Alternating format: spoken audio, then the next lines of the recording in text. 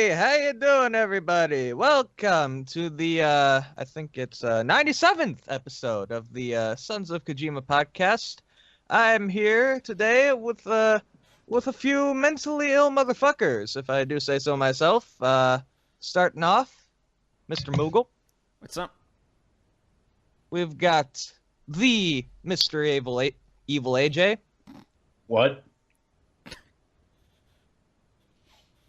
And we've also got Mr. Fred Fucks. Oh, what's going on, Mr. Host Extraordinaire, Mr. Introductions? Yeah. And that's Freddy Fastfuck, ladies and gentlemen, with the introductions. Ahoy! We are currently waiting for our special mailman of the night, Mr. Eddie. And yeah, a few more people are probably going to roll in late. But we got to get started. The show must go on. Some announcements for you guys. First and foremost, you guys are not aware. The patented start to saying anything. If you guys are not aware,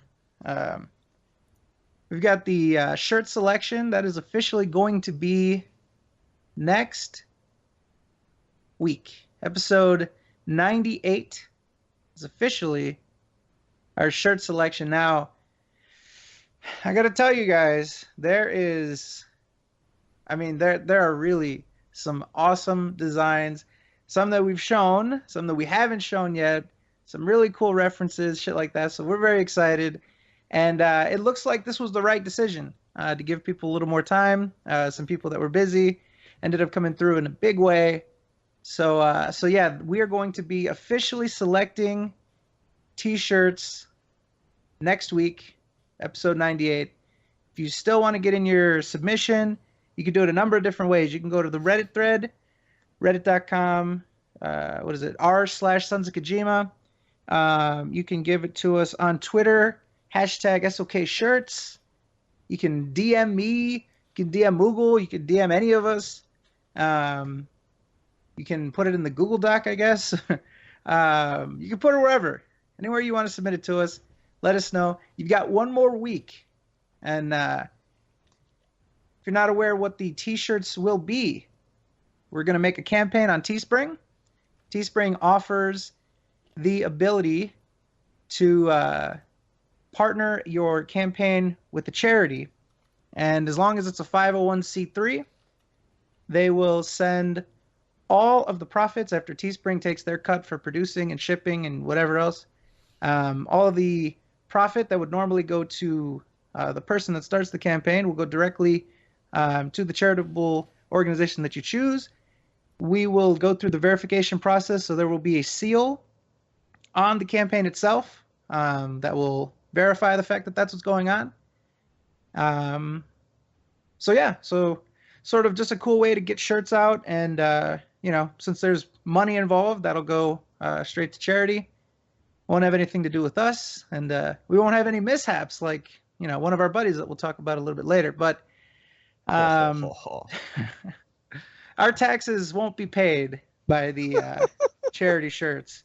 But so yeah, we still have to figure out when it's going to start. We're just, like I said, we sort of got our way through this with short-term preparation and stuff. So we're sort of going through the paces as quickly and as correctly as we can.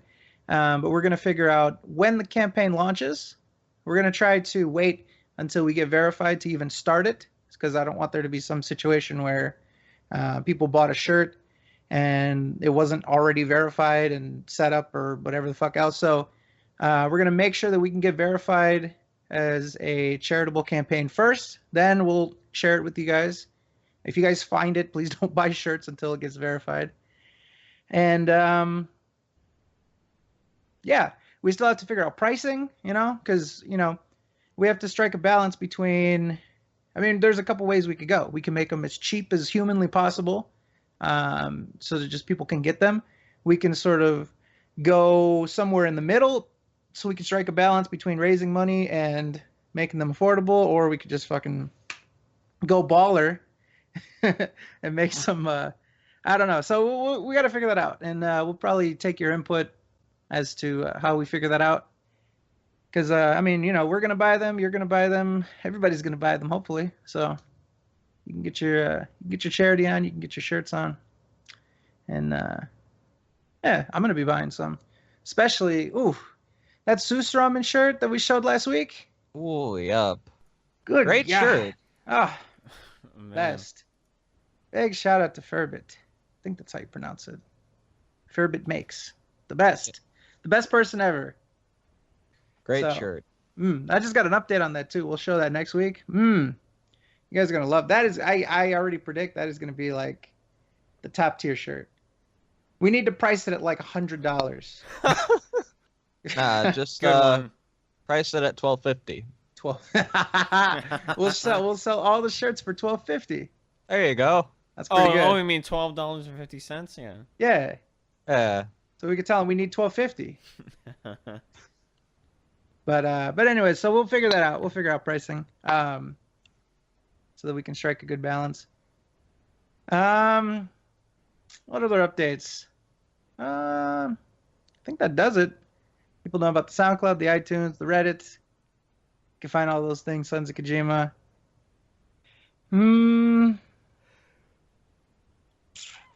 Yeah, the 100th is coming soon. The 100th will be 3 weeks from today. We're looking to make that very special. So set your set your calendars for that one. That's about to go down. That's gonna be a good one. Let's talk about that. Let's talk about that right off the top. So we got this weird sort of call out by Sammy Samosa, of course, someone who apparently thinks that they run the show. And he actually wants to. He put out a poll. He put out a poll that Mr. Medicare won hands down, which I even voted for Mr. Medicare. I want to see that. Absolutely. I don't know anybody who doesn't want to see that. And it seems as though Sammy is sort of pussed out a bit. It seems as though he actually wants to split that time between me, which he already got demolished by me, wants to split the time so that he only gets 45 minutes with Mr. Medicare.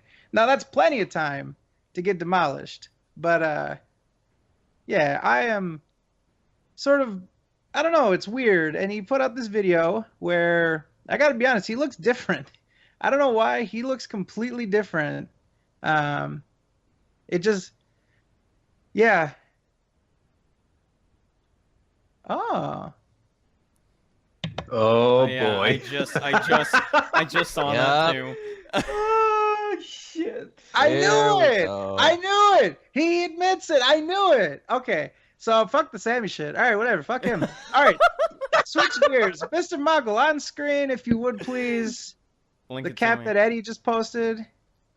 How do I link this to you? I don't know, like you always do. This should work. There we go. Yep, I knew it. Okay.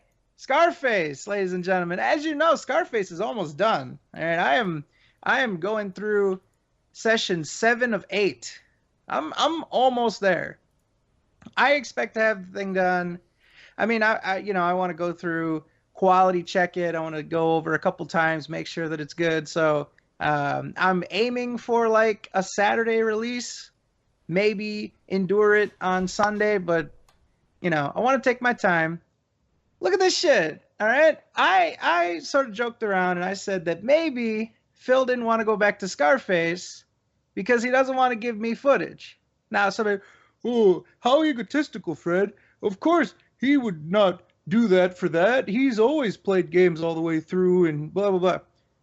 Here is Phil's response to a closed thread asking about Scrafus.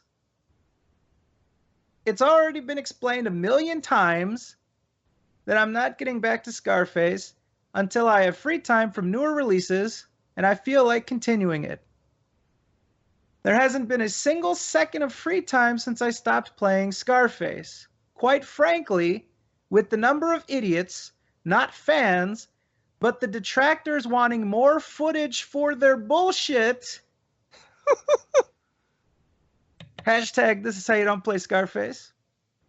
Spamming my stream chat with Scarface every day. I am less and less inclined to ever continue. Congrats, you idiots. Fucked yourselves.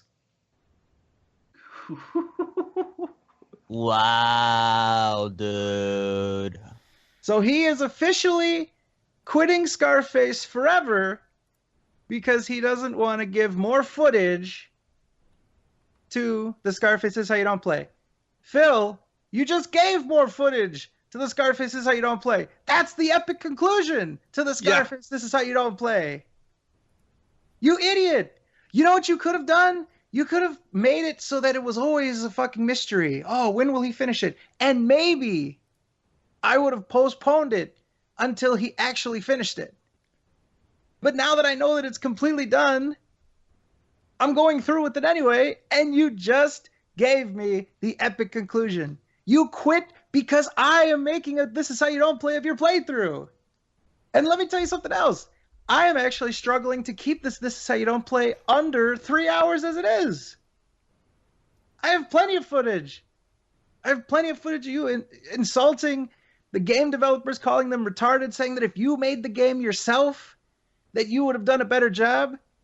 And you know what else, Phil? You wasted so much money on those stupid games. You bought GTA, San Andreas, you bought Godfather 2, and you bought Scarface. And now you can't do any of those three. You're the stupidest person I've ever met. I don't even know, man. That's ridiculous. You're the dumbest person I've ever met. That doesn't fix anything. This Is How You Don't Play is coming out no matter what. And I already know the Machinima's going to try to fucking copyright strike it. Who cares? The second they copyright strike it, we'll do a Let's Endure. They copyright strike that, the This Is How You Don't Play will be back up by the time that This Is How You Don't Play Let's Endure will be up. Stupid. This is fucking stupid. You can't stop the signal, Phil. But I like that he went on record to say that. Because that's even stupider. He could have just said, well, I'm not doing it because I don't feel like it. He admits that he stopped it because I'm doing the This Is How You Don't Play. Oh my god. He's such an idiot. This is the first game in history that he has quit because of a This Is How You Don't Play that's impending. It's I've never. It's just a stupid reason. It's incredibly stupid, and it's really hurting him more than anything to quit this, considering the views that Scarface was getting. It was one of his most successful playthroughs. No other playthrough this year, other than, I don't know, has gotten the views that Scarface has, which should really be saying something to Phil, like, suck it up and just play it. Fucking moron. Full playthroughs, ladies and gentlemen. So this is, what is he at, 7? Is he at 7 rage quits this year? At least around that. I know he rage quit a lot of fucking games this year. Yeah. I think he might have rage quit more games than there are months this year. Yeah. Oh my god. I can't believe he admitted that. So much time put into Scarface. Using the cheats and so close to beating the game, and now he cheated. God, he cheated thousands of times. So much stress he put into the game, and now he's gonna quit all of a sudden? 8 sessions, dude. 8 sessions, AJ. He played it 8 times on stream. God, that's more than most.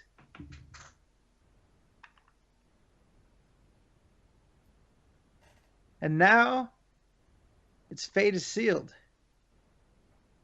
Scarface is officially done. This will be the first ever This Is How You Don't Play quit. I was going to call it the time quit edition. I thought this was a time quit. I thought that he was just faking being busy. You can tell. I mean, that's also going to be part of the ending. A montage of his ever evolving excuse as to why he's not going to play it. You know? Well, if I get through Deus Ex early, then I might play it. Well, all right, I did. So now on the weekend, it's gonna be a surprise multiplayer event of Black Ops 3 Zombies again, or maybe some Overwatch for the free weekend. Yup.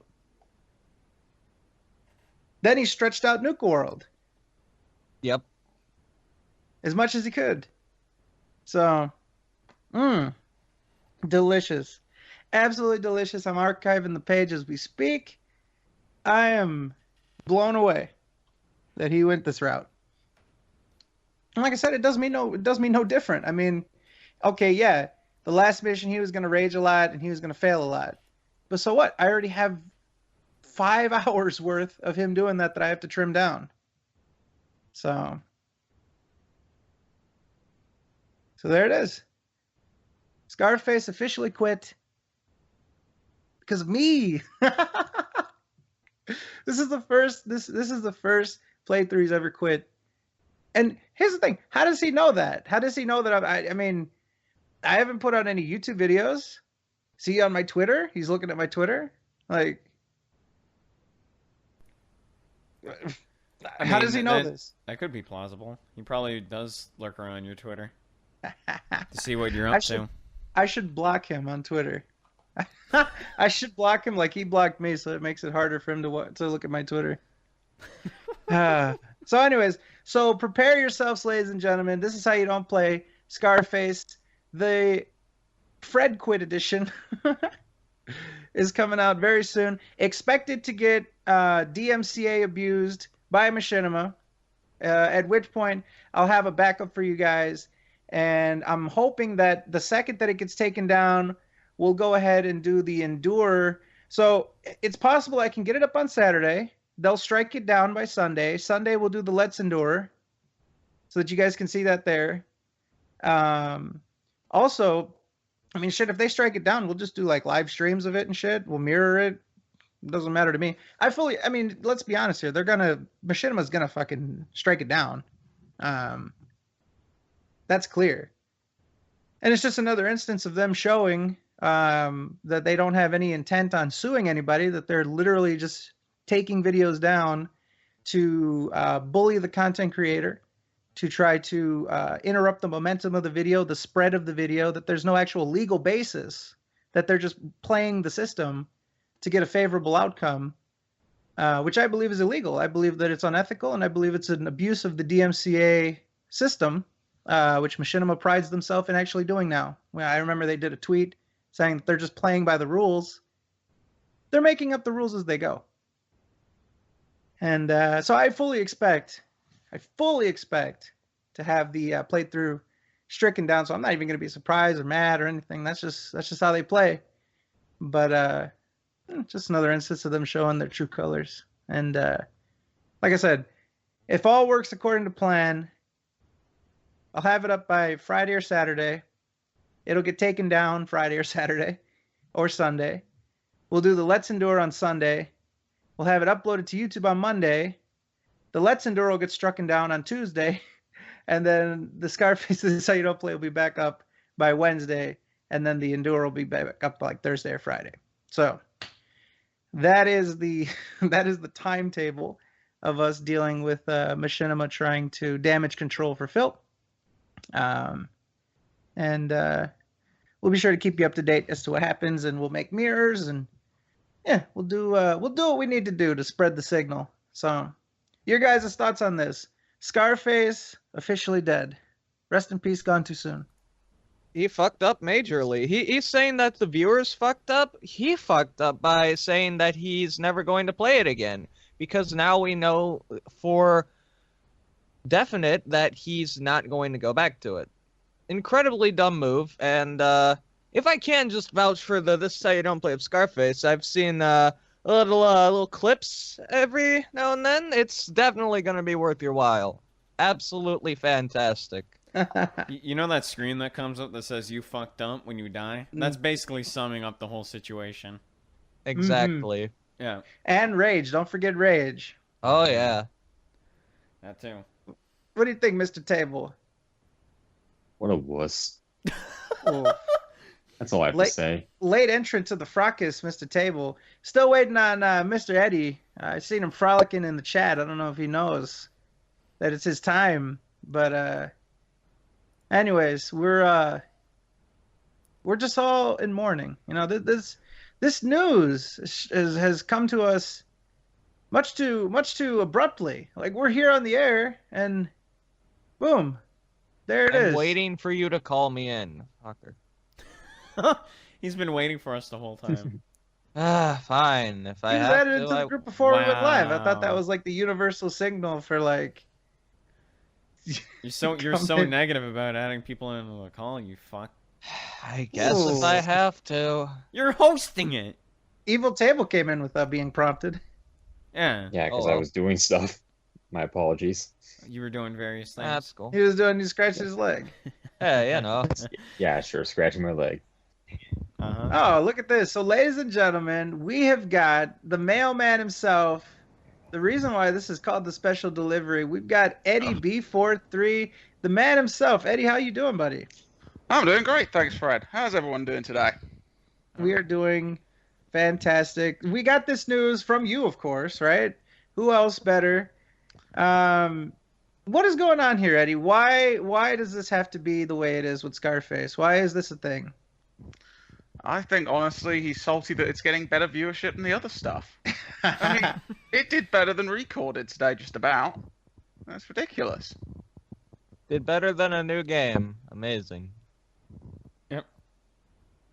I feel like he's gonna get more and more frustrated as these games are gonna perform worse and worse. I think you hit it on the head. Like he's already upset about Recore. You also tweeted out earlier today that he's going to be putting Recore on the back burner. This is a secondary playthrough.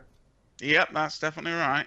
He's going to have to see how the videos go, but he doesn't intend to return to it until at least he's finished Bioshock or Dead Rising. Hmm. So, yeah, this is not going well. You think even then he'll return to it? It's pretty quiet next week. He's all excited about Batman and finally playing the Minecraft episode, so there's not much next week. I don't think there is much coming in terms of next week for games. Everything's gotten delayed, so that's a given. So we finally got the man, the myth, and the legend Eddie. Let's get to. I mean, people are excited about this. We're actually kind of excited. We've talked to you before, but not on the podcast. We got to know, man. So how did you come to be the person you are today? How did this all start? How did you find Phil? How did this mailmanery begin? The mailman, yes. Well, I first discovered Phil at the end of 2012. Polygon did a little article about him. Phil Burnell is my friend. I didn't think much of him at the time. I just thought this guy who's filming playthroughs with a camcorder, new games, for money. I thought that was kind of pathetic, really. We're all supposed to be using direct capture and stuff. I didn't really find out who he was until the Retsu Prey, and of course, Evil AJ's This Is How You Don't Play. And by late 2013, I realized he wasn't just an incompetent gamer. He was. So started following him pretty heavily at that point. And by mid 2015, I sort of went public. Enjoyed reading Dragon Killer and so on, and thought, yeah, I can follow this shit too. And it went on from there. Oh, Mogul apparently crashed. Yep. Yeah, sorry about that. I was Mogul, There it you missed everything that he said about how he came to be. no. I was in there. It was only for a few seconds. How could you? I'm sorry. It's just randomly. Hashtag blame Moogle, everybody. Well, Started During, out during those couldn't- few seconds. I couldn't During those predict few when seconds, he gave us the secrets to the universe. I couldn't Should we predict start when it was over? going to happen. Should we repeat? Nah.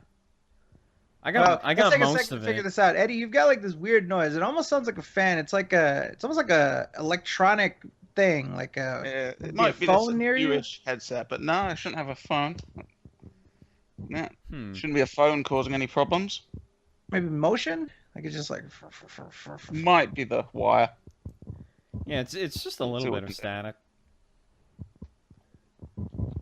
There, Have to right mute there. and unmute Yeah, Yeah, yourself. it's very noticeable. Yeah. Very noticeable. Yeah, we can hear that. That's really weird.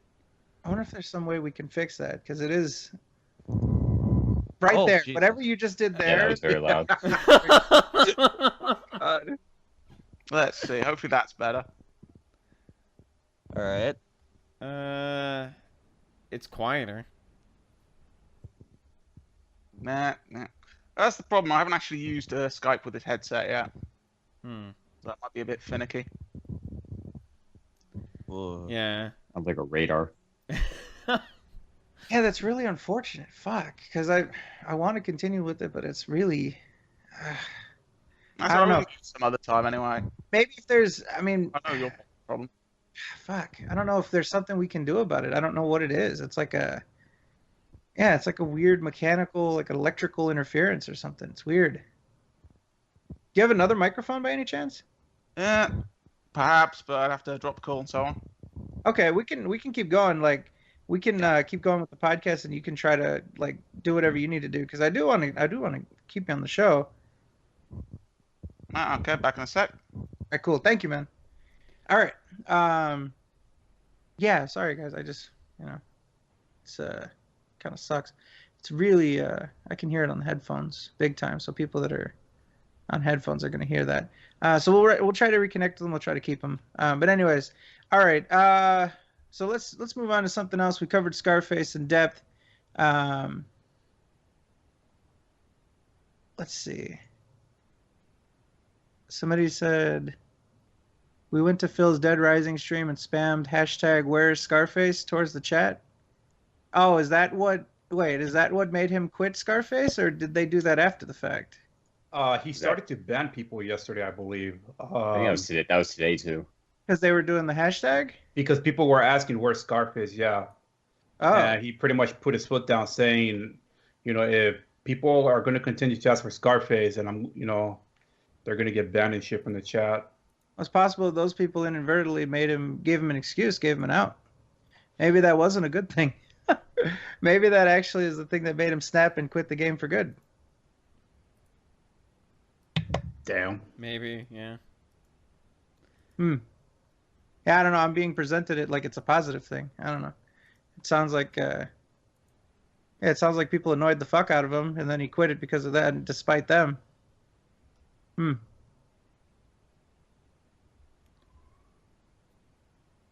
don't know. All that I've seen is that a bunch of retweets were in the chat. People were asking about Scarface, and he was just banning everyone that mentions it. So maybe that was what started the whole thing. This kind of reminds me back a few years ago when people were asking when's Phoenix Wright and when's Dark Souls, and he would be banning people for that shit too. I remember that. Yeah. And what was the other one? God damn. Motorstorm. Yeah, that's the one. Yep. Yeah, the whole Motorstorm That was another one right there. I don't understand that. Like, why would you block people when somebody's requesting for, games for you to play? I never understood that shit. That's a really shitty thing to do, if you ask me. If you ask for more Motorstorm, I'm gonna block you. Yeah. I'll block ya. Oh God. It'll always be a classic. So, anyways, we'll move on from Scarface. His current playthrough record isn't really interesting, so I mean, there's really not much to touch on there. Let's open up the Google Doc and see what's going on there. I know there were some antics on the forums for sure, but let's grab our Google Doc. I gotta find that thing. Oh yeah, that's right. It was Brink. Remember that when he was defending Brink, saying like people are saying that it's a terrible game. That was the whole block thing. If you don't like Brink, I'm gonna block you. Yeah. Yep. Now I remember. Fuck, it's been forever since I've last seen that. Didn't that game have like massive glitches online stuff? It was pretty bad. Sounds very familiar. Yeah. It's something you probably want to forget that exists. All right, so we've reconnected with Eddie. It sounds like it's better. All right, how's this, guys? Oh, that's perfect. Much Way better. Hey, what do you know? This is called being ghetto. This is my old USB rock band mic. No headset.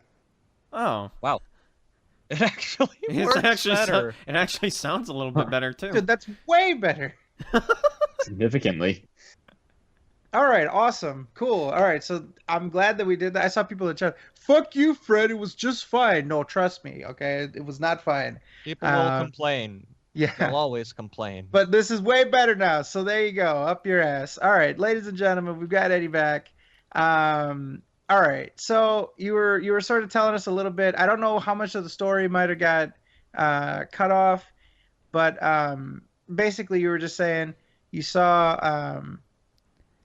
You saw a article about Phil.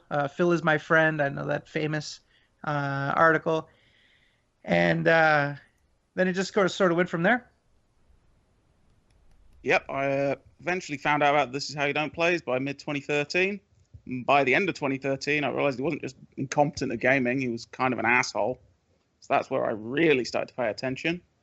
By mid-2015, I went public with it. And started copying essentially what Dragon Killer does. So, what would you say is like the most challenging part of doing it? Because I think a lot of people would say just having to endure his playthroughs and his Instagram spam and his stuff like that. But like personally for you, what is the toughest, or what is it that you look forward to the least when you're archiving his antics? Definitely the thing I look forward to the least is the long as fuck vlogs. Stuff like Ask the King, 2 hours of him rambling on various topics. Ugh. Gameplay I'm kind of desensitized to, thanks to years of watching This Is How You Don't Plays and so on.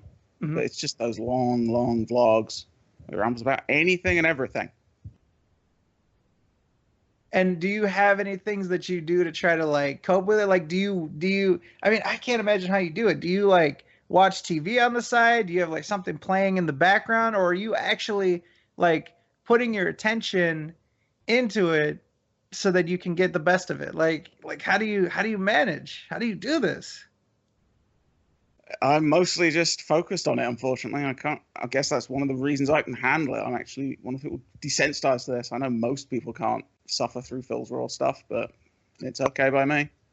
So as someone that pays attention to so much of the stuff that he does, you obviously have a unique insight as to, you know, sort of patterns and things that goes on with him. Like, what can you say is something that is probably his biggest problem, or some of his biggest problems? Like, are there things that people don't notice, or is there things that maybe if somebody came to you and said, like, you know, what is it about Phil that is so bad or whatever that maybe people aren't talking about, or maybe that people do know about? What would you tell them? Like, if somebody came up to you on the street and they're like, hey, I heard about this Dark Side Phil guy, but I'm just not too sure. Like, tell me about the guy. Like, what would you tell them?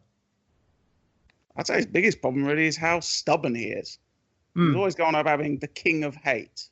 This comes back from when he was a child and he said everyone hated on him. It just comes to mind a classic proverb. You meet one asshole a day, they're probably an asshole. Everyone you meet's an asshole, maybe you're the asshole. And Phil's never really considered that and tried to think maybe there's something in my personality that people don't like. Yeah. Somebody just made fun of me for how many layers I put in the question. So I have to admit, so I was trying to figure out how to ask the question, right? And like the first time I asked, I was like, maybe that's a weird question to answer. So I like put in a bunch of sub questions so that maybe, well, anyways, so I don't know. We do this on the fly, people. It's not like we're over here preparing for the shit. Okay, so it's a stubbornness. Like, do you think that Phil has any good traits? Like, let me not put 12 layers on it, but do you actually think, is there something that people are missing? Like, is there some redeeming quality to this guy that by paying attention to him so much that you're able to see, or do you have a different understanding or some sort of sympathy for the guy? I mean, the closest positive trait I can think of is he's persistent.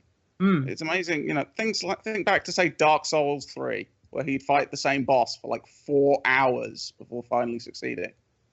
Normal people would just give up. But here he is, and he somehow gets through this shit. It kind of blows my mind. If you had to guess, sort of how much longer he has, sort of, what sort of last stops he can pull. What do you forecast for Phil? Is this? I mean, I've seen people say he's going to be gone as early as 2017, and he's fucked, and this is the year, and it seems every year people are saying this is the year. But from what you can see, what would you estimate? What would you say? That's the thing. I mean, I've been seeing this since like late 2013. People are like, oh, he's done in 2014. He's done in 2015. It's a nasty thing to say, but I think of him more as a cockroach. He's not going to go away. He's going to do this as long and as hard as he dares. He's certainly going to always do vlogs. Can you imagine Phil just going, I've got some topic I want to talk. Now, I'm not going to rant on YouTube about it. I'll just live on with my life in a job. Nah. He's always going to be on YouTube in some form or another. I think eventually, if it comes down to it, he'll just consolidate all his content down to one channel, try to maximize it, He doesn't make much money off of the vlogs channel, as he says, or at least as he claims. So I don't know if he could sustain himself. Like if he just dropped gameplay, I don't know if he could sustain himself just on the vlog channel. I could see a worst case scenario where he sort of does everything like, 1 or 2 game streams per week or some shit like that if he can get to it, if he has to get an actual job or, God forbid, actually gets a restaurant. And sort of, does, these little vlogs on DSP Gaming or something like that. But as far as what we've seen, thanks to 2D2 Will, which he's been doing really good work on sort of getting some numbers down, he's shown that month after month, Phil gets a majority of his views from older videos. It's not the videos that he plays that month that gets the majority of the views. It's mostly old views. And that's just thanks to that huge stockpile of videos that he has.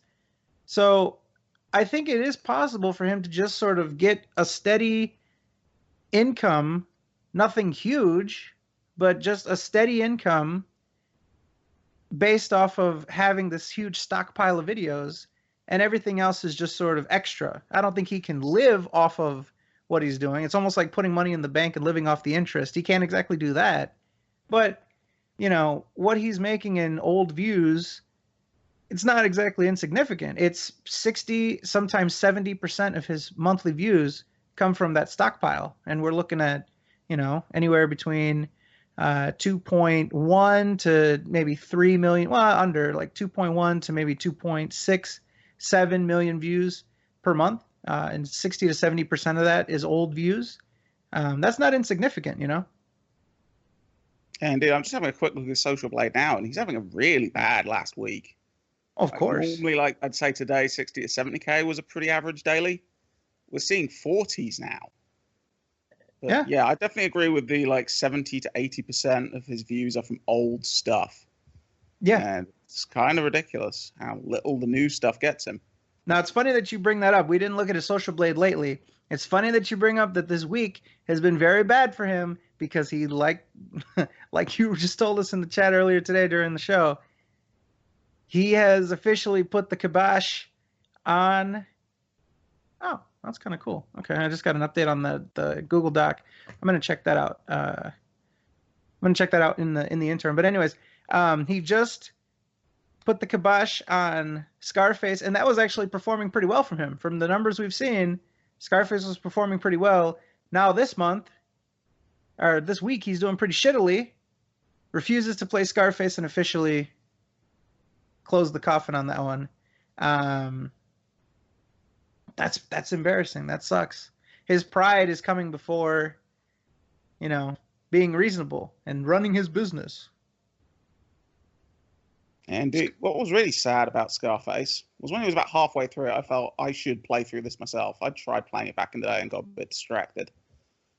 Before his next stream, I'd actually essentially finished the game and completed it in about 20 hours. And here's Phil. He's played for 24 hours in 8 streams. Mm-hmm. And he's just going to drop it. Yep. And he's basically ready to do the next 2 story missions. There's a bit of grinding after that, which he can probably abuse his stupid, I'm going to cheat for a couple hours and talk to the chat. And then not even. He could do 3. 2 or 3 drug runs, and he'll be fine. Like, he refuses to do the drug runs just because he's not good at it, but it's not that hard, you know. Yeah, that's the one thing I don't think Phil gets about this playthrough. He doesn't like doing the drug runs, but we like watching him do it. It's fun hearing him rant and rave as he fucks up along the way. Yes. He doesn't understand that even his fans enjoy that. But he'd much rather just sit there mashing the balls cheat for an hour and answering silly Q&A questions. I want to float an idea to you, and I want to see what you think of this. I sort of came up with this while I was watching Scarface. I think that Phil hasn't exactly changed at all. I think the games around him are changing. I think the games that he's playing are changing. They're becoming easier. They're more forgiving. They give more checkpoints. There's more hand-holding. There's radars and waypoints and constant reminders of what you're supposed to do and maps. When he gets an older game like Scarface, you get classic Phil. Like this playthrough, this Scarface playthrough has been classic Phil. Your Metal Gear Solid 2 Phil. Your fucking Max Payne 3 Phil. You know what I mean? Like, Phil hasn't changed. I feel like the games that Phil plays have changed. What do you think about that theory?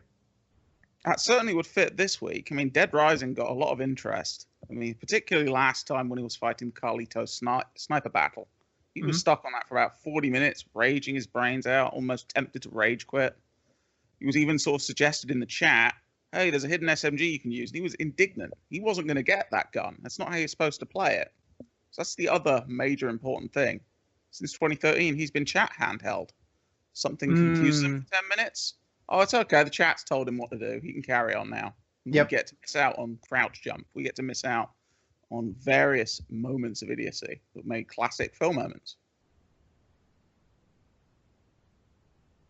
It definitely makes a huge difference. I think more than people acknowledge is that he has a live, interactive, up-to-date strategy guide. Now, the thing is that the stream chat isn't always right, and for brand new releases, it's hard for a stream chat. You know, if he's playing a game the day of, it's harder for the chat to give him definitive answers. They can give him suggestions on what to do, but it's not always the easiest, you know, to find complete, detailed walkthroughs for a game that just came out. You know, so yeah, it does surprise me when he thinks that his chat can help him through a brand new game that literally came out, perhaps even that hour if he's doing a midnight premiere. Right. What is he thinking with that stuff? But he has been relying on them big time, and I've sort of showcased this in This How You Don't Play a Scarface. He is reliant upon people looking the stuff up and telling him. Gino Saji, in particular, took it upon himself to become Phil's fucking Sherpa for this game. But there's several times where the chat is giving him conflicting stuff, and he's yelling at him for it. He's basically saying like, get your act together. You know what I mean? Like, yeah, like if something isn't definite, then he just waits like 2 minutes for the stream chat to figure itself out. And even then, if they can't come to the conclusion, he just sort of calls the stream chat retarded and shit. Yeah. Yeah, there was a great moment in Sonic 06 where people were telling him to use the slide tackle against Silver or Shadow. And he tried it and he failed. And afterwards, he's ranting and raving. But afterwards, as he goes on break, he talks to the chat. There's a constructive way to tell me how to do this. He's condescending to them. You're here to help me. You do it the way I want. It was ridiculous. I loved it because he's like, yeah, I see people in the stream chat. There's a slide tackle, use the slide tackle. Phil, why aren't you using the slide tackles? Phil, that's not constructive. You know what I mean? Like, he's taking his fan base completely for granted. He's not thankful for them. He expects them to help him. Mm-hmm. And that sort of reminds me of the thread that we're going to look at in a little while. Okay, well, you guys think you're so fucking smart. Will you tell me how I'm supposed to run my channel? And he actually gets some good feedback. Never interacts with it or responds to it. And one of the major things that I saw from people that was recurring was, don't treat your fans like shit. You know, don't act like they are a hindrance to you, or that them trying to help or whatever is a problem, that they're doing something wrong. So yeah, that's a really good point. That's the complete opposite. Let's look at some other stuff here. So let's see. What? Phil jacks off to your mom or sister? What the fuck is this? Is that a heavy metal gamer question? Oh, I'm blocked, so I can't see this tweet if I Yeah. just click from the link. So I don't know what that is. Oh, wait a minute. Was that? Oh, yeah. Oh, look, it's Shad. Oh, I have my thing turned all the way down. I'm sure people, like, shit's lighting up and stuff. Now, are you sure that's a tonight, peeps? Nah. I can just hang out in the chat and jump in if somebody. It's fine. Yeah. Ah, come on. I'm pretty quiet. Yeah. Why not? Just, We're just Say having stuff. some fun talking with people on a live stream. Yeah, podcast, don't- usual thing. Yeah, don't worry, Shad. When we go live, it'll be just fine. I This is fun. feel like there's an in joke I've missed, and I'm just gonna roll with it. What's happening? All right, so we ready to go live? Fuck. Jesus. Oh yeah, I forgot to mention we weren't live yet. Should we have rapped? Should we rap? should we rap? Alright, so are you guys ready for a voice test?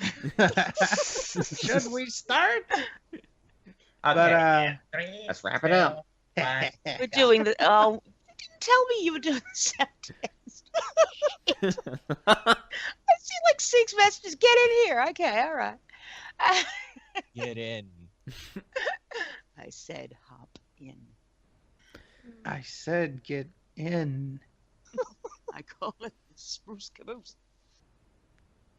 I mean, So, it's not like we're an hour in the podcast or anything. nah. Nah. Ah. All right. So I think we should just sort of roll on. We don't want to put Eddie on the hot spot too long. We appreciate the insight into the I enigmatic. think they've heard quite enough of my boring backstory. Well, look, I think though, we but, move to I the mean- next topic. But people were excited. Look how many people are here to hear from Eddie. This was something that people wanted to hear. People wanted to find out more about the one and only Eddie. So I think it's a good thing. I'm happy for that. So actually, let's go on. I really want to cover this topic here. This is the thread where Phil finally says that he would like for people to give them his take. Give him their take on how he needs to run this business correctly. So I think this should take you straight to his post, right? Does it, Maggle? I'm sorry, what? I wasn't paying attention. What did you say? Does this link take you straight to the thread with Phil's post? Yeah, it does. Okay. Just Cool. let me put it on the screen in a few seconds here. Yeah, it should put me to the... Yeah, there we go. Okay, I have it now. Fazzy, why don't you give us the Phil reading? How about this? Since so many people know better than me, type me up the perfect formula for YouTube success, okay? Let me know exactly how I should be behaving, what content I should be putting up, how I should communicate or commentate. It's obviously well known and easy, so let's get this hashed out on paper, so to speak.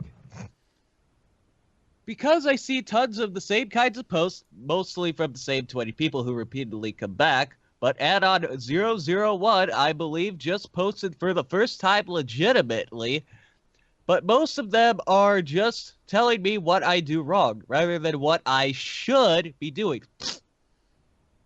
Your commentary is boring because it's about the game. Okay, tell me exactly what kinds of stuff I should be saying during a gameplay stream then. You constantly argue and mistreat your stream chat. Okay. then tell me what exactly to do when 10 chatters are in a mob mentality of swarming insults, and I'm getting PMs from regular chatters who are asking why this is happening and that they hate the chat environment when I let it go on. Okay? Let's get it all written down. Then we'll see if any of it can actively be adopted without completely changing the person who I am on YouTube.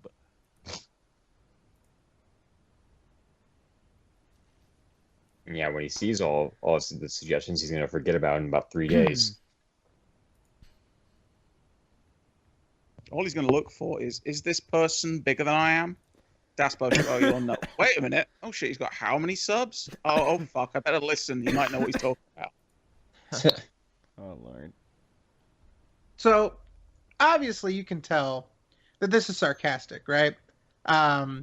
This is basically sort of a way to say, fuck off and don't tell me anything. But it's also an open challenge, you know? You can see he's already taking the things like, I'm being told that my commentary is boring because it's just observations. Okay, well then tell me exactly what I should say. Like this is this is a rhetorical question.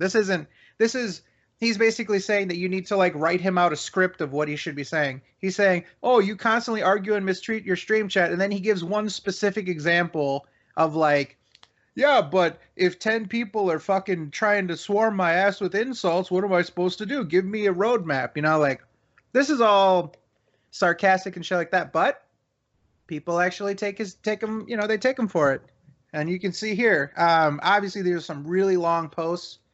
So we're just going to have to sort of skim through them. But so here's one, here's Cannon Fodder responds to the notion about Phil's commentary being boring because it's just observational. He says, stop blaming the games for your mishaps. Use a different tactic than just reactionary stuff. You know, you wouldn't have to play every brand new game if you were more flexible with your commentary. This is why your views drop after every premiere and stream. Like some insightful stuff, you know? And that's the truth. You know, his views drop off significantly. You look at part one, and part one is usually pretty good. Oh, 12,000 or, you know, and then the next one is half that. And then the next one is half that, you know. You look at, he looks at you constantly argue and mistreat your stream chat.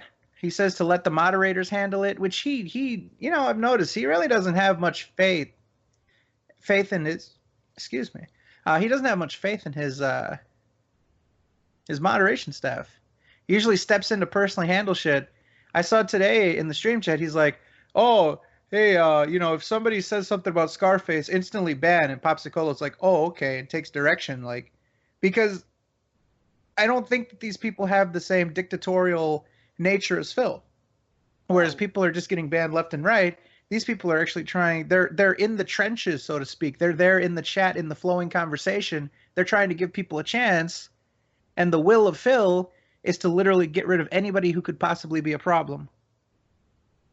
Including at times the mods. The problem is the mods will have not really authority, I think isn't the right word, but nobody respects them because their word means almost nothing. It could be overruled at a second. They're constantly talked down to in front of everybody, and I'm not sort of suggesting that you should like fear the mods, but they should at least have enough respect that their word means something. But the way Phil conducts himself, well, no, it's just sort of Phil's word means something. Everybody else is shit. We've seen it time and time again. You know, we've seen moderators get their decisions overturned and basically see them get embarrassed in a public level. Yes. You know?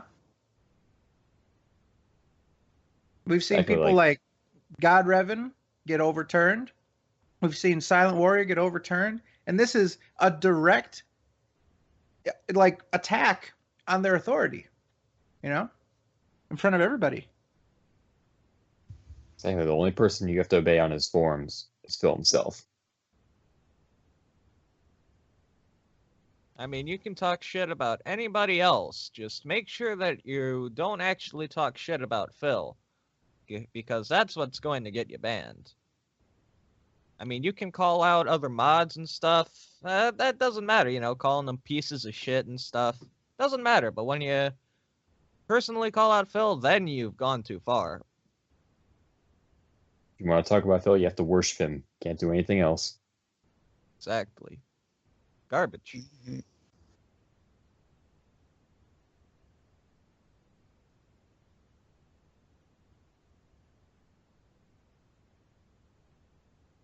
Anyway,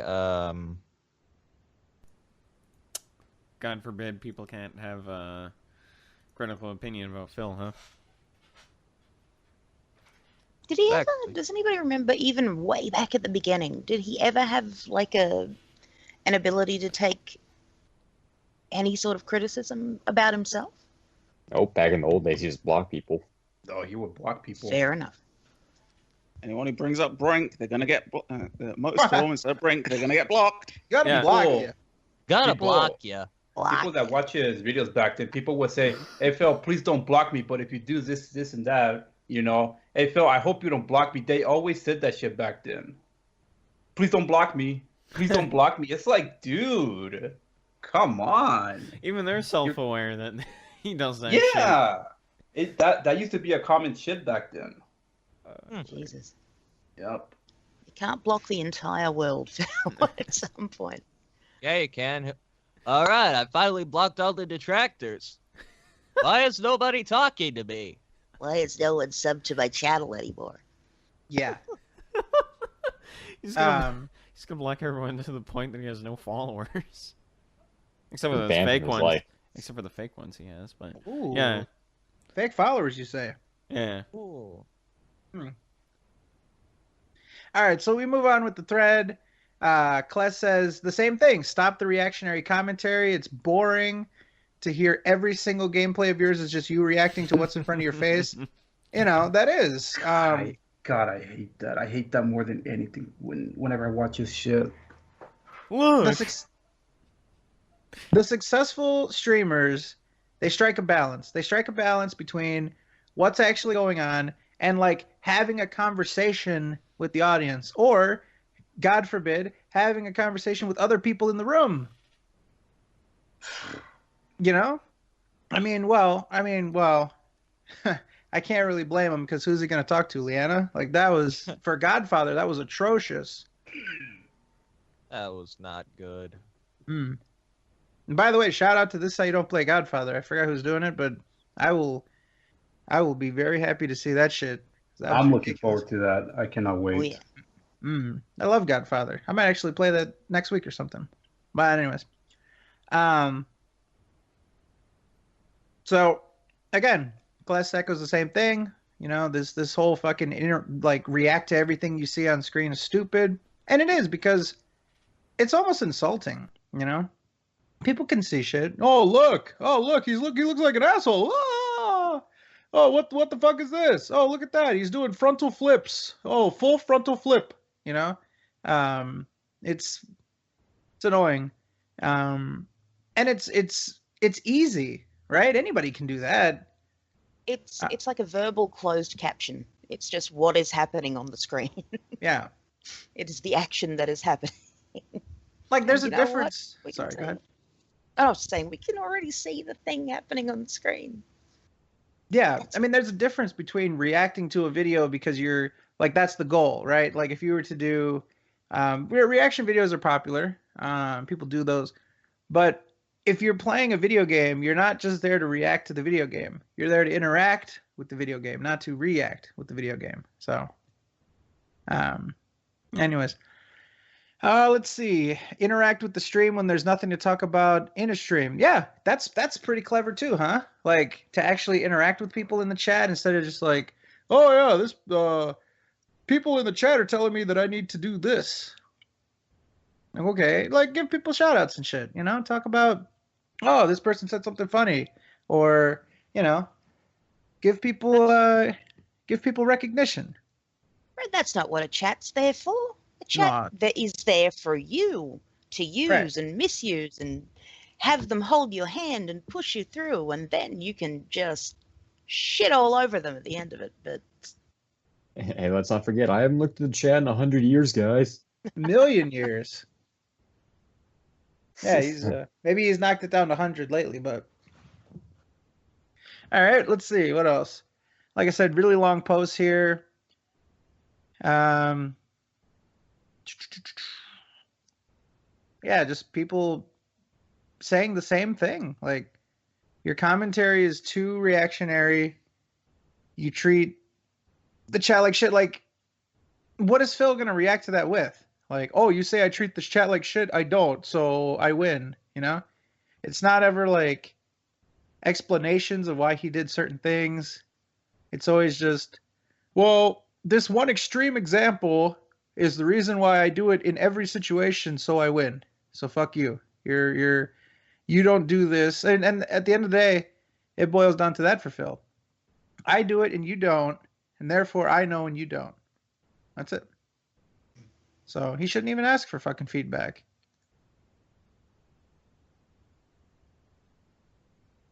Let's see. What is this? Ooh. They're actually talking about Scarface in the random thoughts thread. Oh Lord. So they're all gonna get banned. Here comes the ban hammer. Either that or you think he'd ever close a random thoughts thread? Oh, No, he won't close it, but he'll definitely delete fucking shit.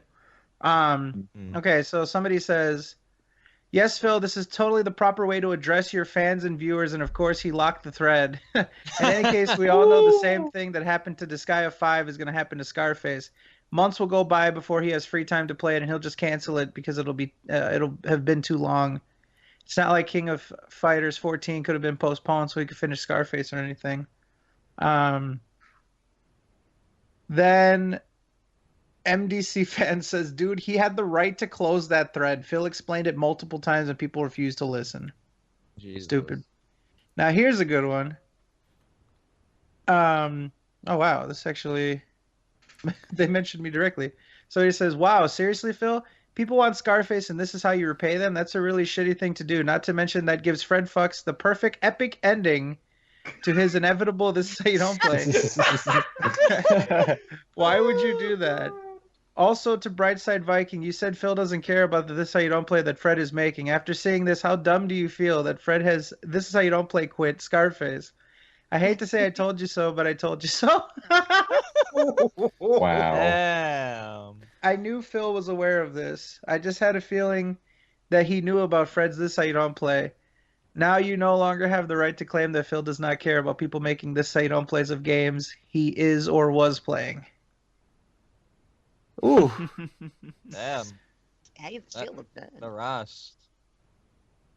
Do you think he keeps tabs on like everyone in the anti-DSP community? Of course he No. does. No, Not One him. of his minions is paying attention. His minions do it for him, exactly. Yeah, I don't think he keeps tabs on everybody. Just notable people like Fred Yeah, and AJ. I don't know about that. He hasn't. I don't know. I mean, I'm sure that if you ever went public with something that you're doing, I'm sure There you go. that Yeah. Phil would be all over that. Like, oh, he's hurting my business, okay? And shit like that. Yeah. Pretty much. Or maybe Sammy Samosa is his virtual mailman. Somebody. Yeah. Well, no, dude, you know somebody at the very if he's not personally looking at the shit himself, he's got people going to him like, "Oh, hey, here's what's going on, and here's what I think you can do." Like he's got like a little like advisor for the detractors. You know what I mean? So, but again, you know, it doesn't hurt. This is how you don't play. Yeah, it might have. Like I still don't know exactly what happened. I saw there's people that are like really fucking proud of themselves because they were spamming Phil with "Where's Scarface," and like I said, I don't want to say anything negative about that, but that might not have been the best approach. You might have gotten an unintended effect, but at the end of the day, you know, we now have finality to Scarface. I would have liked to have the rest of it, But I'll make do. I mean, would I have liked him to finish it? Yes, that would have been the best. He could finish it, get demolished. But now that this is the second best outcome, and yeah, it's whatever. So yeah, that's my take on it, and that's yeah, stupid. I've always said that there's like a SoKast effect where Phil will do stupid stuff, either the day before the podcast, the day of the podcast. In this case, during the podcast. It's incredible. It's incredible that he just so happens to do stupid shit right around the podcast. Coincidences, man, just line up. Maybe he's on our payroll. You know what I mean? We let him know. We're like, hey Phil, all right, it's almost podcast time. We need some shit to talk about. Would you do us a solid and go call somebody a fuckface or something? Could you get lulzy for a second? Yeah. So Yeah. then he says, boy, about to do it and shit. Then he goes and does it. Boy, about to do it. Okay. We all donate to his Patreon and the world You keeps know, its- you're Still about to do it. giving them conspiracy theorists more ammo. Don't do that. It's like, hey Phil, can you channel your inner lolcow for about 2 minutes? Thank you. Yeah. Yeah, What yeah. the fuck? got just all go the- just go jack up on stream. Yeah, Talk no. about. You gotta channel your inner lolcow. So let's go on. We've got even more forum antics. Mr. Bagel, if you could please on screen for us this here. This is a post about Phil's Patreon, claiming that people just don't understand. Uh-oh. Yes, this is. Oh God, I don't know if I can. I don't know how quick I can read this one for it to be tolerable. We'll try. All right. I'll tag in with Fazzy, All right. and I'll try to do this one. All right. Jesus, that's a big post. This was Sunda, and this was a thread.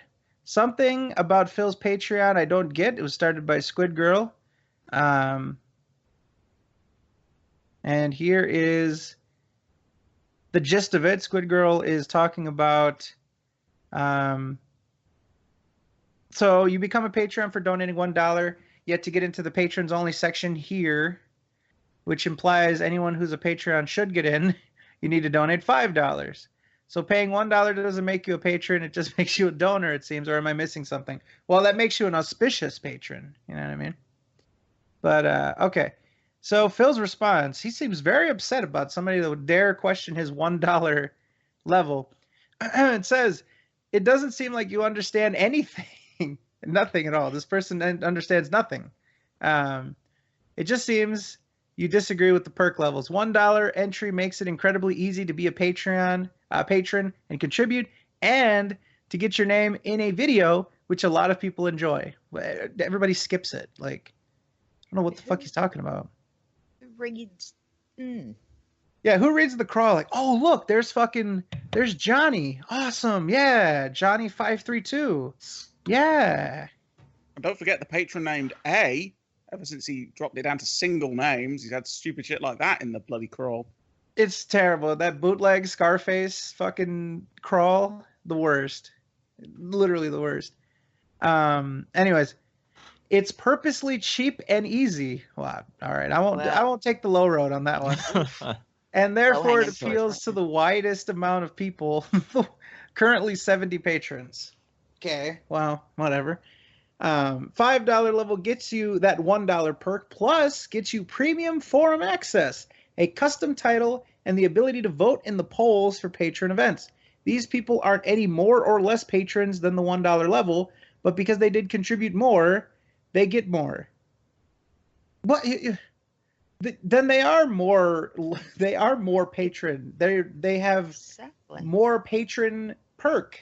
Like, being a patron is your entitlement to a perk. Scroll past the that fucking chat. Damn it, Fizz. You know what? That's it. Demod Fizz. Yes, this is it. We cannot have this anymore. That's it. There, Fizz. wrecked. God, did he post some freaking disgusting Chris Chan crap? just as bad. There you go, Fizz. Do your worst. All right. Well, he'll just get drunk and forget tomorrow morning. Okay, so any more or less? Well, yeah, you are more or less. If you contributed more and you're given more of a perk, you're more of a patron. Like, being a patron is paying money to Phil. If you pay more money to Phil, you're more of a patron who paid more money to Phil. And he basically says that in the same sentence. He's like, they're not any more or less, but they did contribute more, so they get more. So they are more, so you idiot. They're You more. said the boat. Mo. More. Mo. Some Mo. patrons are more Good equal work than on your others. Australian accent. Mo. I'm digging this. Both Eddie and Shad say Mo. More. Mo. Mo. More. You I want want someone to come in Mo. right now. You, Just hear us going. you damn Europeans. Mo. Flaming Mo. Just call me a European. Moogle. Well, Where God. is Well, that Australia? makes Moogle? you a Now, European as well, let's Moogle. hear Moogle explain this one. Go ahead, Pandalene. what? Oh, this will be Right there fantastic. in the Can I order Alright. Anyway, no, that's not what I meant at all. Just saying, overseas people, I don't fucking know. I'm a mister and I live in Europe now, apparently. Squid Girl Oh, asked. sorry, do they- you live in Kangaroo Valley. How about that? Squid Girl asked in the chat, do they even know that I'm in the chat? Well, No. yeah. We don't I know. don't know you existed. We have no idea. What are Did you you guys- talking about? Who are you? Damn I it, don't know my if this is geography Squid is worse than Phil's, apparently. I had no idea. I had no idea that there was such a thing as a Squid Girl. I knew that there were squids. I didn't know that there were Squid Girls. You see what I mean? There's either a Splatoon or hentai joke in there somewhere. Probably There's a- both. Get out. Kid, you're a squid. Somebody wants Squid Girl in the call. Yeah, sure. Squid Girl can come in the call. She gives us her Skype information. She can come in the call. I can prove it if I was a mod. Ooh, that's a risky proposition. Yeah, okay. Just like that. Oh shit! Squirrel has no mic. There, you can take Fizz's spot. Welcome to the team. There She you You're, go. goes, you're hired. that picture. You're out.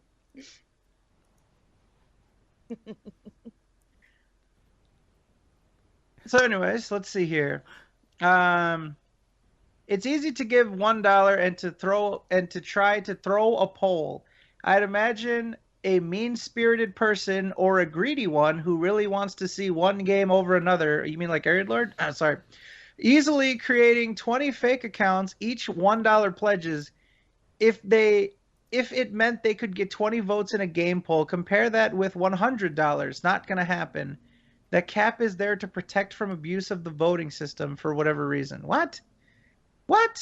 You just created a problem that doesn't exist and then proposed that your money-hungry thing was the solution. Who the hell is trying to donate 20 times to get 20 fucking votes? No one cares that much.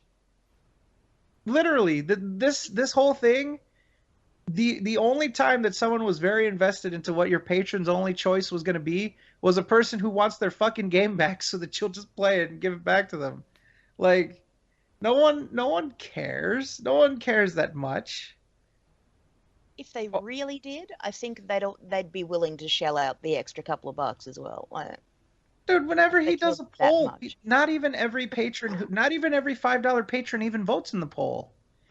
He doesn't get that. Like, Yeah, just to confirm today, he said about half of the $5 patrons have voted already. yeah, That's still like 40, 50 people haven't bothered.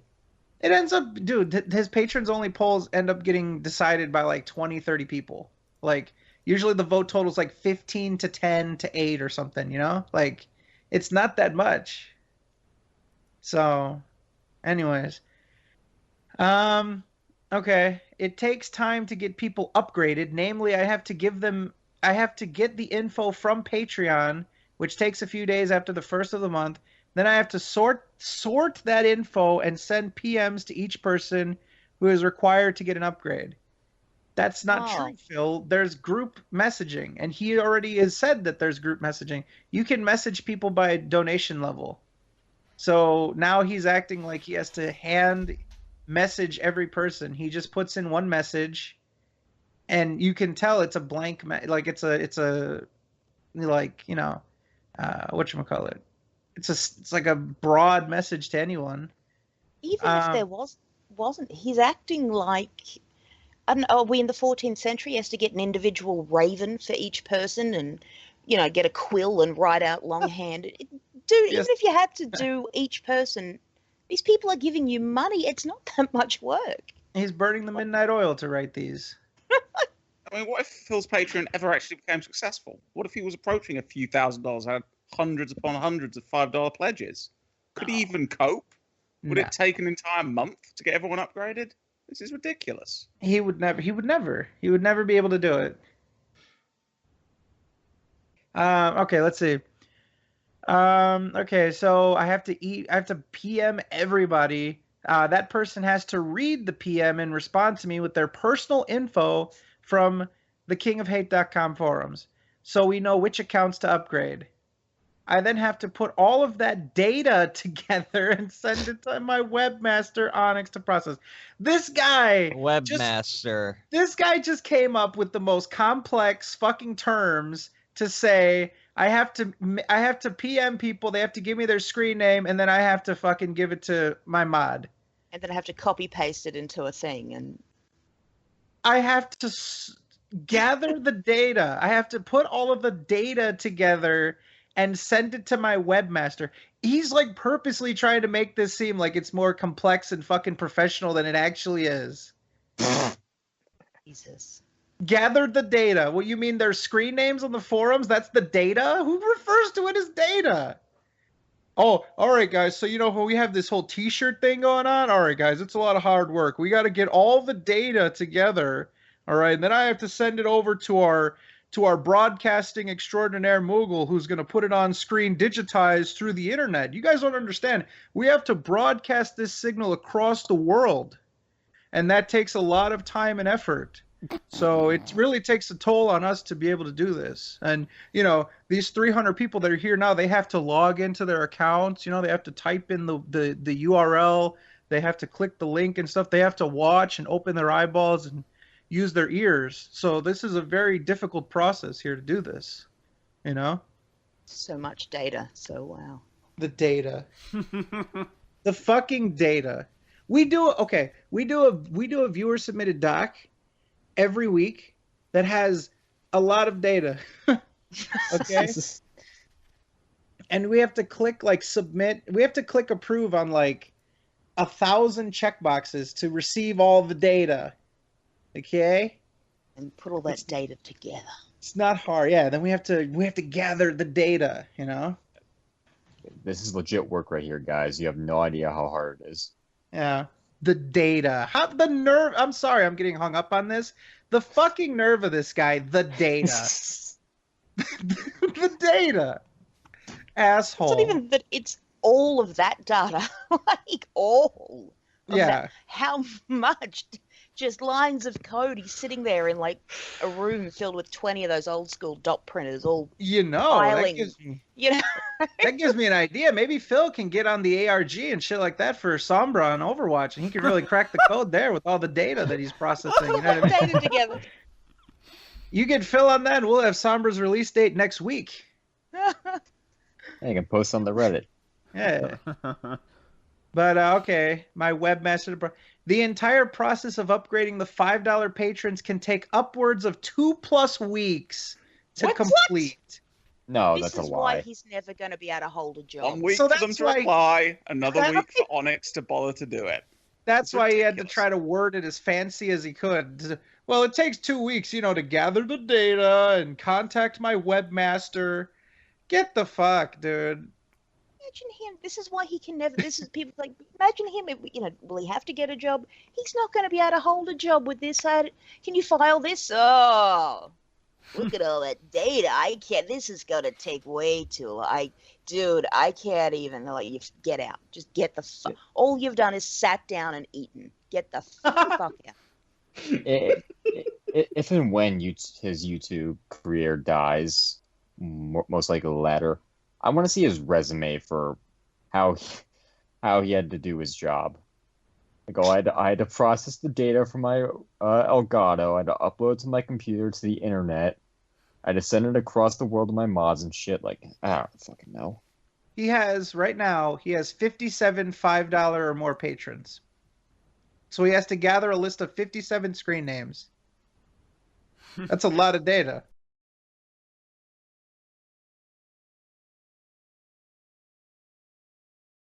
It's so much data. Could you imagine Phil trying to learn how to code? He friggin' blows his brains out. Oh, so much data. This data's bugged, dude. Come on.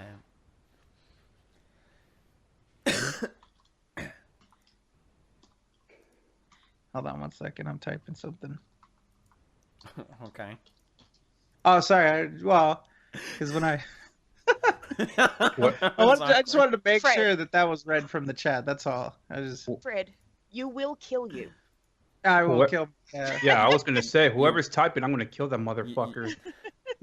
That's why I said. Well, okay. I said. Well, no. I gave a disclaimer. I said, hey, I'm typing. So the people that are on headphones, they can take them out. Like. So I guess to improv commit suicide. rude. Yeah. Oh, what's this? I just gotta. Ooh. What is this?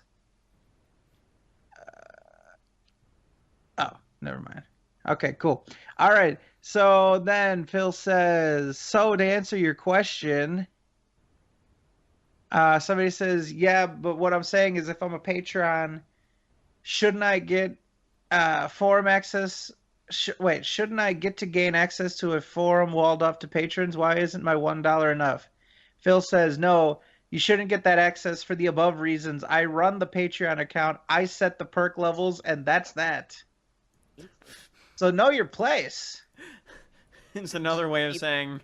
It's another way of him saying, "I am the rules." I am the damn rules. I am the master. I am the He's law. the webmaster. He's Patreon's webmaster for his page. It's so ungrateful. This is somebody who is saying, I've donated, even if it's $1, that's money that has been given to you, Phil. This is how you are talking to someone that is asking a question. They've given money to you. There's not one piece of this that's like, no, that's not the way, you could be like, that's not the way I do things, but, I appreciate your $1. Mm-hmm. Because all this is going to do is make people go, well, if my $1's fucking shit to you, I might keep it. Yeah. Because fuck you. Yeah. Because fuck you. If my money means that little to you, you don't need it.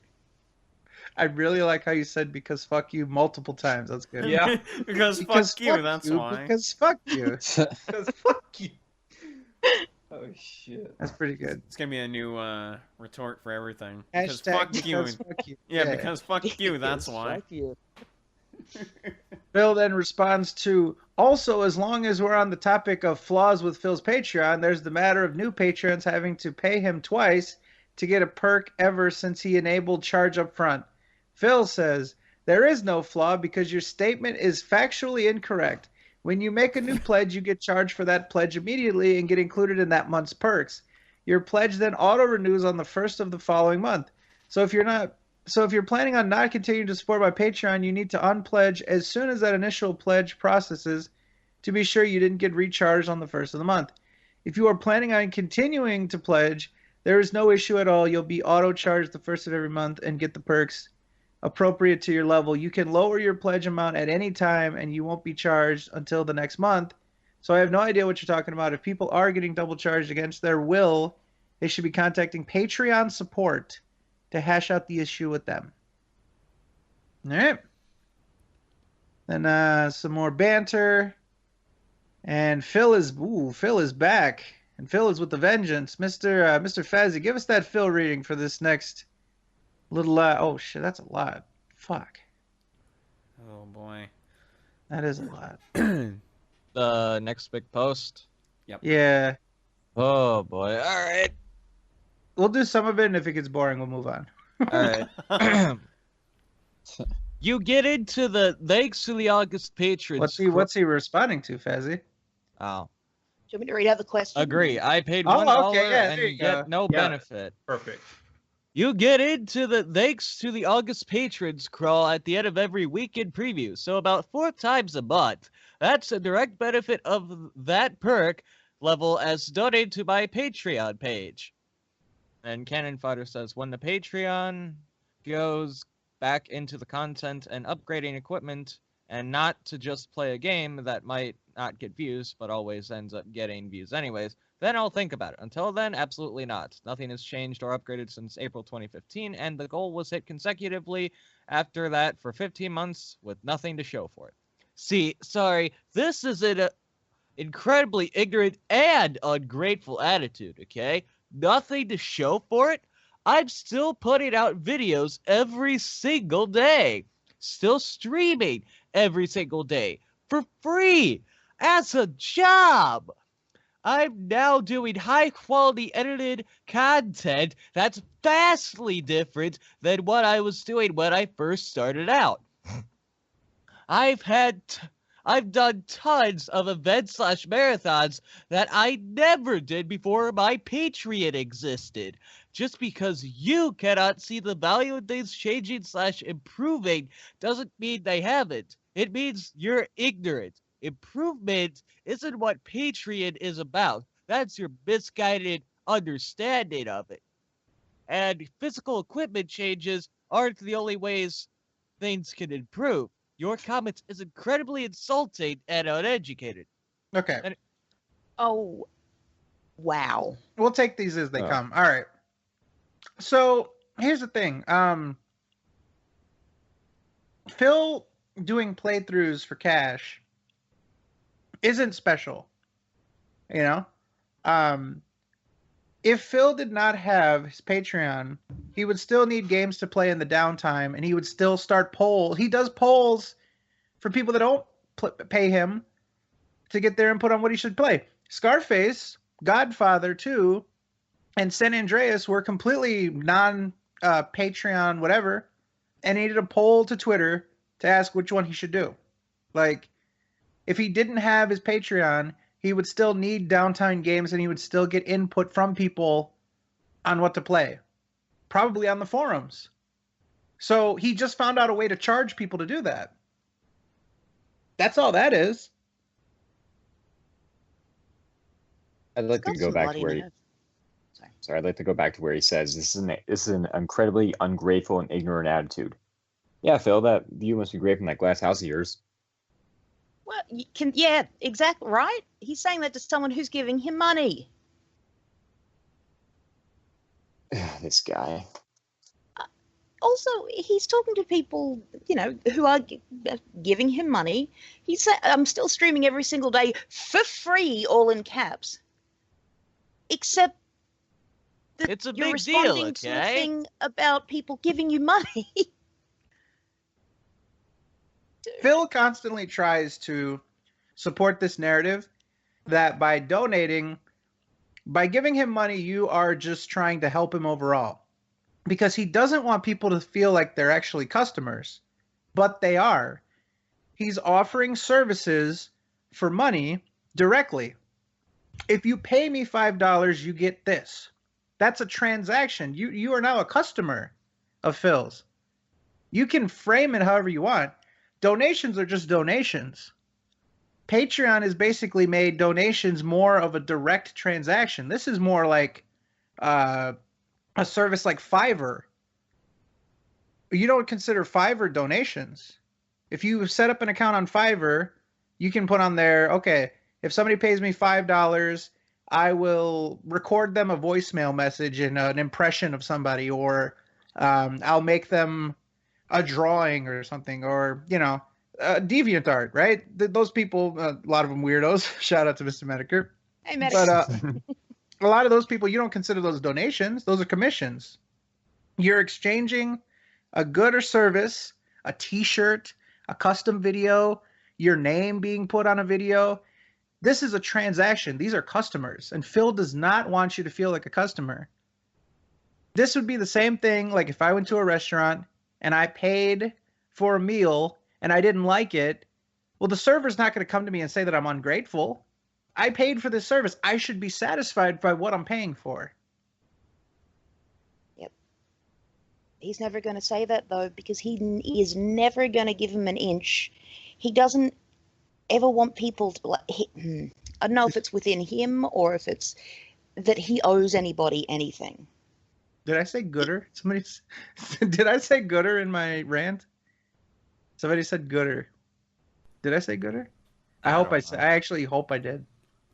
Sorry, I got distracted by that. Go ahead. People are saying gooder, like I think I said gooder, so I'm like I'm satisfied if I did say gooder. Oh, I did? Yes, I said gooder. Okay. I think you might have. I'm happy about that. That's funny. I'm a redneck now. I'm a redneck. Okay. Cool. Great flavor. Let's go eat some paint chips. Gooder flavor. Anyway. Yeah, I didn't know I said gooder. I'm pretty happy about that. All right. And so Phil responds to Giant Enemy shit, saying the perks should be on solid things, not what ifs. To which Phil says, that statement is complete nonsense. The entire point of goals on Patreon are what ifs, based on if you hit the goals or not. It's a motivational tool to get people to pledge, which is exactly what happens. I propose an event, people want to see that event, and then they pledge to make it happen. If I just had a long-standing goal with nothing special attached to, nobody would pledge, just because there's no motivation. No idea how you don't get that concept. Oh, but isn't Phil the one that doesn't grasp this concept? Because he constantly says that the reason why people pledge to him is just to help him overall, not that they're motivated to get something. Why does he constantly do this fucking flip-flop? He wants to constantly obscure what it means to be a patron of his. Again, just like I said, it's the restaurant analogy of, you know, you buy something and you should be satisfied with it. Otherwise, you as a consumer should have some reason to bitch. This notion that like, well, no. People just donate to me because they like me and because they want to see me succeed. No. You're telling them I'll give you this for that. So they want this for that. Like it's pretty straightforward. If people just donated to you just to donate to you, they would choose no reward. You can actually do that. You can put on there, I don't want a reward. So, sorry, just to reinforce this. I'm tired of this fucking guy saying, well, people just donate to me because they like me. Well, actually, no, you're stupid because it's a motivational tool here. Like, just right, he says, well, I mean, you don't understand. I'm doing this to motivate people. I thought people are motivated just because you exist and because they like you, that they want to donate to you, not because you're offering them something. One thing Phil has mastered is moving the goalposts on any concept, anything. He'll change it to suit whatever the hell's happening to him at the time. Most people would be ashamed to do that because people would call them out. Not this guy. Yeah, I mean, the classic is when he goes from what ended him back. Oh, no, it was when Google changed search and thus my views went down in mid-2012. Come to another thread. No, it's because of Evil AJ and this is how you don't play in the negativity in 2013. That's what ended me. Make your mind up. Copyright strikes. Yeah. Eddie, I was trying to find this. I was having trouble, but I distinctly remember, and I'm just saying if you remember this too, at least vaguely. Phil put out a post that said that literally, This Is How You Don't Play had no impact whatsoever, and it was just Google. Like when he was on that whole kick about how Google fucked him over with their changes and stuff, he made a forum post where he said, it has nothing to do with This Is How You Don't Play. It's like he tried to take the power away from them. Do you remember this? Yeah, that's what's coming to mind when I brought up that point. Unfortunately, that would have been some months back. It was a while back, but it just sticks out in my mind because I haven't seen him do that before. Like, he was on this big kick against Google and how they fucked him over. And so he went even as far to say that it's only ever been Google. This, how you don't play as in detractors, yada yada, has had zero impact and never had and never will, whatever the fuck. Is that when he started telling people to use AdBlock on his own channel? Because I remember he did that at one point. No, I think that was a different occasion. That might have been. I don't know. Anyway, moving on. Okay, so he responds to Giants enemy shit yet again. And the $50 goal is pointless. Why would anyone donate $50 if they only get the reward only one time? It's a $50 pledge to get a 20+ minute private Q&A video with me. This is like saying it's pointless to go to the movies. You buy a ticket and only get to see one movie? Again, more nonsense. Well, you know. The thing is, you can buy a movie and you can buy tickets to movies every weekend and maybe see a different show. This person is just pointing out that you can only donate $50 one time and only get one private Q&A video. Ever. Or 20 minutes. Yeah. $50 for 20 minutes. Yeah, he's like a hooker. What the fuck? Yeah, Phil's a hooker. Oh, you put an image Just in my head. stomp. Just stomp. Oh, I come I don't on, want to man. hear that. But this is what I think he's just trying to say, that like there's no point to remain a $50 patron because you can only get the reward once. Same thing like the t-shirt, I think. You could only get like one t-shirt or some shit like that. So like if you have a one-time only perk, then there's no incentive for those people to pledge that high anymore. If let's say that I was a stupid idiot and I want to quote Chris Jericho, let's say that I was a stupid idiot and I wanted to give Phil $50 so I can get that video, then the next month I would probably just drop it down because why am I going to pay him $50 again? I don't get another video for it. So, yeah.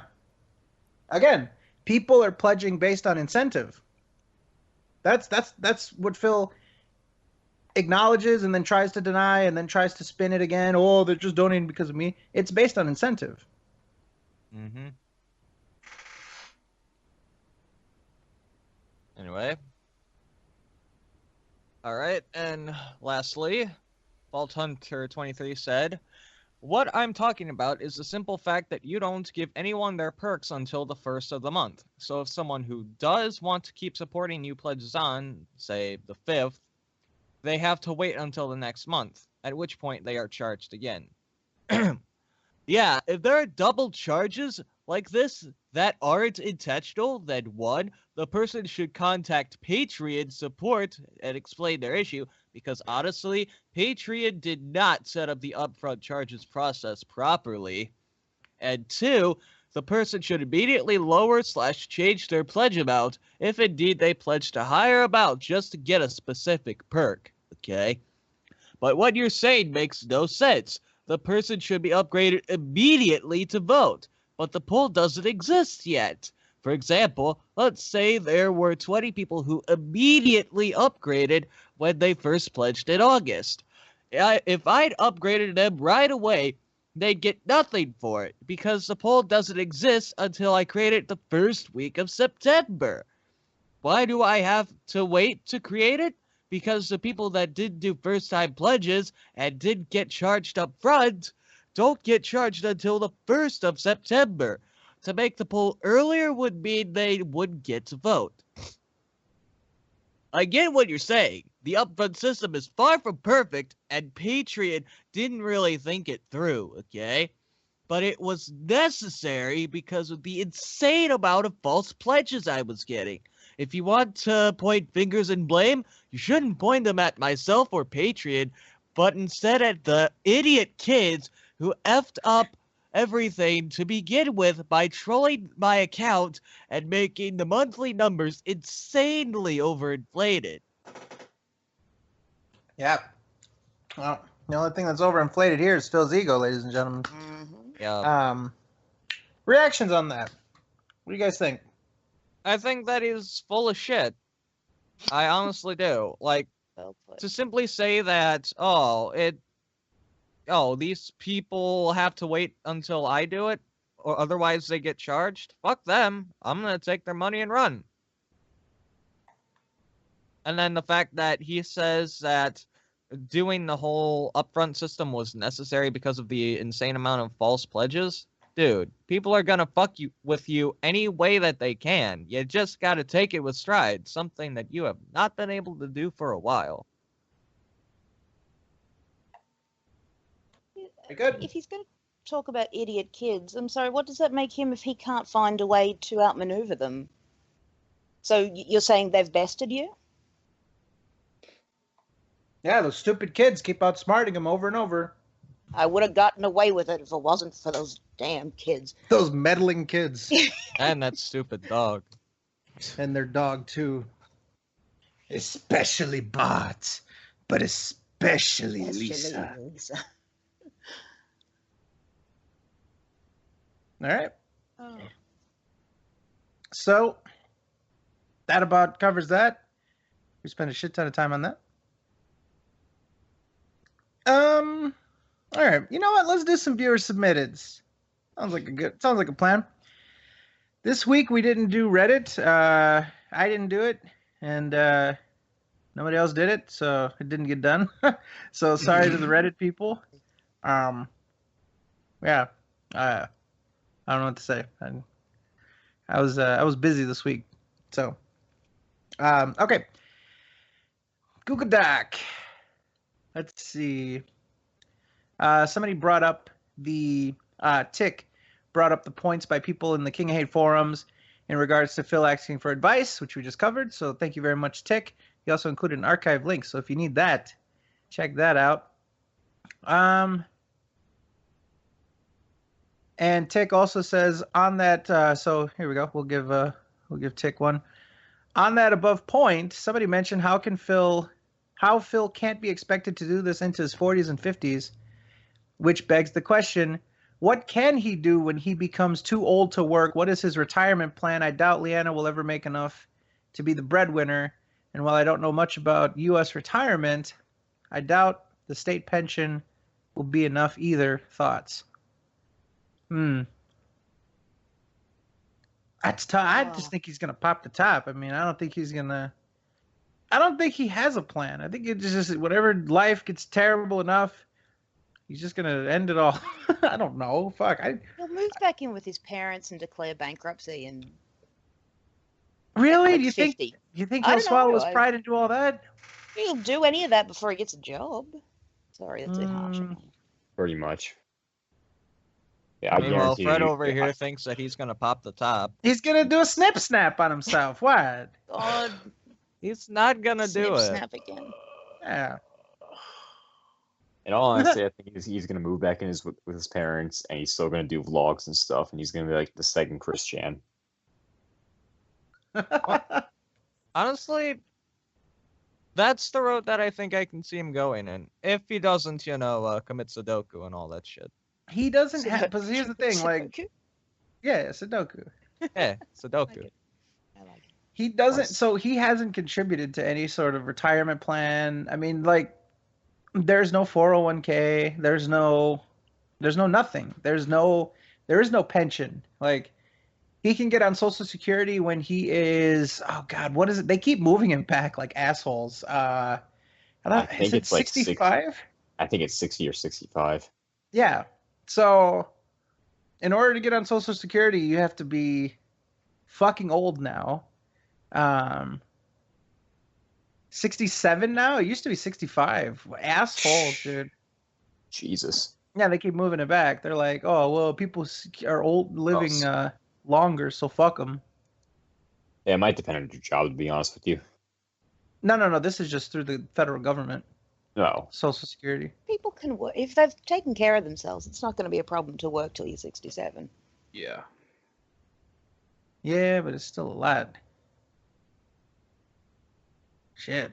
Anyways, and people don't take care of themselves, but that's a whole other kettle of fucking fish.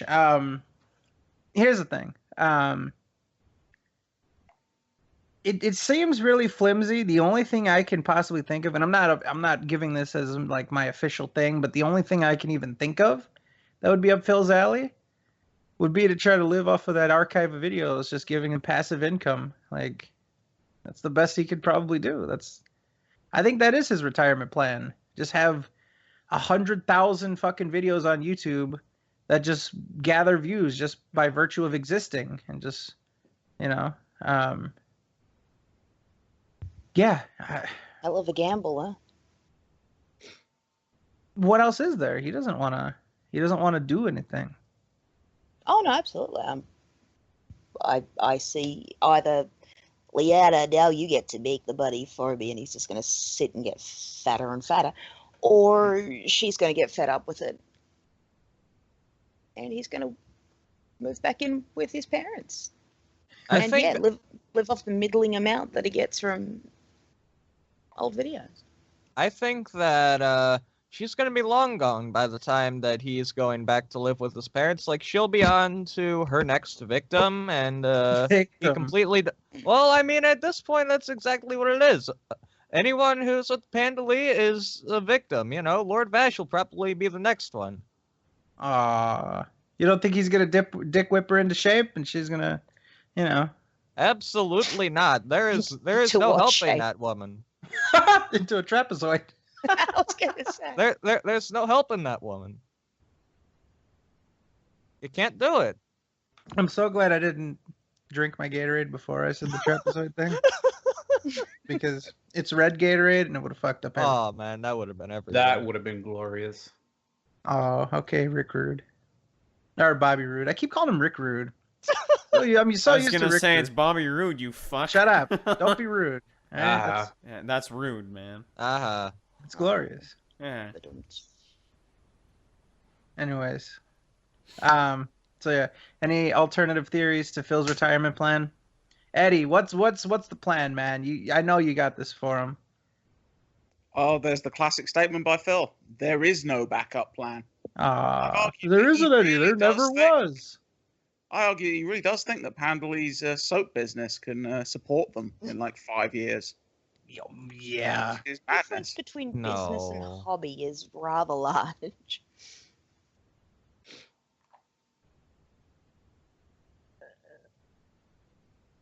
All right, let's move on. Phil making an 18-minute video on Last Guardian's release date and the whole blue checkmark madness on Twitter. I think we covered the blue checkmark. 18-minute video on Last Guardian. I didn't watch it. I didn't watch it either. Didn't watch it. Sorry. Yeah. Sorry. But all right. Thank you, Anonymous, for that. Thoughts on Phil finding a hidden weapon in Dead Rising and refusing to use it because it's cheating to him, but he had no problem using cheats on Scarface, submitted by Austin Gaming 909. I don't know anything about that. Like, what happened in his Dead Rising playthrough? I don't know. How is finding a weapon that's there, albeit difficult to get to or hidden, but it's programmed in? You haven't done anything to the game. I don't know. Eddie, Yeah, you got to help us out here. That doesn't make This sense. was the infamous Carlito sniper fight that he struggled. Is this what this Carlito World Order was about? Yeah, he Carlito, fought yeah, from Carlito Dead twice. Rising. The first time he was claiming, "Oh, this boss is part of why I rage quit originally," but he beat it first time, so that can't be that hard. Second try is the sniper version, and he failed at this for nearly an hour. And in the end, he got lucky. In the end, Carlito wandered into a shop and just kept running in a circle so he could cheaply win the fight. Without that could have been a rage quit. Does he spit in the face of people who don't want to be cool? I mean, he thought bringing a shotgun to a sniper fight was bad. Phil thought, I'm going to bring a fucking axe. It's the end all over again. He's gonna bite an God damn apple. He's gonna bite an apple and spit it in somebody's face. Exactly. Glove slap him. I I knew do. the fucking reference. I knew the reference, Moogle. Yeah, don't I don't know. you dare try to slip in a Carlito reference. I made How dare you? I made the reference in the chat too, so go ahead. How dare you? I had to, man. Okay. I do know that there was a little specific somebody in the stream chat helping him though. Yeah, what was this? I feel bad for the guy because it seems like he's getting a bunch of flack. Hmm. I wonder who it could be. I don't know. wonder. Some dude. Who could this have been? Well, Various this person could have been the one and only That's Bullshit. That's bullshit. What? He's out of hiding? He's out of witness protection? I guess so. Wow. What's he been up to? I don't know. I think he's just been keeping quiet and stuff. Oh, well, the last I heard of him, he got called out for misappropriating charity money to pay for his own personal expenses, didn't tell anybody for months, got called out on it, donated that money, a random flat amount with no evidence like he said he was, within 48 hours of being called out, and burned a bridge with us over that. And then he sort of went completely disappeared for... Really? Yeah, for months, yeah, and he's only popped up a few Wow. times in Phil's personal hug boxes where he doesn't have to be confronted by detractors. Really? That's weird. So what That does he is. have to say? What would a man of high morals, a man of honor like Das Bullshit, what would he have to say in Phil's chat? Ah, well, I think, he was giving him tips on his Dead Rising playthrough, and in regards to that whole thing, he said, oh, I mean, it's past me, People forget. Well, let's go have a look see here. We've got let's see, it's like hashtag, yeah. Spelled out hashtag .koh. Let's have a look see here, because Das said a nice little zinger about us for some reason. Oh, boy. We haven't even brought up this piece of shit in months, Oh, shit. Mhm. Mago has a phone call right when I need him to put something on the screen. God damn it, No. Google. Fogo! You had one job, dude. What the fuck? All right, God Moko, damn if it. you can on-screen this for us from the Nether Realm, here's a nice little quotation. Let me see if I can just give you the flat-out image, so that way it'll pop up better for the on-screen audience. There we go.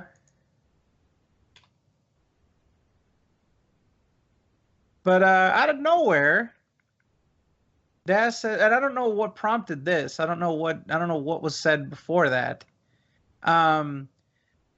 But Das says, nah, I was on their podcast a few times while the novelty of goofing on Phil was still good.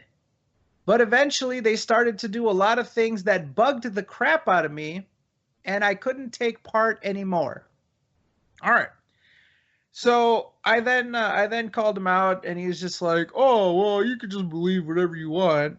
And then when I told him that I was actually Fred, and that I do know what the story is, he didn't say anything. And then I got banned for it, which sucks. I mean, I hate having a VPN IP address banned from the IRC. I don't know what I'll do with myself after that. But anyways, so let me give you guys the timeline if you guys don't remember. And we can sort of start from scratch, because this guy has the nerve to bring us up unprovoked, out of nowhere, and lie about it to further fit in with Phil's fan base. This is what basically what he's saying here is like, oh yeah, back when it was, funny and lighthearted to say things about Phil, that's when I went on, but then they did immoral actions and I had to draw the line. That's not the case. So we reached out to Das to come on to episode 7. If you remember, that is the one that had Slow Beef. He was very excited to meet Slow Beef, which was a huge favor to him. And shout out to Slow Beef. He was gracious enough to come onto our show back when, it was just starting off. Episode 7. That was a huge honor to talk to somebody like that. And, I think he just had a newborn daughter at the time. So, for him to give us his time at that point was, that was huge. It was really nice of him. And we've always been grateful for that. It was the first episode that I ever watched, so yeah. So big shout out to Slow Beef. Slow Beef is the man. But anyways, so we had Des on for that. He came on. He just talked a gang of shit on Phil. Like he didn't come on to joke around. He's just talking shit. Like that's why I don't understand. Like he was on here talking some shit, the raspy shit. Then he came on about a month later or something like that. I had reached out to him, and I was just like, "Do you want to come back on?" He's like, "Yeah, anytime, dude. Yeah, I'm down anytime." Like excited about it.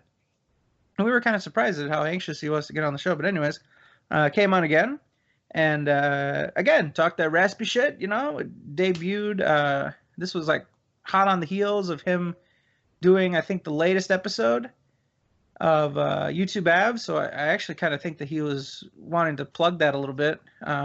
But anyways, then we get to the Jaha episode. He messages me and he's just like, "Hey, dude, I want to come on real quick." Doesn't say why. Doesn't say what about. Comes on and tries to lecture us. It says, "Oh, you guys are trying to fucking prank call Phil. That's not cool, man. That completely invalidates the water charity if you were to prank call Phil." When all we were doing was just Jaha just made some offhanded remark like, "Oh yeah, you guys we should get his phone number and prank call him," and we just laughed at it. We didn't say like, "Oh, let's do it," and we didn't like get on it or anything. That's literally all that happened. He just made a joke and we laughed at it. Like, I'm sure people have said worse things about Phil and we laughed at it. Doesn't mean we advocate it. Whatever. So we treated him with dignity and respect even then. I remember personally talking to him with class and fucking just, "Hey, this you misunderstood what we said." And he's like, "Oh, okay." And I remember his tone. He's like, "Oh, okay. I was just checking that. All right, see you guys." And he left. That was it. Okay, cool, whatever. Still didn't burn the bridge, right? Still, we're completely fine with him. Treated him with respect. Then the whole thing with Mr. Ludacris happens. We have Mr. Ludacris on. First time. And we were excited about that. We've been wanting to talk to him forever. And it's like midnight where he is when the show starts. So it's, a big deal for him to come on and give us his time. He works a regular schedule for his job and shit like that. It's not easy. It's not easy for him to come on. So we were excited. He was gracious enough with his time. He had a good time. We had a good time. And Das at the last minute, right, a minute before we went live, literally messages me and tries to get on the show and says, "I want to debate you guys." Well, we can't do that. We have a guest lined up. He's being gracious with his time. He's going out of his way, literally going out of his way to come on and talk with us. This is the first time we get to talk to the guy. And we're just going to roll out the red carpet for you last minute just because you say so. And we're going to we're basically going to put him on the back burner and have to defend ourselves and argue with you on a show. Ridiculous.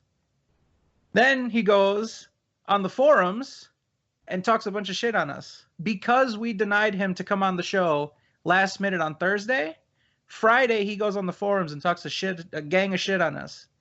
Talks about how we're toxic, the whole community's toxic. We were responsible for all this bad shit that happens to Phil. And he then says some shit like, "Oh yeah, I'm going to go on there and I'm going to debate all of them. I'm saving up shit and I'll show them." Shit like that. So I said, all right. Even with that vibe, we still had him on. And even though he challenged a bunch of people to a debate, I still, not single-handedly, because I know other people said stuff from time to time, but I basically talked to him personally, and I prepared for it with sound clips, and basically treated it with respect, and did my research so that I knew what I was talking about, and presented him because I knew what he was going to do. I knew that he was going to say, "Oh, I never said that," or "That's out of context." So in order to save him the trouble, I gave him direct quotes of him saying shit. We hashed out everything there was. I shut down everything he had. And he was actually pretty shitty on that debate. Call me crazy, but his attitude was pretty piss poor. And I was pretty accommodating to him. He came up with shit, "Oh, steel boats don't float," and all this other garbage. I mean, I was pretty respectful to the guy still. We solved that.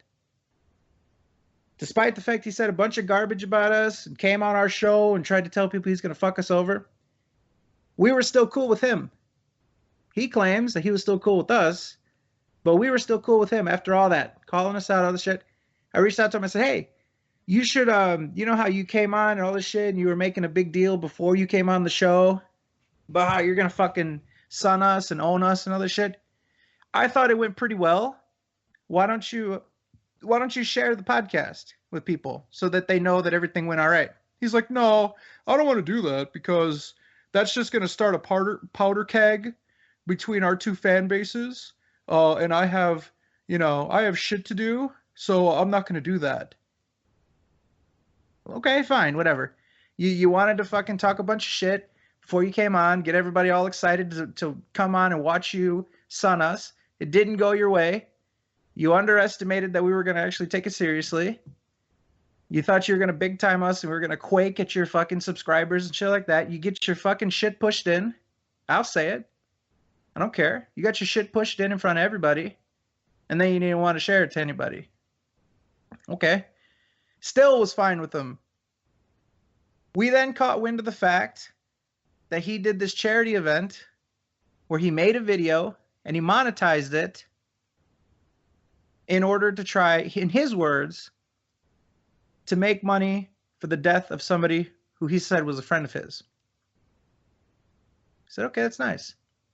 We also saw something else where he fundraised from his fans some money to build a computer because he said his previous one didn't work at all, but that he still, after he bought the new computer, said that now he's going to use his old computer for other shit. So he lied to people, but we didn't even bring that up. We had two things. We had two things that we found people sent to us and we looked at, but we only went on the one that was the most disgusting, something that we just couldn't stay silent on. He monetized this video. He said that he was going to share this video around, spread this video around. I'm going to put ads on it. And then once I start getting the money for this video, I'm going to donate all of it to a charity in honor of this Kitty0709 or whatever. I don't know him. I don't want to be disrespectful. I just don't know the guy. I think he was a machinima maker, a Gmod. I'm gonna take the money and I'm gonna show 100% proof how much money I made so that you know that I'm being transparent and every cent that I make off this video is going to charity. Because otherwise he's making money off the death of a friend. Just something we call out Phil for every when he did that. So it's pretty straightforward, right? We saw this, we thought it was fucking disgusting. Called him out on it. He messages me in private. Don't you dare fucking do this. I thought we were all squared away and then you do this. So he says himself. After the debate, we were all squared away. He tried to approach me like we're best friends and shit. How could you do this to me? Oh, I thought we were friends and you do, and how dare you do this? And tried to get, fucking strong with me and shit. And I just said, listen, this I thought this is okay. You called us out on shit. We were still respectful for you. Right? I thought that's okay. I thought that's how this is. You saw some shit with us and you called it out and we had a discussion about it like adults. We call you out on something that is worse. I mean, us just making jokes about Phil. Okay. You stealing from a charity, making money off the death of a friend, and then lying to people. The girlfriend of Kitty thought that he'd already made the donation. We reached out to her. We talked to her. She already thought that he had already made the donation. Several months go by. He doesn't update anybody or show that he made the donation. We call him out on it. You know what he tells us? I use that money to pay my taxes. But I'm gonna make good on that eventually. So why didn't you update anybody? Oh yeah, I mean it's just a mistake. It's just a mistake. We all make mistakes. But I'm gonna make good on it. I promise. Just shut up about this whole thing. I'm gonna donate. Leave me alone. Don't say anything. That's what he says. If he wants to dispute that, I'll show the messages. I'm gonna do them the courtesy. I'm not gonna show the messages. He wants to dispute that, I'll show the messages. So we call him out on it. 48 hours later, he makes a donation. Not a direct show the evidence kind of thing. He just showed, he just donated some random flat amount. He was like, hey, I'm going to throw in an extra $20 because of this whole thing. There was no proof of how much he made. He just donated a random amount. He said that he was going to show how much he made and prove it. Then he made an excuse. Oh, it would invalidate my contract if I did it. Well, how come you didn't know that before? Apparently now, in the stress of all this, somehow in this wild fucking, in this crazy fucking storm of all this, you took the time to go review your contract? Makes no sense. Anyways, so all this basically got, sort of fleshed out. What he did. Used the money for his own personal finances, didn't say anything. That's the problem, okay? You can make an argument that, okay, fine. If he's going to get kicked out of his house or whatever, and he had to use that money and he still intends on spending, and he still intends on donating that money at the end of the day, then that's fine. That is fine. But where did he actually update anybody and tell people that? He didn't. So, we fleshed him out for that. He's been in hiding ever since. And apparently, he comes out of hiding 2 days ago to talk some shit on us and say that the reason why he doesn't have anything to do with us anymore is because we did shit that annoyed him, that bugged him, and that it's not fashionable anymore to talk about Phil. So there you go. You're welcome, Daz. We'll set the record straight for you just so that you know, just so that the Phil fans know what actually happened. And yeah, we can believe whatever we want to believe. So there you go, Daz. You're welcome. Have a good day.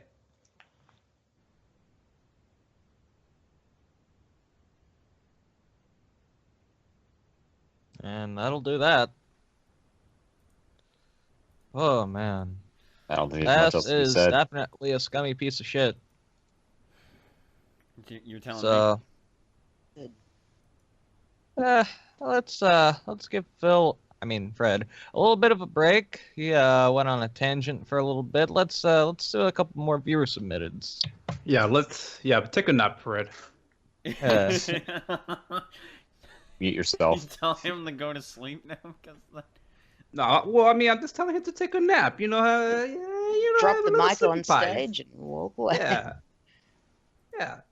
Just lie down, rest your eyes, and take a little nippy nap. Nippity nap. There you go. Let's see. That wasn't what CM Punk said when he got his ass knocked out. Oh, that'll wake him up. Oh. Let's see. Trying to find one here. All right. All right. At this state, how could DSP redeem himself and be forgiven for his acts? By unblocking all his blocked users, removing his Patreon page, getting a proper real job, contacting back his old friends and apologize, while also giving them the Project 7 debt money? Showing an ounce of humility. That was submitted by Amoki7. I think the main thing about this question is, how do you think that Phil could be forgiven? Dude, that is way. I feel like that is way too fucking late for that shit. Yeah, now. I was gonna say the damage has already been done. There's no way he's gonna be able to. Too little, too late at this Yeah. point. Yeah. I mean, I for me, believe in everybody's got a shot at redemption. Oh, sorry. no, I was just gonna say, like, at this point, I would not even give a fuck if he were to apologize or some shit like that. Like, I don't know. It's just too little, too late. I don't really think there is much that he could do unless he was to flip everything that he is known for, which he's not. He's not going to. Nobody's beyond redemption.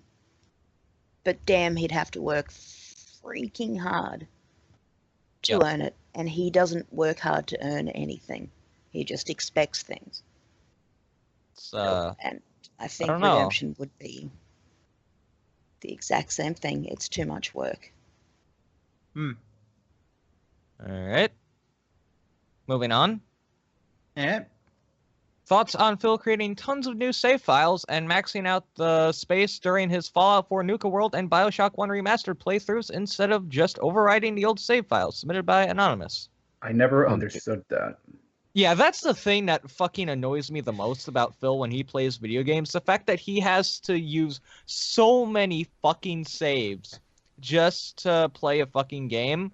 Like, he can't just override a save. No, he has to create a completely new one. For what reason? I feel like he's like really afraid of like the game crashing. You know what I mean? Like, I feel like he's deathly afraid of, like, him having to redo shit. So he sort of keeps all these files, like, redundant saves just in case.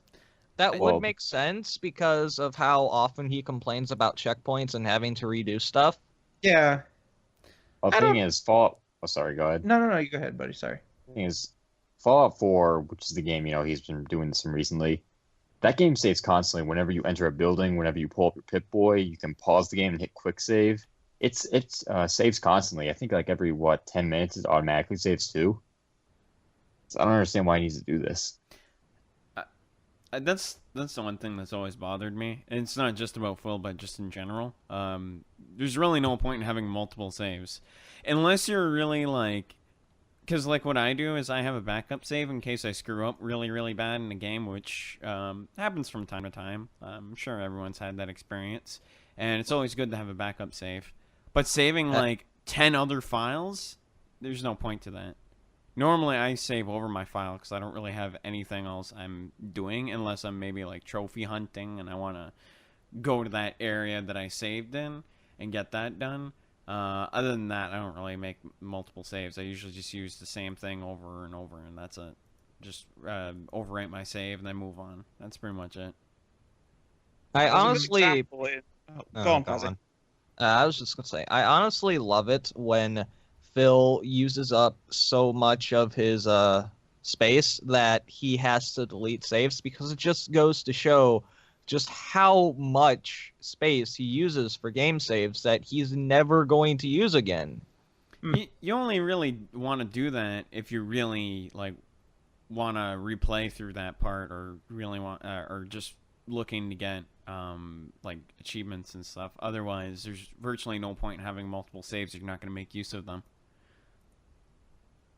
That's just it blew my mind when he hit the limit in BioShock this week. I had no idea that was even possible. I didn't even know that. Saves and nasty error. I didn't even know that you could do that either. I've always thought there was like. Right? I thought there was always like 30 of them, but I didn't know that there was like actually that much of a limit. Because I've always saved over my file when I played that game. But I mean, you learn new things every day when you're watching Phil's playthroughs. So, yeah. You might say that as a joke, but that's actually a true statement. Like, there's some things that you'll know a game fairly well, but then when you watch Phil and he encounters some sort of glitch or bug that you've never seen, it just blows your mind how someone can fuck up at a game that badly to make something that you didn't even know was possible. This is how you don't save. Exactly. And this is how you don't save. Right. This is how you don't save your YouTube career, more like it. You fucker. I had a feeling you were going to say last that too. week.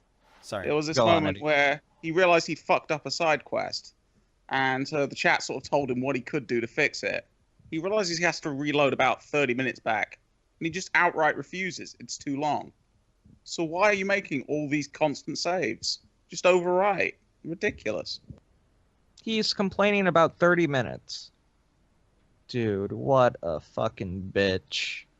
Like, 30 minutes of gameplay is too much? Dude, you've really gotta grow some balls and learn how to play a fucking game. You know, he's busy. He's got to go to work, and he's got... Oh, wait.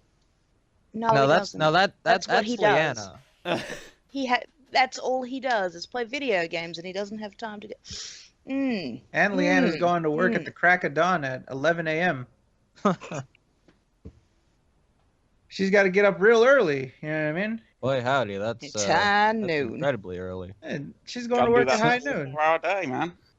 Well, can I just say again? I've said this before. Can I just say how annoying it is for Phil to act like Leanna gets up with the roosters and shit? Like, Oh, she has to get up real early for work. He showed her little pad.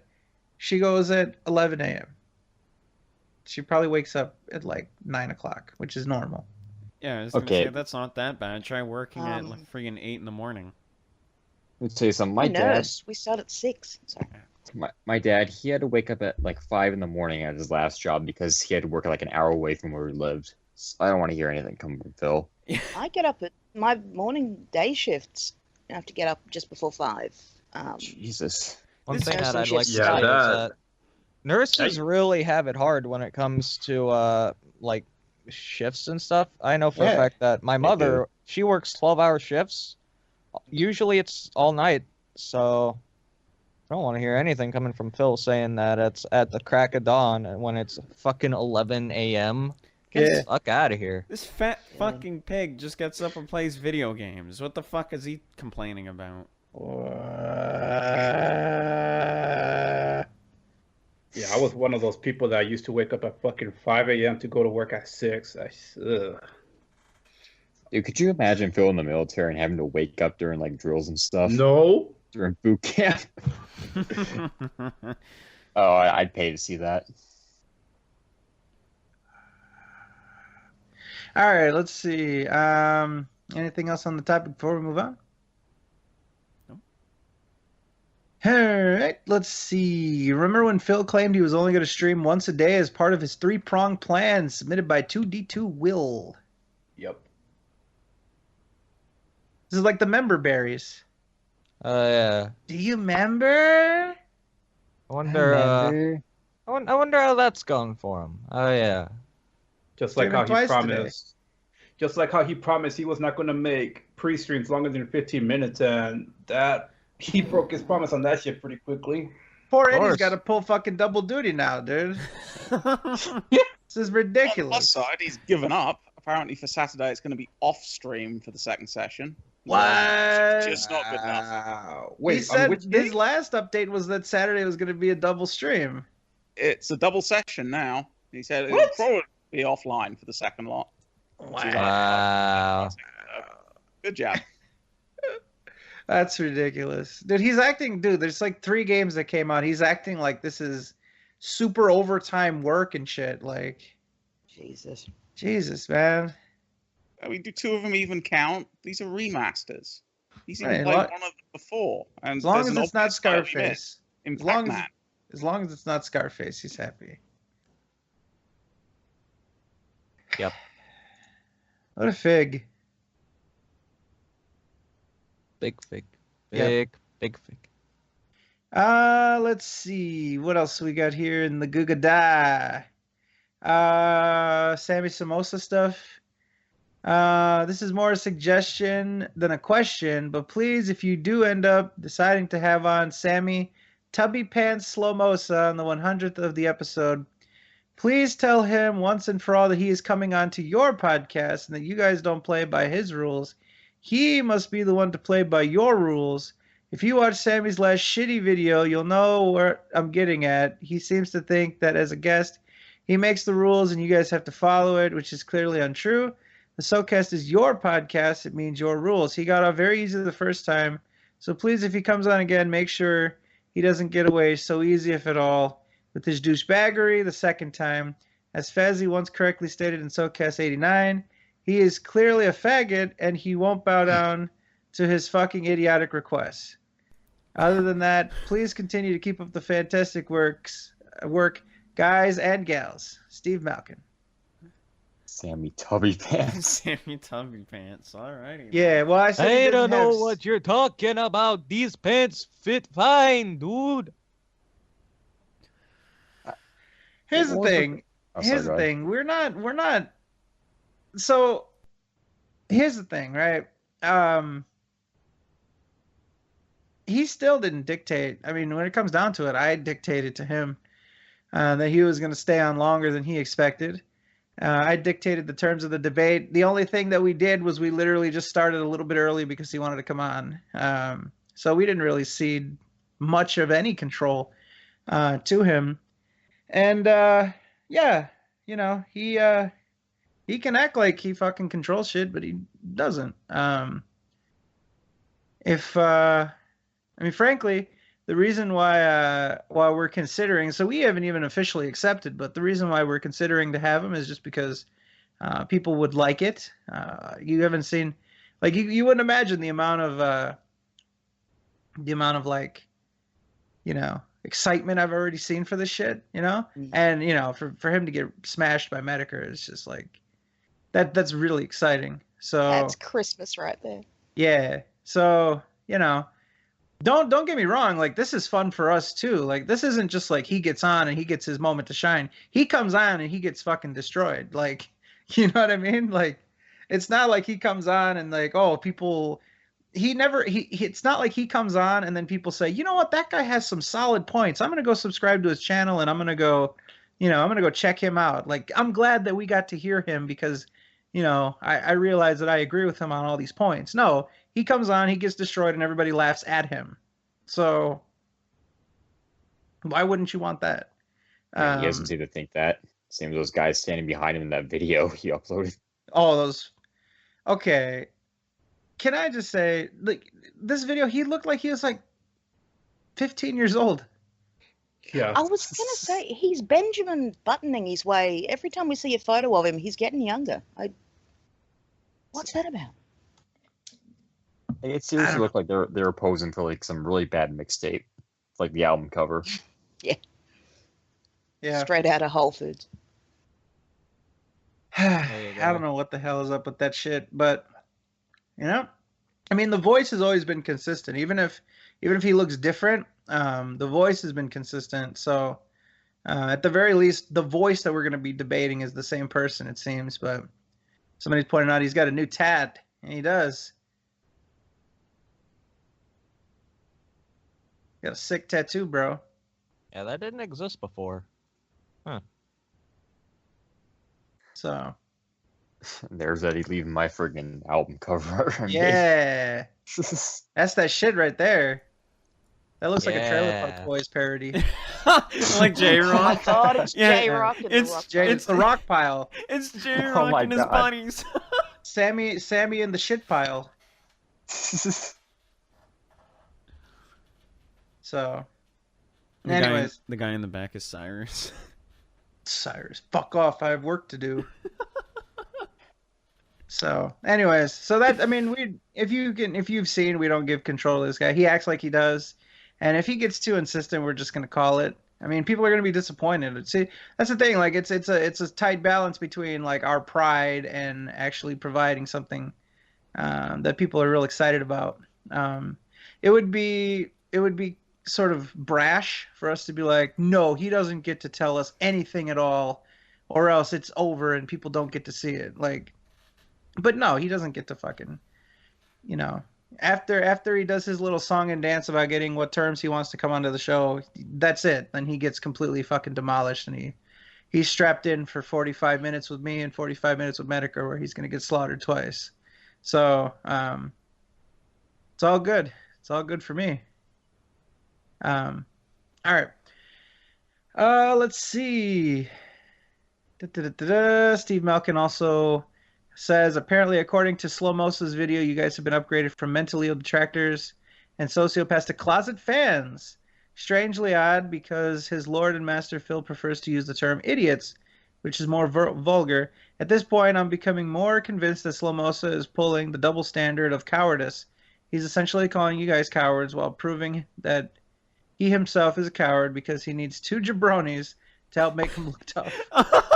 It's P.S. If Slomosa does come on the podcast, please imitate his voice directly to him and be sure to note his reaction to it. Steve Malkin. Thank you. I'll try. Do my best. Someone straight up Iron Sheik with that. Yeah. I break his back. I call him a jabroni. Well, That's his friends jabronis. The Rock was calling people jabronis. But doesn't Iron Sheik also call people jabronis too? But The Rock popularized. So was Mac out of It's Always Sunny. Okay. It's what I think of when I hear jabroni. That too, yep. Looks like a question for Shad. Oh, look at this. Uh-oh. Uh-oh. It's Says all here, a lie. I'm sorry. question for Miss Shad and F. Oh, wow, that's nice. And Miss Prideful, if she's there. Wow, so they assumed that you were there. Okay. Either Phil or Slomosa, if either Phil or Slomosa was your son, how would you raise or otherwise handle either or both of them? Submitted by CJ Broski. Oh. I'd take to drinking and look at myself in the mirror and think, "Whoa, what have I done? What did I do wrong? Where did it all go wrong?" So you'd go the Fizz route.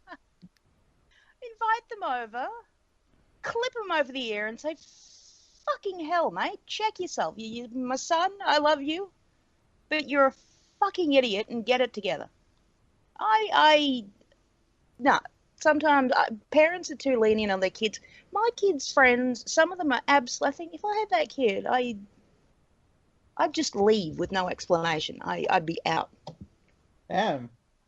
But I like to think I'm putting in the hard yards with my kid up front, so she's delightful.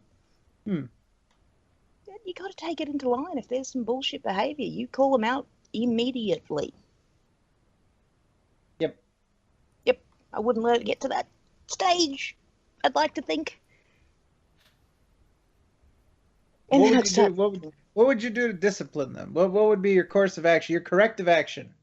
We're saying them at this age or them as younger kids? Well, it seems as though, well, they're saying your son. How would you handle them? So it seems as though we're at where we are now. So now you've got to take them to the woodshed, I guess. One, The to woodshed. put this to rest, I'm not that old. Okay. This is hypothetical. I know. I'm just making a joke of myself. Real talk, it's your kid. You're never going to stop loving them. But Jesus, you don't have to like them. Damn. And straight up let them know to their face. You are a fucking embarrassment. Ooh, the negatives are being said. That's pretty negative. Oh, Mr. Black says, would you have bought him the Wolverine action figure? Oh, would you have? Oh God. Okay, my kid battled and survived leukemia. Very, very lucky. She did get spoiled to hell, so probably I really spoiled the hell out of that kid. Nonetheless, these days, depends if she'd earned it. And if she complained about not getting the exact one she wanted, be like, well, that's me done. You want presents? Go buy your own. Done. All right. So there's that. Fantastic. There you go. Child labor in Australia, everyone. Yeah. The best kind. No, I don't know. I'd like to think I would never produce a child that would turn out that way. I like to think I'm teaching her right from the outset. I would think so. Let's see what we've got.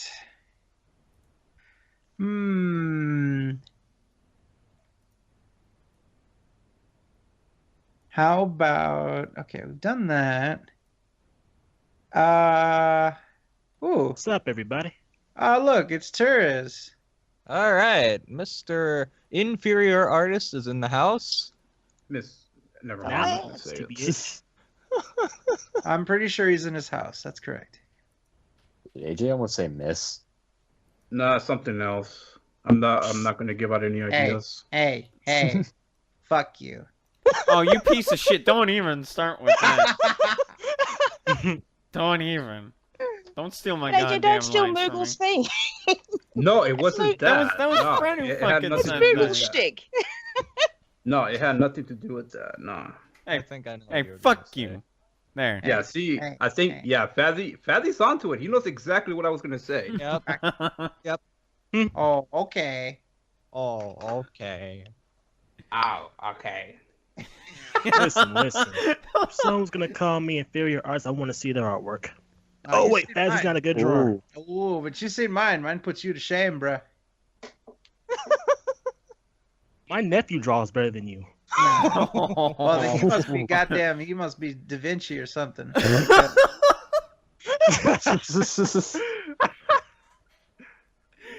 you go. Oh my god. All right, let's see what we got here. Will there ever be a Let's Endure of DSP friend request ridicule submitted by Moki7?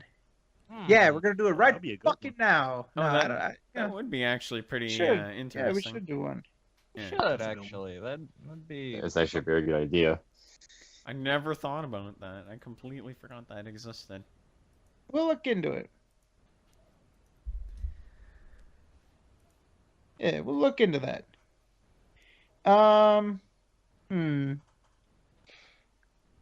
Let's see, what else we got? If you woke up one day as DSP and found out you are now him, what would you do in his Seattle crib? Submitted again, Moki7. I would kill myself. Oh, wow. Popping Yeah, the what's top this? already? Very If dark. if very if quick, I yeah. if I wake up 30 fucking years old and I have a gout foot, odds are that I'm just gonna end it because there's nothing I can do to fix that. I'll be. I'll scratch my leg. I'll be On a more serious note, though, what I would do is I would personally call out the Sons of Kojima and ask to be on their podcast. Oh, and then you'll transport, and then you'll switch places again, and then Exactly. yeah. And Yeah, then he'll leave pretty the good. call. And they'll be like, wait, why the fuck am I here? Why am I talking to these sociopaths? They want me dead. What the fuck, dude? I said I'd never go back on Skype. Oh, God. He does. You know what? It's funny. I think he does have Skype because he was playing. I forgot which Xbox game. It was Xbox One.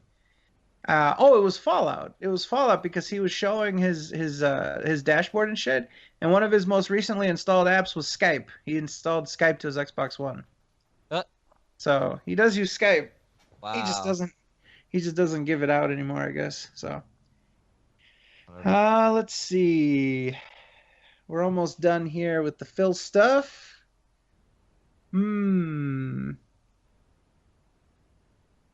What is Phil's worst moment in your eyes? Submitted by Mr. Black. Oh, there's no question. Dude jacked off on stream. He was jacking it. Yeah. Is, that- Panda Lee. He's probably Yeah. jacking it to that drawing of yours there, Taurus. Yeah. Oh. We don't even know. Fizz got demodded over Talk that. about for the next we're gonna talk about for the next 5 minutes. We love bringing it up.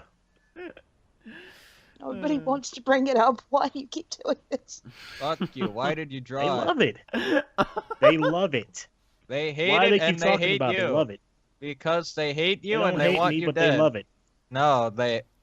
Okay, Who wants maybe... me? Who wants me dead? Me. That sounded Seriously, who wants racist. me I'm dead? sorry. I don't know. Seriously, who wants me dead? The people that constantly get that I'm picture not shoved in their afraid of no face. goddamn stick figure. I ain't afraid of no goddamn Anyone stick who figure. was accidentally eating when they first saw that picture probably isn't They've the biggest taken a fan. vow to never eat again. Yeah, they're all Yeah. anorexic now. Look what they've done to us. Yeah, I think Fizz wants you dead. He got demodded because he... He put started that picture in drinking the because chat. of you. You're the fucking reason why he's a damn drunk now. Yeah, You ruined his life.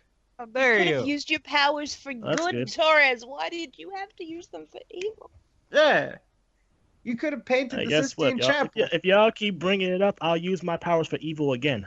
No. Oh, No, please, no. Somebody cut his hands off. Yeah, cut off my right hand. That's what I use to draw with. Cut All right, both there you hands. I don't go. know, both, just in case. yeah, both, so he can't masturbate anymore. I'm surprised nobody did the no and then cue the Project 7 theme. Come on, it's been perfect. I don't have enough time for that shit. So I think that's pretty clear. Him whipping it, you know, him tossing the turkey, bashing the bishop, giving himself a low 5, Doing various things. scratching his leg. So, another question for Shad. Oh my god. Damn. Wow. So, The Thirst Squad's Look at in this. full force tonight. Ahem. Oh boy. This question is for Shad. I remember you That's saying right. that you work as a nurse during the Let's Endure of Cooking with the Scrub. My question is this. If you were Phil's primary doctor, what change would you suggest to Phil in regards to his overconsumption of unhealthy food on a weekly basis? Submitted by a saint of killers. I've been upgraded to doctor. That's awesome. Dr. Shah. It's totally how it works. At this point, you'd almost just humor him. Okay, I think it must be different if you're in the United States. Because doctors, you have to, there's no universal health care. Doctors are getting paid if somebody's still, so you'd be like, oh, I'm going to cash in on this guy. No, but realistically, you know the things that you'd have to tell him. For fuck's sake, walk around a bit, go outside, get some sunshine on you. You need vitamin D. You're pale blue. You're not even like white pale at this point. You've gone kind of grey. Do exercise. You're going to be in a better mood if you do exercise. Eat sensibly, but the big thing is exercise for him. But Shotty's gonna call you a hater. Because I'm saying you should exercise so you don't die and be depressed while dying. Yeah, stop detracting. Yeah. How dare you? He's gonna block you for criticizing him. Yep. Kind of block you. How dare you call me overweight and not fit human? How fucking dare you, okay? Blocked. Oh. I don't think Phil goes to the doctor very often. He never says it. Hell no. He went the That one would time cost that he had money. gout. The last time he went to the doctor is because he had gout. That's it. Like, He got mad because they charged him like $1,000 or something. Yeah, he So got had no real health pissed. insurance. Yeah, because he doesn't actually have insurance. because he doesn't have, say it together, a job. A job. Exactly. The I benefits think- to having an actual, real, full-time job are Yeah. more than just, a paycheck. Less There's taxes, health insurance, dental Exactly. insurance. Yeah. There's reasons why people go out and get a job rather than just sit on their ass and play video games and call it a job. Because it actually benefits yourself. He. The journey of 1,000 miles begins with one step. He needs to take at least one step a day. I'm not talking metaphors anymore. That man needs to step outside his own house. He's He gonna needs trip on to his have own a walk. shoelaces. He just needs to have a walk every now and then. He doesn't seem to go outside and walk. That's not conducive to. There's research to show that contributes poorly to your mental state. That's actually true, yeah. Yeah, Yeah. as well as your physical I state. can actually attest to that. Exercise, it doesn't have to be, you don't have to suddenly become, 5 days a week in the gym. You don't have to go for 15-mile jogs. It's like a 20-minute walk a day. I No. think I said this once before, but I seriously think he needs to go see a cardiologist because he gets absolutely no exercise and he's constantly eating fast food. Can you imagine how bad of a condition his heart is in right now? He's a weird color too. I don't know how to put this properly. It sounds racist when I said that. That's not what I mean. he's pale, but in the wrong way. His skin tone is like grayish. He's really Yeah. sallow looking. Yeah, He I don't know looks- if that's just his camera or he I actually hope might so. have some problems there. He looks like. Look, I've worked in nursing for a while. You can kind of tell when people are having a cardiac episode. They suddenly turn this weird slate grey color for a little while leading up to it. It's because of the deoxygenation of the myocardium. He's kind of permanently. He kind of looks like that to me, and I'm like, it's not good. That's the So man he's that starting needs to look like a zombie. Yeah. Yeah, and soon enough, if he's got foot problems, won't be too long till diabetes sets in, and he'll have rotting parts falling off. So Well, on that positive note, I know that Eddie's got some work to do. Eddie's about to experience Phil's fantastic stream. So before we leave, doing God's work. yes, before we could say goodnight, is there anything, Eddie, you'd like to tell the fine people at home, or any kind of stuff like that? Any shameless plugs, Patreon, any of that kind of good stuff? I think I'm gonna live without the pay me tons, and you all know where my Twitter is. I don't really need to name it. It's been fun, guys. I'll talk to you some other time. Eddie, it's been fantastic having you. Thank you very much for your time, and yeah, we have to have you again, man. This was nice. This was good. it's a long time coming, so we're very happy to have had you. And yeah, man, we'll try to set this up again. We appreciate it, man. Catch you again later. See you, buddy. See you, Eddie. See ya, man. Ciao. So the mailman is back en route. See ya. He's got some He's outie. work to do. That is Eddie, ladies and gentlemen. We have been wanting to talk to this man for the longest time. Finally got his audio setup figured out, so we were able to get him tonight. And yeah, that was nice. Man's a saint. He's doing God's work because nobody else wants to. So hail to the mailman. Hail to the mail. So, all right.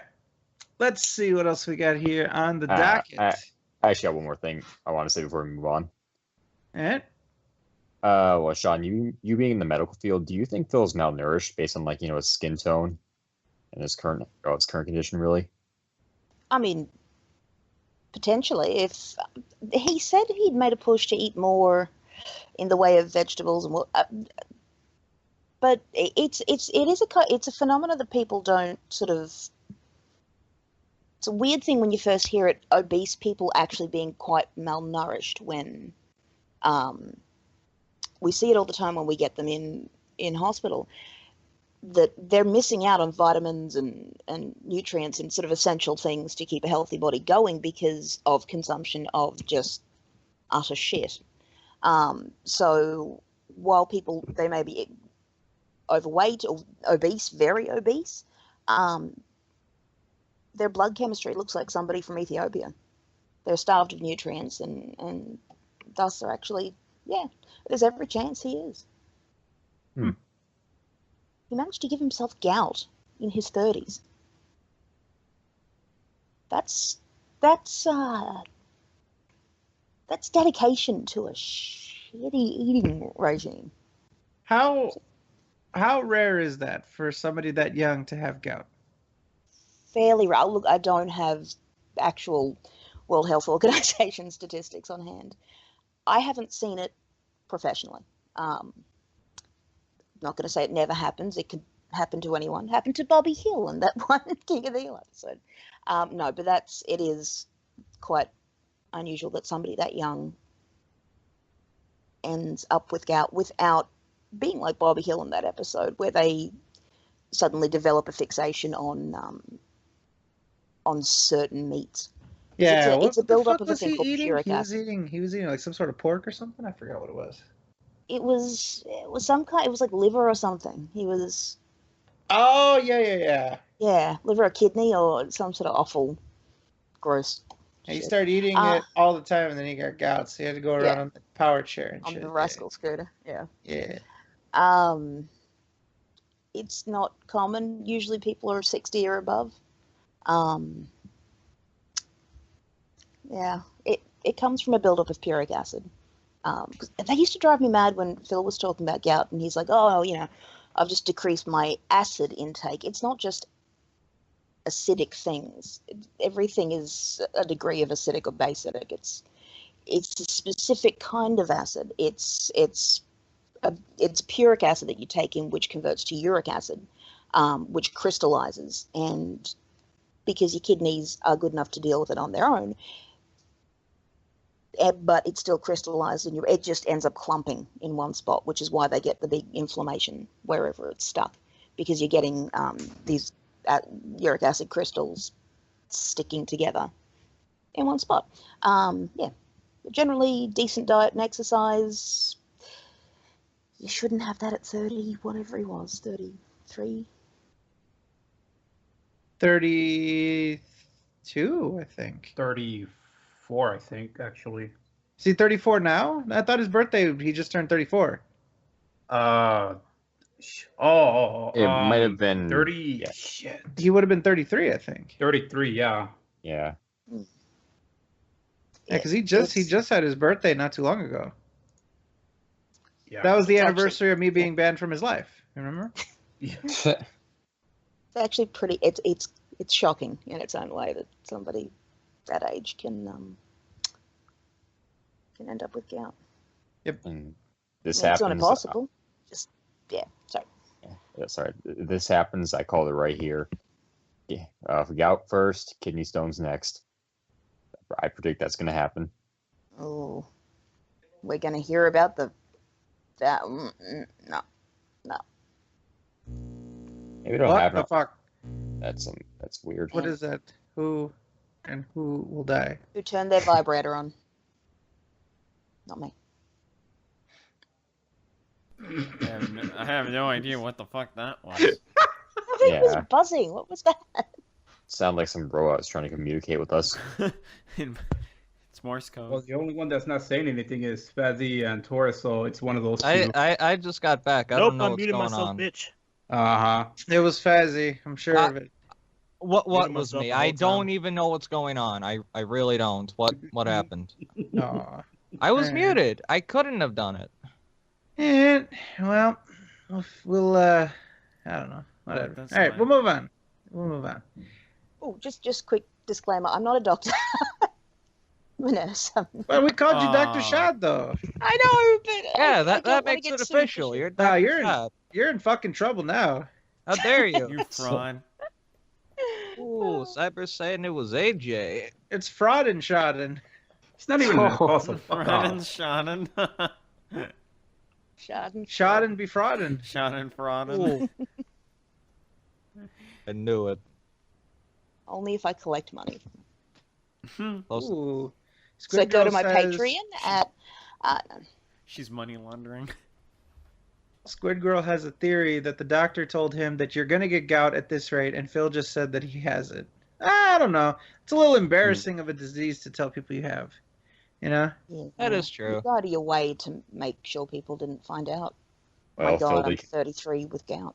Yeah. did lift his foot and show it to the camera when he had gout. So I didn't Yep. see anything though. Did you? Yeah, there wasn't actually anything there. I didn't It's see like it. a- true. Stupid foot. Maybe it was the wrong foot, and you just lifted it up by accident. I don't He know. couldn't have. The thing is, he couldn't hold it up Maybe. there for long. He's clearly not done any stretching in his life. So. No, in every way possible. Giggity. All right, let's move on. We've got a couple more Phil topics on the docket, and then it's time for the gaming stuff. Ooh. Don't make that noise. What the fuck was that? Ooh. He was Who was as we're that? doing gaming stuff. Oh, the heavy metal gamer. Who wants to take the heavy metal gamer? Nope. I got an idea. Hey, Oh. Shad, why don't you Uh-oh. give us the heavy Oh. metal, the first ever female-read heavy metal gamer show topic of Yeah. the I summer? don't have the thing open on my thing. Shit. Oh, don't worry, we will provide it for you. Just link it in Oh, the chat. okay. There you Oh, go. there you go. Yeah, I'll just type one out from scratch and have her read it. No, copy and paste it. No. I know. I'm saying it would be funny. Oh, yeah. There you go. What the fuck, dude? Okay, Oh my God. I gotta Nope, prepare nope, for I'm this. done. That is Okay, stupid. all right. I'm not even. I already bothered read the reading first rest. line. Nope. Yeah, that was enough for me. Oh, AJ's And done. on tonight's oh, look. episode of Masterpiece Theatre from Oh, Heavy look, Freddie Metal had a little Gamer. winky face. Hey gang, Yes. I got a big dick. Ack. All right, I'm out. Question for all of you. Do you think Das Boshik licks Phil Chitter? I mean, as much as he is helping him through Dead Rising Remastered, I am pretty sure he cleans the duty hole for him. And while all of that is going on, Vash is ploughing Liana in the shitter. Also, Brightside Viking is a cuck. His name should be Dim Side Cuck. I can't wait for the 100th episode. It's going to be a Liana shitter slamming good time.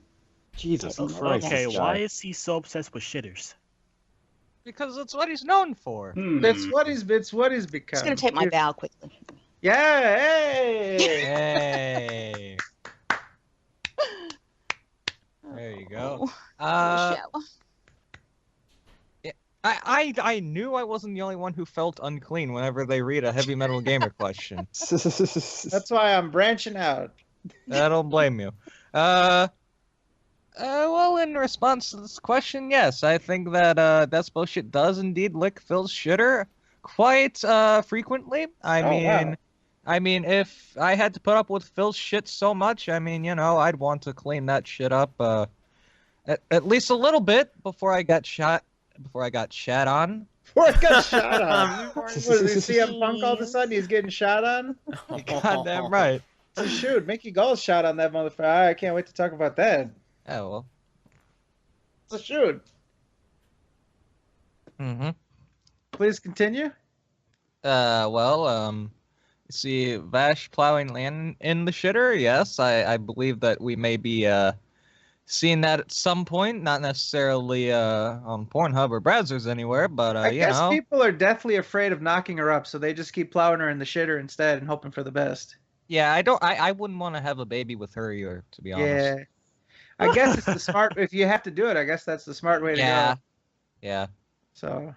Right side Viking is cuck, absolutely, definitely, 100%. Can't wait for the 100th episode. Well, thank you, Mr. Heavy Metal Gamer. Man, the 100 episode is gonna be really boring, dude. I wouldn't tune in if I were you. It's gonna. Oh be, yeah, man, it's gonna be so bad. It's gonna be terrible. I don't know. People are all excited. Oh, 100 or whatever. I mean, it's gonna be terrible. I mean, It's not gonna be that great. yeah. So don't tune into that. It's gonna be a loop of Fred sleeping. Yeah. And Hong Kong 97.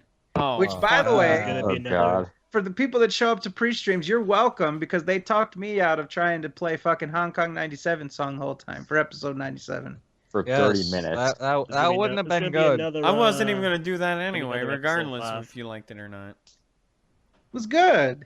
No. No. Episode 100 is gonna be another episode 5. Shut up. Oh, we're gonna you shut recreate. up. What we're gonna episode? recreate these. Episode Oh, 69. Episode 100 is gonna be episode 5, TBH. Oh What? man. Wait, we had an episode 5? I don't know what you're talking about. I guess. Straight I, from full Oh yeah, we had source. it was episode 4.5, or we did the Microsoft thing. We how they got to Windows 8 to 10. That's how we did the episodes. Like episode 5 does not exist. We went from 4 to 6. That's how. What it are you went. talking about? There wasn't an episode 5. Yeah, You you're totally can't find it on the SoundCloud. shut the mouth. Don't build this up. People will look. The mouth. Next up, again submitted by 2D2 Will. That is the numbers man right there. Tick and 2D2 Will. There are statisticians, our mathematicians. Mr. Will said, oh, and by the way, once we watch the season finale of BattleBots, which we still haven't done yet because Right. we're lazy, he's gonna come on and he's gonna school us. Hopefully next week. Hopefully we can set it up for next. We'll watch it and then we'll do it next week, maybe, if we can get around to it. We'll have 2D2 come on and give us the rundown on this season's Biddle bits and shit. That'll be really good. That was fun last time. So, okay. Phil Better Hope. Banjo-Kazooie and Batman Episode 2 brings in the views because the first half of September has been terrible for DSP Gaming. If this month continues at the pace it is going, DSP Gaming will only get less than 1.7 million views, with less than 500,000, 28.5% of those views being from new videos. Holy shit! Jesus. 1.7? Oh man, I can only Yikes. imagine what he'd do if he got a month that low. No, he's popping the top. 1.7? Jesus. We're going on a drunken rant about haters. That is not good. That is not good at all. You want to know what would be even worse? If his Hmm. Patreon wasn't exactly doing so hot either. It's not. It still isn't. Exactly. His That Patreon way, right now. Let Yeah, me what's give it at you the right now? current total. Hold on. Let me refresh because I had it open because I wanted to see how many pledges he had for 934. Jesus. You know, it's So pretty he's sad. been in the 900s. I was gonna say. If that continues like that, oh my god, that's gonna be his worst month ever. You know, it's pretty sad when your viewers are way lower than your Patreon total. Oh. Jesus. Ooh, snap. What the fuck was that? That's the, Sound- that's the noise that he makes whenever he sees a female. What were you gargling, Fred? Staring at men's Saliva. asses. Uh-huh. Sure. Gargling that Gatorade, huh? Mm-hmm. I do have some Gatorade. It's quite tasty, by the way. Uh-huh. Jesus There we go. You're like fucking Homer from The Simpsons, where he's like. That's what I said a long time ago. Every time when he fucking eats. People are like, "What the fuck, Fred? What the hell?" It was just fine. It was just fine. And as a matter of fact, somebody pointed out that I didn't say gooder. I said goods or services. So people thought I said good or services. That's on you. All right. Well, we have Decide. the recording, so we'll look back. Oh. We'll play Well, it if back it's ad nauseum. I'll Oh, be well. the judge of that. No, on Google, that shit won't be up for another 3 weeks, so I got plenty of time. We'll be just fine. What are you talking about? I had it up in like a few days. 2 days too many. Shut the fuck up, Fazzy. You couldn't even stream to save your goddamn life. I worked out the streaming. How dare you? Yeah, Hey, it still that- looks like ass. The mouth. You It's probably all like good. to eat ass. I don't want to hear it. Oh. Oh my god. What the hell is that? I'm like a chainsaw starting up. Like, They tried but failed. All right. Just like Phil trying to masturbate. Ah, dude. Nice. Ugh. The distant is the funniest. It's like a fucking, it's like Paul can't do Bunyan it. trying to get up from a nap. All right, moving on. Let's see. Oh, so we'll finish that up. So yeah, Phil, Banjo-Kazooie's not going to do well. Batman Episode 2 is not going to do well. Maybe he'll have to go back to Scarface against his will. But you know what? So here's the thing too. Even if he does go back to Scarface, he already basically made it seem like he rage quitted. So even if I do this how you don't play how I plan to and leave it at the end that he rage quit, it still would be correct. Like it would basically mean that I'd have to just hope that he'd go back to it for me not to include it. So yeah, I might end up being double dip. You see what I mean? This how you don't play? Reports the fact that he rage quit. Then he can go back to it. Mm-hmm. You quiet up, Dr. Penn. You said you're not a doctor, I but am you now that clearly I've have got a the pen. doctor's pen. Now that's a nurse's pen. How dare you? Nurses' pens don't have a pronounced click like that. You don't know that. I do know that. Sorry, was there a moratorium passed on worldwide nurse pen usage? Because They don't click like that. I have a clicky pen. Not that. I like to clicks bring a a doctor's pen to work. Doctors spend like $500 on their pens. I'm not bringing a fountain pen in. Mine clicks. $500 on their pens. You know what? That's a quote. They Okay. do. You know that there's pens that cost like $5,000, Yeah. and And I they know. click Mont like Blanc. motherfuckers, dude. You click Yeah. that son of a bitches and the windows break. You know what I mean? It's just how crazy that sounds. You Just- click and you pop people's eardrums. Oh, whatever. And those fuckers spend more on pens than Fazzy does on loot boxes and Overwatch. You can click to. I haven't bought loot boxes since the summer games. Fuck your mother. Wow. Wow, the negative. Your negative's making me stronger. And more motivated. Fucking Hulk I think I'm smash. gonna design a shirt that says the negatives. I'd be fine with that. Yeah, it's gonna be like in fancy script and shit. There you go. The I'd wear that. negatives. Yeah, Yeah. someone's got to give me design ideas. I want to make a shirt for people. All right. You ready? All right. All right. What the fuck? What? I'm We getting went prepared. nowhere. I'm stalling for time so I can think of one. You're All not. right. Thanks, Moogle. Oh, okay. I was trying to stall. Hashtag blame Moogle, everybody. Yeah, fucking Moogle. See? Having a brain freeze over there. Nah. Nah. Nah. All right. So let's see. We've already got a lot of the inside jokes. have it. I think the negatives would be good. What inside joke haven't we covered yet? Um, Let's see. Are these Somebody- people aware of the The nam mouth? nam nam? The mouth. The mouth, that might seem like you're trying to Yeah, get I oral just sex out of realized. somebody. yeah. Yeah. Yeah. Like if you, Little like, out of well, okay, we'll make a shirt that says the mouth and then have an arrow pointing down. I How about that? realized it as I was saying. Well, all right. So maybe if someone could like put the mouth on the front of the shirt and then on the back say "shuttered." That would be really not good. That'd be All lame. right, fine. I said whatever, one. yeah. That would be funny. I Oh, said dude, one. like a caricature of Fatalini. I Oh said man. one. Says I Well, said I one. never left. Poorly made. Oh, poorly made. Yeah. Poorly No, made. This shirt is poorly made. No, I don't want to have a shirt that references itself. I just want to have like Oh. poorly made and like fancy script with some shadow and shit. That would be really nice. Like a really Okay. like it says poorly made and really good script. Like that'd be nice. But in terms of like what Torres can draw from scratch, Shut the fuck up! I'm trying to eat. uh, That'd be pretty good. well, we'll think about it. Maybe if people can submit some suggestions. I don't know.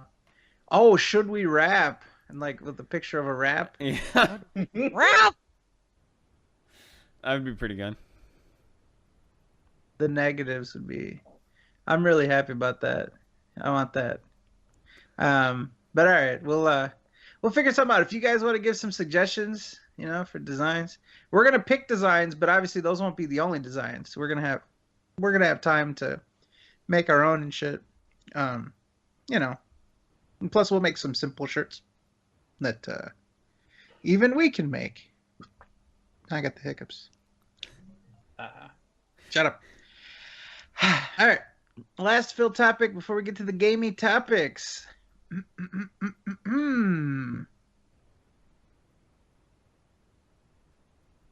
If we make a video about Phil and for some reason we get a copyright strike, what's the best way to dispute this and how should we dispute it? Submitted by Goutman. Well, here's the thing. Okay? We have time and again demonstrated that Machinima is usually the one that applies the copyright strike. And they have not once actually taken anyone to court. See, here's the process, okay? They submit a copyright strike. You dispute it. You have to give them your information, though. It's going to Machinima. Now, we don't know what they do with that information, but whatever. I'm sure it would be illegal for them to do shit with it, but whatever. They get your information. I'm sure they've got a fucking database of all of our shit, which, whatever, fuck them. You have to give me your information. At that point, when you dispute it, you're saying, I am agreeing to go to court with you if you take it to that level. It is then up to them. If they want that video to stay down, they have to take you to court. That's the process. They strike it, you appeal, they have to take you to court. It's up to them to take you to court. If they don't, then the copyright strike eventually expires, which is what they do. This is why they're such fuckheads, because they don't there's a quote from Eddie right now that says from Phil, I really haven't been paying attention to views this week because I don't want to get pissed off. I don't want to get pissed off. That's funny. All right. So anyways, basically, long story short, when you appeal the strike, you're saying that you're agreeing to go to court if they do it. What Machinima usually does is they don't interact with it. They just let it expire with time because they're assholes. And no one yet has gone to court. So it's up to you. It is a risk. It's still a risk. I get butterflies whenever I do it, even though I'm pretty confident that I would win if we went to court, yada, yada, yada. When you appeal, you're taking a risk. Now, they haven't taken anyone to court yet. You never know when they might start. You never know if they'll ever start. That's the thing, right? So I don't want to sit here and just say, yeah, just appeal it because nothing's gonna happen. Because then I would feel bad if I gave somebody that advice and now they're fucking financially obligated to go to court and spend a bunch of money and shit like that. So I can't just tell you just appeal it under every circumstance and nothing's gonna happen because something could happen. But that's up to you. That's up to you to take the risk. If your channel is important to you, and you don't want to have that strike to fuck over your channel for 6 months or whatever, you know, it would be basically you have to calculate the risk for yourself. So, but yeah, that's my suggestion. Just understand the process. They give you the strike, you appeal it, they have to take you to court or let it go. In the past, they've let it go. But the past isn't always an indicator to the future. So, that's that. All right, ladies and gentlemen, is there any other field topics that we need to cover last minute before we switch gears and go to the gaming? Then, let's go to the gaming. First of all, the most disappointing news, South Park is delayed to Q1 2017. Q1 meaning anywhere between January and March. You know what? That sucks. But once you think about the Stick of Truth was also delayed a couple of months back, but that game turned out pretty good. So I'm not really mad about the delay because I want them to take their time on the game, make sure it's solid, make sure it's just as good as Stick of Truth or even better than Stick of Truth. It was delayed several times, if I'm correct. Yeah, I think the Stick of Truth was delayed an entire year from its original release date. Oh, was it? Yeah, I think it was. Yeah. Oh. It got delayed several times. It was supposed to come out like way earlier, but then like I guess the company that was originally making it or some shit, like something happened. THQ. Yeah. And then Obsidian picked it up, and yeah, that's where they went from. I could be completely misinformed on this, but I'm like trying to remember everything I can. It's so disappointing. Yeah. But I mean, we could expect possibly a better game. So, you never know. I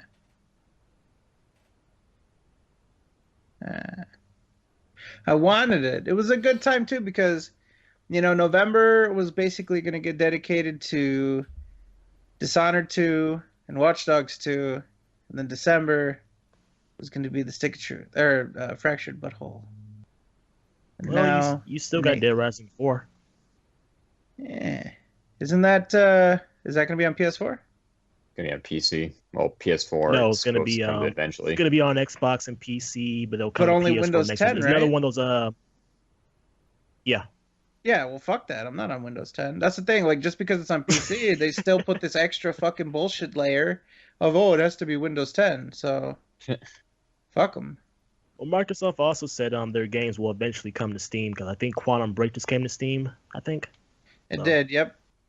I'm hoping Cuppy comes to Steam. I can't wait for some Cuppy. Cuppy. Yeah, Cuppy is gonna be great. Look forward to Cuppy. Anyways, yeah. It's delayed. Oh yeah, there was another delay, but people are laughing their ass off about it. The Last Guardian. Yeah. I mean, does that really surprise you at this point? Yeah. Sorry that I just give a bit of an apathetic shrug. For that It's one. only 2 months, if it. So Yeah. I didn't really get Safe mad for at that now. it, but I see a lot of people making fun of it because it was supposed to come out on PS3 a while back. So I can see why people were like pissed and laugh at the same time. Nier Automata got a release date though. It's February. I'm pretty sure. Or Yeah. is it February? Yeah, it's February. I think. Fuck, I can't even remember. There's something Yeah. around that. A lot of games are coming out in February, like that, the Neo, Horizon Zero Dawn, Persona Yeah. 5, a lot of games. Yeah, there's just a lot of games coming out early next year. It's gonna be fucking crazy. Yeah. And then Horizon Zero Yeah, but Dawn as well. So don't forget about that. That's like the biggest game that's gonna be coming out next year. Same with God of War, if that comes out next year. Eh, I'm Yeah. thinking that's. I think that's probably coming out 2018, to be honest. Dad of War? Yeah, the Yeah. reboot. Yeah. Or not the reboot, it's technically a sequel, even though they're calling it just God of War. It's a complete refresh. Yep. New gameplay style, new perspective and shit. Open world. Yep. Grape. Yep. Moving on. What else we got here in the gaming world? BioShock and Dead Rising remasters. Any thoughts on those? I haven't played the BioShock remaster, but I did play. I'm playing Dead Rising 1 right now. It's pretty much the same game, just with a higher frame rate.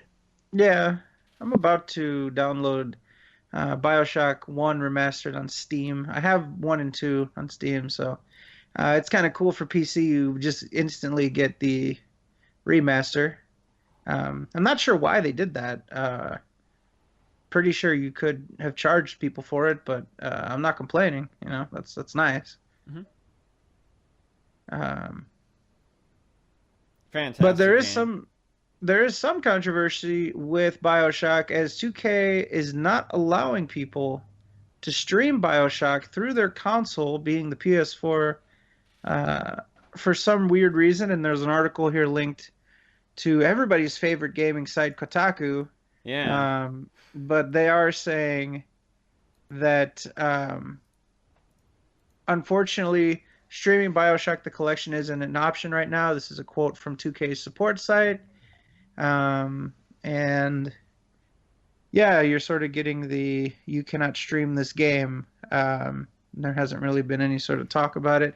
It's possible that it's a hardware limitation or like That's what I'm thinking. it's being pushed. The BioShock is already pushing the PS4 to a certain extent, so you know they don't really have the ability to stream it as well. Maybe it'll work on the Pro. That might be actually. You know what? I mean, for people that stream through a capture card and stuff, you guys are fine. But like streaming through the PS4 is a no-go, which kind of sucks. If more games start doing this, then it might be a problem for people that stream through their consoles. Because, I mean, I wouldn't say I can't see this being a recurring thing, but you never know what could happen at that point. Wait, Some somebody people said have To just Catch a stopped buying Predator is them. back? Capture cards. Is it? I keep getting distracted by the chat. To God Catch a Predator is it back? Is it? I'll look it up. Oh, need no, it. Is Damn your it, Samsung Productive. Kickstarter or the actual show? I need it. Oh, episode 1 of Cancer. Oh my god! Jesus. It's up. It's finally up. Oh my, my god! God. I thought that thing was dead in the water. Save it for after the podcast. Oh my god! super hyped right now. now. Oh, Having back in late August. Yo. Oh my god, dude, we should end the podcast right now and just watch it. Fuck the podcast. Fuck the podcast. We could rush through the gaming topics and miscellaneous and then head on out. How about that? No, Just head kidding. on I'm out. Just kidding. And Should then we should wrap? Yeah, should we wrap? Oh, Wrap it up. dude. Yeah. Yo, it's called Hanson versus Predator. It's like 20 minutes, so it's not like a full-fledged episode, but it's something. And if it's the biggest disappointment, then that sucks. But yeah, dude, he's gonna say snappy remarks to fucking pedophiles. That's the best. All right. Anyways, so can't stream. We don't know why. Chat said Chris Hansen versus underwear time. I'm actually kind of worried that this might be another way to try to highlight how good the PS Pro is by being like, well, you know, you can only stream and play at the same time if you got the Pro because the PS4 can't handle that shit. I hope that's not the case. Capture Or no. cards aren't that expensive, though. I don't have one. I don't have one have because one. they're too expensive. Hmm. It's not Really- that they're too expensive and that I can't afford it. It's just I don't feel like affording it. I don't feel like spending the money. It really comes down to like what you're going to do with it, right? It's like if you want to stream or record stuff like Let's Plays and shit, it's a go-to thing to have. But I'm gonna be streaming. Just for having it for the sake of it, you probably won't be getting your money's worth out of it. Well, I'm gonna be streaming a very special game here soon. This week, in fact, is gonna be Fred plays Bloodborne on the PlayStation 4. Contract has been signed. I have agreed to play Bloodborne.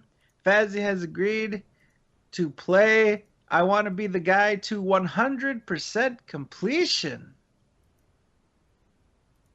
And both are going to take place within 1 week of signing, which was yesterday. So by next Wednesday, they will be done. I will have played Bloodborne, and Fazzy will have 100%ed I Want to Be the Guy. Fazzy, what are your thoughts on this matter? He's gone. Yeah. He's going to go play I Want to Be the Guy, I guess. He's probably playing it right now. Oh, he literally Anyone can do BRB'd it. while I was saying this? Oh, okay. No, he BRB before that. Oh, okay. Let's wait. slander him while he's gone. I've got faith in Faz. He plays Super Meat Boy for fun a lot. I reckon he's got a shot at it. Hey, he likes playing with his meat. He's got to 100% it or he fails the bet. You see what I mean? That's What the does he have thing. to do if he fails the bet? Eat more mashed potatoes? Alternate challenge. Yeah, he's got to do something else. As to be determined by a tribunal. We'll do a tribunal for him. That's. But you see, here's the thing, ladies and gentlemen. You got to know how to write a good contract. The contract for me is just that I have to play Bloodborne. It doesn't say I have to beat it. Doesn't say I have to get anywhere. I could literally just, walk forward a couple steps and, I've played it. So that's all good. I feel like Fred's revealing his plan. Well, I may or may not do that. That's why I'm talking about it. Because, I may or may not do that. I might go up to a certain, might go up to a certain way. Might go up to a certain point of the game. Who knows? But just so that people know, the contract stipulates that all I have to do is just play the game. Like I'm Triple H. It's time to play the game. It's all about the game and how you play it. Shut up. It's all about control and if you can take it. It's all about debt and if you can pay it. It's all about the game. Okay. What if you end up liking it, you want to play more of it? You didn't just fucking do that. No more wrestling intros. I feel like that needs to be in. What? Fucking tired of it. What What? if you end up liking Bloodborne, you want to play more of it? Well, we're going to see. We're going to, little trial and error there for us there. So, anyways. Prepare to get your ass kicked is all I have to say. Agreed. Nah. Squid Girl. Fred would be a fig if he did that. Nah. Zeke Newton. Nah. I would just be honoring the bet. That's all. I mean, Fast It's is just- gonna get wrecked. I am a person of laws. I am a person of there's Fazzy. Fazzy, what are your thoughts on having to 100% I want to be the guy? Well, that's not bad. It's not bad. It's not bad at all. How is it not bad? It's it's not a bad game. It's quite challenging, but it's not bad. It's not bad. It's not bad. How long is it going to take you to 100% it? I don't know, a couple of days. And are you going to do it on stream? Fuck that. Then how are you going to play it? I have a save file, and that's fine. What? I'm gonna screen cap my save file. Okay. You're not gonna play it on stream? Why would I do that?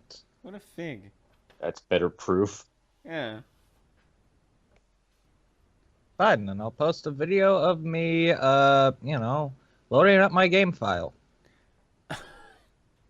Yeah, but don't that's know. the thing. So you think you have a loophole, Fazzy, but you're actually retarded. So what you're saying is that you Wow. already have a 100% game I don't save, right? actually. No, I don't. Okay. Nope. But here's the thing. Okay, it says that you're gonna play it in term like as fresh, so you can't just start. It says Fazzy's gonna play the game 100%. Okay. That means that you have to start at 0 and play the game, and then get to 100%. That's exactly what I'm That's doing. what he's gonna do. That's exactly what I'm doing. Uh-huh. Yep. It, That's exactly what I'm doing. Fred, I'm sorry to repeat your words back at you, but it's all about what's in the contract. If it's not stipulated in the contract that he needed Fred, to stream it, that he needed to record the entire thing, unfortunately, he's got you. No, over a nobody barrel. said anything about that. We're just asking him what he's gonna Exactly. do. I'm going to play the game, and I'm going to 100%. It's as simple as Okay. that. Well, then I guess that means that I'm just gonna play Bloodborne off stream right now during the show, and then we'll just have that. And you'll see that I have Bloodborne history in my Alright, PlayStation fine. account. You know, what's fair is fair. Yeah. So. All right. Well, now that that's out of the way, all right. Let's continue on. Let's see what we got here.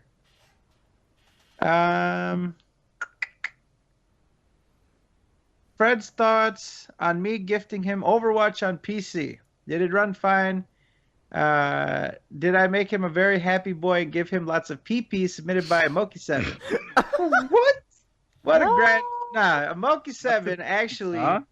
bought me Overwatch on PC. I was very surprised by this. But yeah, Amoki7 is a great friend and a great buddy. And yeah, bought me Overwatch for PC for my birthday. So I was very surprised by the gesture, and it's been great. I love Overwatch. It runs very well on my PC. It's a good way for me to test out my new keyboard and mouse, and yeah. So yeah, Moki7 is awesome. What else do we got? Question for Fazzy. For someone that never played any of the Jack and Daxter and Ratchet and Clank games, do you recommend them? Again, submitted by Amoki7. I think that they are fantastic games. Wonderful pieces of history on the PlayStation, and I think that they're definitely worth playing. Especially if you enjoy blowing stuff up, and yeah. Blowing stuff up is a big part in the Ratchet and Clank games, and the Jack and Daxter games as well. So if you enjoy that, then you'll have absolutely no problems with any of them. I'm sure that's not the only thing you like blowing. Oh no, don't you dare tell us about your morning, Moogle. Takes one to know one. I'm not Canadian, so I don't know their, usual rituals, so...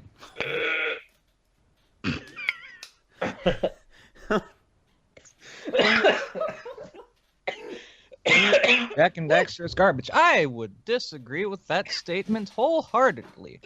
Jack and Daxter, in the first one especially, a great game for its time. Excellent game, great usage of the platforming and the eco mechanics. Jack 2, it starts to get a little bit more difficult. A very difficult game, if I do say so myself. Whatever. And, Jack 3, it's... overall, it's very good games. Very good. Well, the only thing negative is his fucking grades in school.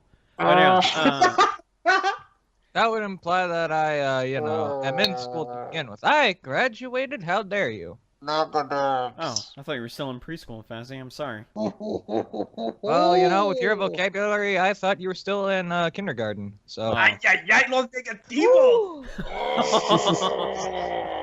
Los borrachos. At least I know more than fucking 2 words there, Faz. That would explain why you say "cho" at every other sentence. I don't even remember. Damn. It's been a long time since I said that, actually. But yeah, you are right. You are a chode. But yeah. Las mordidas. What the fuck, dude? I wasn't aware this was the roast cast. The Ross cast. That's why we're putting Moogle in the oven. So Oh, no. Well, Okay know. then. Nazi fad. So I thought you were ISIS, Oh, not Nazi. god damn it! No, we don't want to do that now. Listen. Sometimes you gotta change, all right? Oh my What? I don't know. Mm-mm. god. This fucking podcast is racist Let's have now. this conversation went to. I don't know. I don't know what I'm talking about. And went to negatives. Yeah, lots of negatives. Negatives. Is Fred talking through a straw? No. I have an Aquafina bottle that's been cut in half. What And the I can fuck? take that for the negatives. Oh, okay. What are you? What are you? 12? Nah, it's negatives. It's your negative. What, do two. you just have a label on the bottle saying negatives? Yes. That's what he yells. He grabs that every time. That's something actually kind of amazing. Negatives. Trying to fit that shit in his mouth. Oh. Alright, Whatever he's talking through, it's touching the back of his throat right now. Pretty much. Gotta open that mouth really wide. Dislocate his fucking jaw like a goddamn snake. Shut up. Alright. What else do we got here? Him. Mhm. Go on. If you could have Harambe be playable in any video game, which game would you want him in the most? Donkey Well- Kong next. Well, no, Donkey. he's already playable in Overwatch. What are you talking about?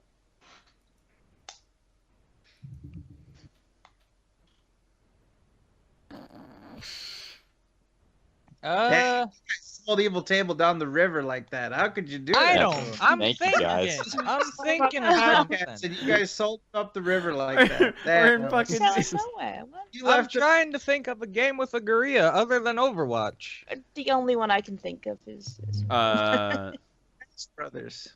Yeah, fucking Donkey Kong. oh, Donkey Kong. Yeah. Well, That's what like AJ already shit. said, though. No. But Super Smash Brothers is a fighting game. Yeah.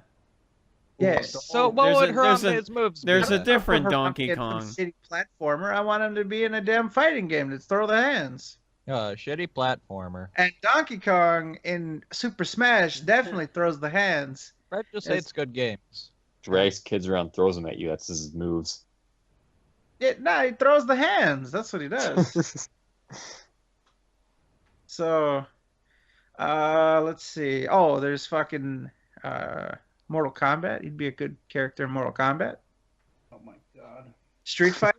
They've put everybody else as a guest character in Mortal Kombat. So You'd why be- not Harambe? You'd be good in Harambe- every fighting game.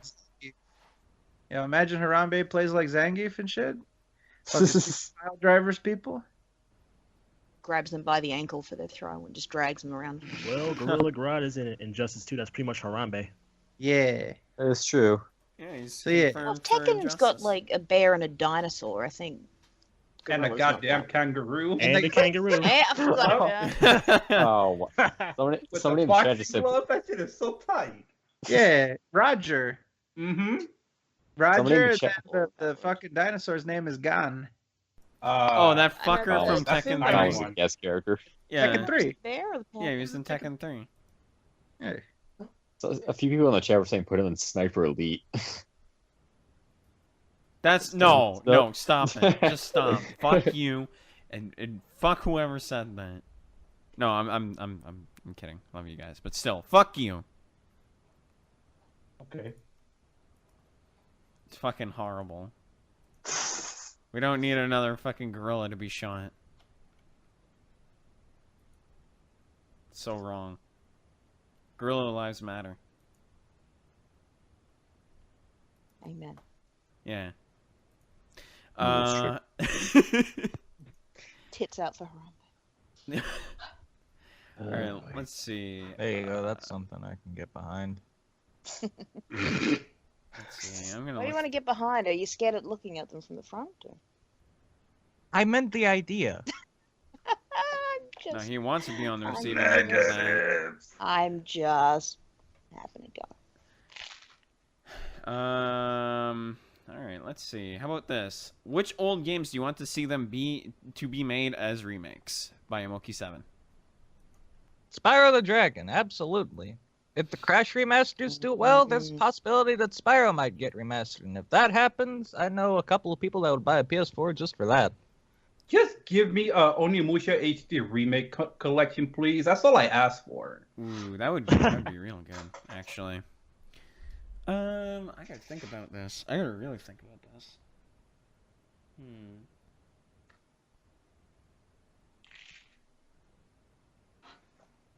I agree with Fancy Sparrow. Yeah, see? I'm not the only one that wants it. I would say MGS1, but that was technically already remade. Yeah. Yeah, turned into a fucking anime shit. I reckon Silent Hill 1.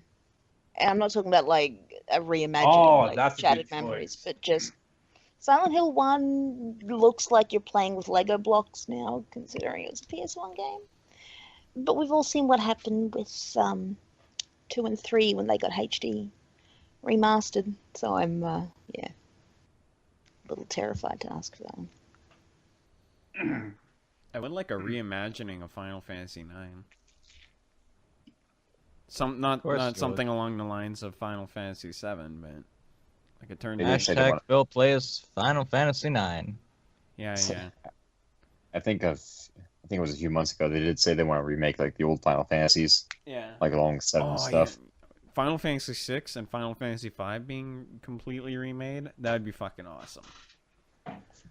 Like if they kind of fell in the same line of Final Fantasy IV with the 3D graphics, I'd be super happy about that. They need to do that. But all right. Anyone else before we move on? Nah. It's a lot of good games that deserves a remake. That's the problem. I agree. I'm gonna say Vigilante 8. Ooh, good choice. It's one game. Very good choice. I missed that game. Let's see. We did PS1 Siphon Filter games. The first 3 Crash games should get a remake. No, they are actually. Yeah, they are. Oh yeah, I thought it was just a Yeah, remastered. No, it's from the ground up. Okay. Hope it's good. Let's see.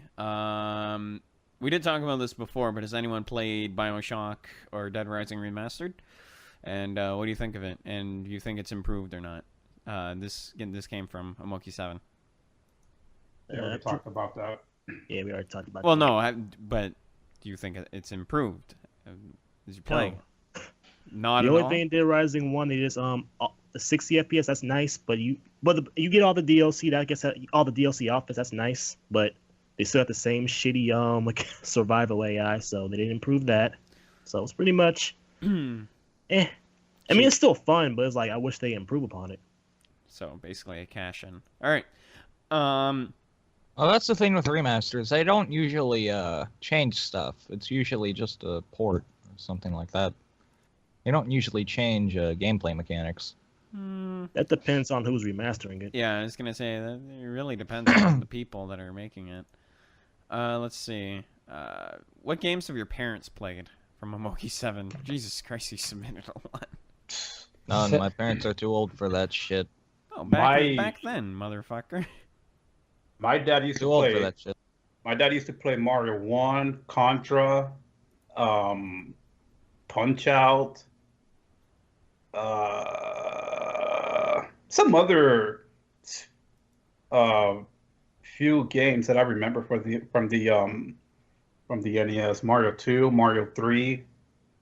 Yeah, he used to be quite a gamer back then. Yeah. I think My My- mother my- used to decry video games as being pointless and ruining the youth until she started Same. playing SSX Tricky, and she got so addicted to that goddamn game Yeah, that's that how. it sort of became a problem.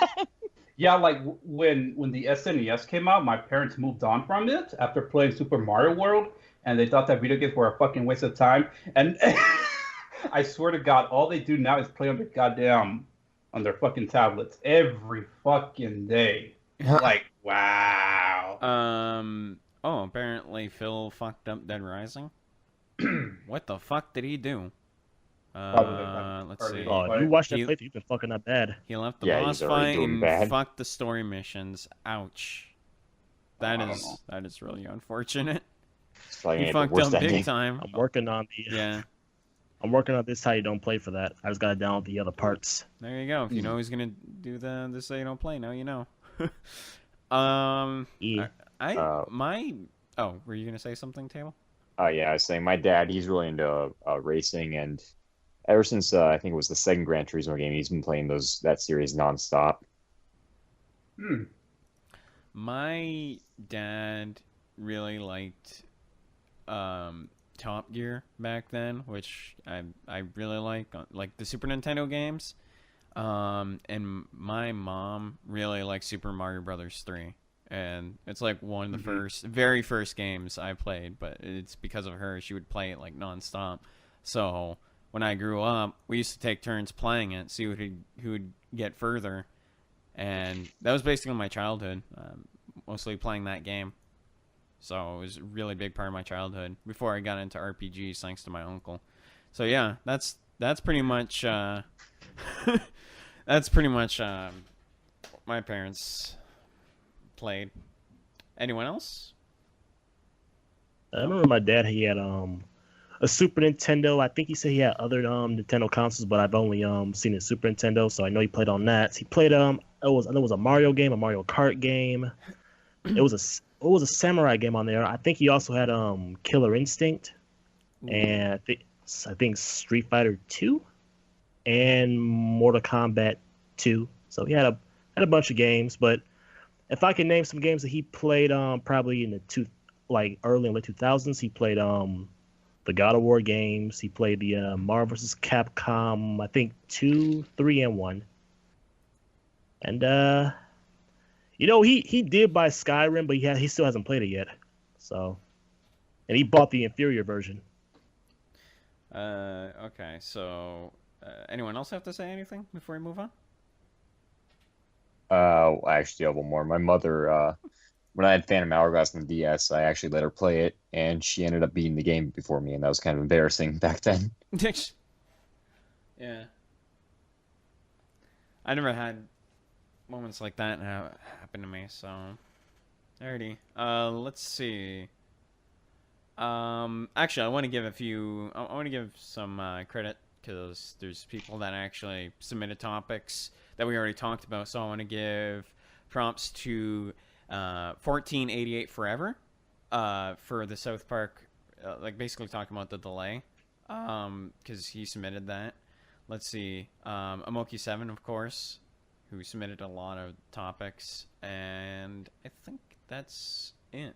Or notably, if I missed anyone, I apologize. Let's see. Let's get one more before we go ahead and or you know what? Let's get a few more actually before we move on to the miscellaneous. So let's see. This one's actually really good. What are some entries into your favorite video game franchise that you consider to be disappointing despite the hype? Anything out of Silent Knight. Hill that was made in America? Dude, Silent Hill went to shit.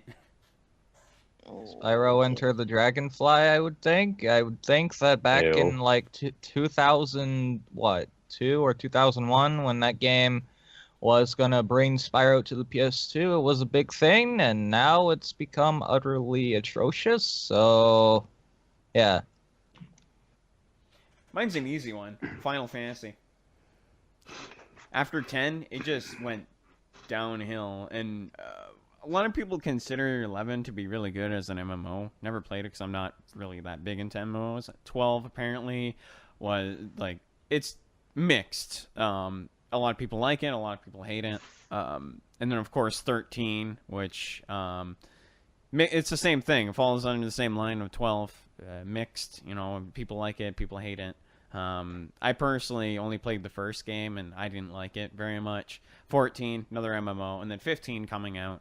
I don't know anything about the game other than it looks pretty cool, but you know, I want to actually play the game to see if it's actually meeting, you know, my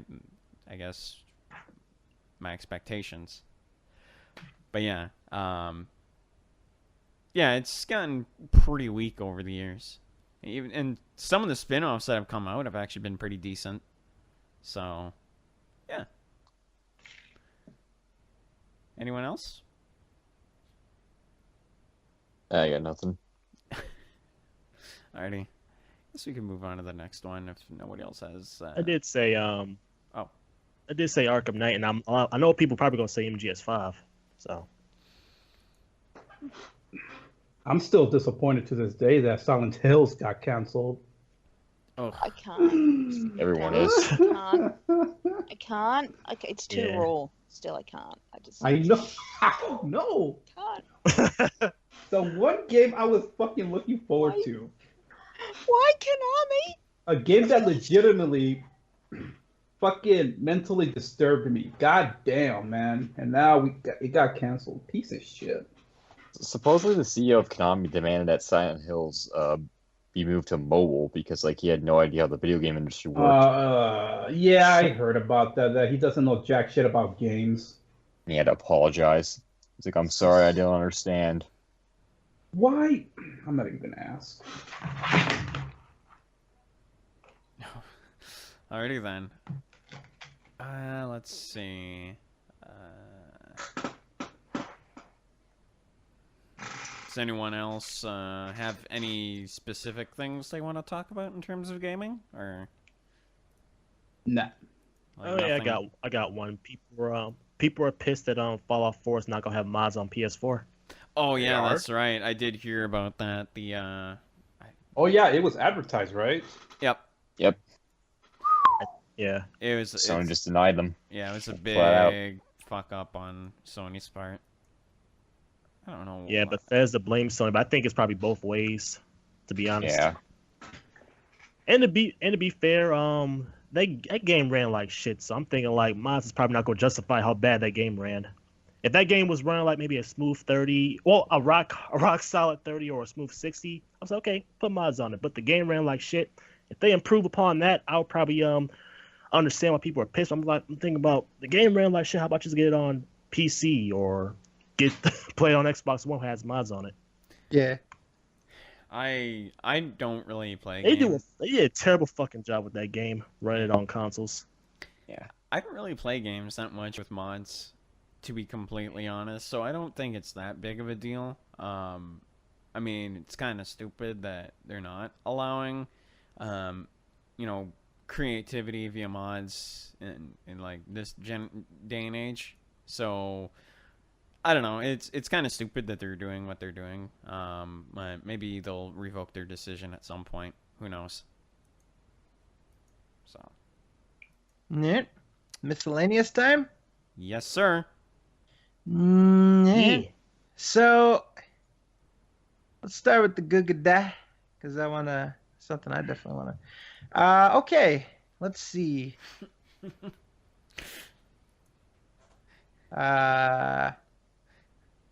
Okay. Okay. This first one's great. I put it there like What? Oh, I said the in our Google Doc I put it I put a Oh no, I was looking at the viewer one. Oh, the viewer one. First one is my son seems to have a lot of haters, just like this video game YouTuber. He and his friends are so very dedicated to being closet fans of. As my son said that if I came to the U.S. in the 1960s looking to better myself and my family and make America brown again, I wish he would debate all his haters on a neutral ground like a real man with machismo. What? It seems I have failed just like Phil Burnell did, Sammy Samosa, as Fred's poor papa. Okay, you got me. I don't even understand the question. So it seems as though Sammy is saying that we have haters. I didn't know we had haters. We have haters? It's like a couple people that don't like us. I mean, I didn't know we had haters. Well, like 5 people. Yeah, we do pretty well, actually. Yeah, we're very fortunate. Our Yeah. fans are awesome. Our community's awesome. Yeah. Mm-hmm. Yeah. We got Very. thousands of people that like us and come and participate and shit. So I would say to focus on that. Focus on the people that support you. And there's always, no matter what you do, if you're on the internet, people are gonna say some shit about you. Like, you gotta focus on the good. Everybody can get caught up in focusing on the negative. I've done that. I think everybody from time to time can do that. But you got to keep things in perspective. If you have thousands of people that support you and half a dozen that don't like you, you're doing pretty good. So, yeah, that's the advice I'd give Sammy Samosa if you were in that situation. Let's see. Thoughts on the election madness that is currently going on? Nope. Not going to get into politics, but I will say that it'll be very entertaining to watch. I think this was submitted by Lord Josh. Free will is a myth. Religion is a joke. We are all pawns, controlled by something greater. Memes. Okay, never mind. I skipped through it. I was like, is this a Josh question? The DNA of the soul. They shape. Excuse me, I got the hiccups again. They shape our will. They are the culture. They are everything we pass on. What do you guys think of that statement? Did Lewis leave it? Nah. I think that is a very true statement, and those are words of wisdom. Yeah. And let's see. Fred and Fazzy can address and sign off on this too if he wants. How about as an addendum to your signed contract with Fazzy in your playthrough of Bloodborne, you play all the way, defeating every enemy you see until you have successfully defeated the third boss of the game. Obviously, you'll know you're facing a boss if he has a very wide health bar at the bottom of the screen. But until you fight and defeat said boss, you must not die once, basically a no-death run playthrough of Bloodborne, without any use of cheats or exploits, is what I'm proposing here. And if you do die even once before that point, it will count as a fail of your obligation under the contract. Also, begin the week from the moment you both sign that. That should hopefully make the contract fairer so Fezzi doesn't feel disadvantaged by his obligation. Submitted by CJ Broski. Why would I do all that? What the fuck kind of shit is this? You want me to do it and therefore I should? Hell fucking no. Absolutely not. This is the stupidest shit I ever read. No offense. What the fuck is wrong with you? Oh, hey Fred, all you had to do was just play Bloodborne a little bit. But hey, why don't you go on a no-death run that means you fail and forfeit if you fuck up a little bit on a game you've never played before, of a series you've never played before? Absolutely not. No, I'm walking 7 steps to the left, 7 steps to the right, move it to the left, and then it's over. So, sorry to tell you. Absolutely not going to happen. Next question. What TV shows are you guys currently watching? American Horror Story started back up. I don't watch think TV, so. so I haven't watched TV since 2008, so. I don't even have free-to-air 2008, TV Mhm. hooked up, but I'm waiting for Rick and Morty to come back Yeah, and Archer, and that's about it. I'm finally watching Better Call Saul because I still haven't seen that yet, and yeah, just wanted because I really liked Breaking Bad, and I wanted to see the spin-off, so finally getting around to it. So that's what I'm currently watching. That shit. I gotta finish Preacher. I'm like 4 or 5 episodes left to finish before they announce season 2. And Walking Dead's coming back. Yep. I watched South Park last night. Yeah, same here. I forgot about South Park. Yeah, so I watched that. Gotta keep up with that too. I actually having cable is weird to me. My place here, they included it as like a $10 upcharge just to have like a really killer cable package. So going from no cable just on the internet where I can just have everything I want, albeit sometimes maybe a lower quality than just watching it on cable, to having this killer fucking cable packages is weird, you know? So it's weird for me to have cable, but so I watch weird shit just sporadically. At one point I was watching MTV's Catfish, which I've never seen before. I think it's kind of interesting. albeit it's probably aimed towards like teenage girls. But you know, I don't know. I just watched an episode or two and I thought it was kind of funny.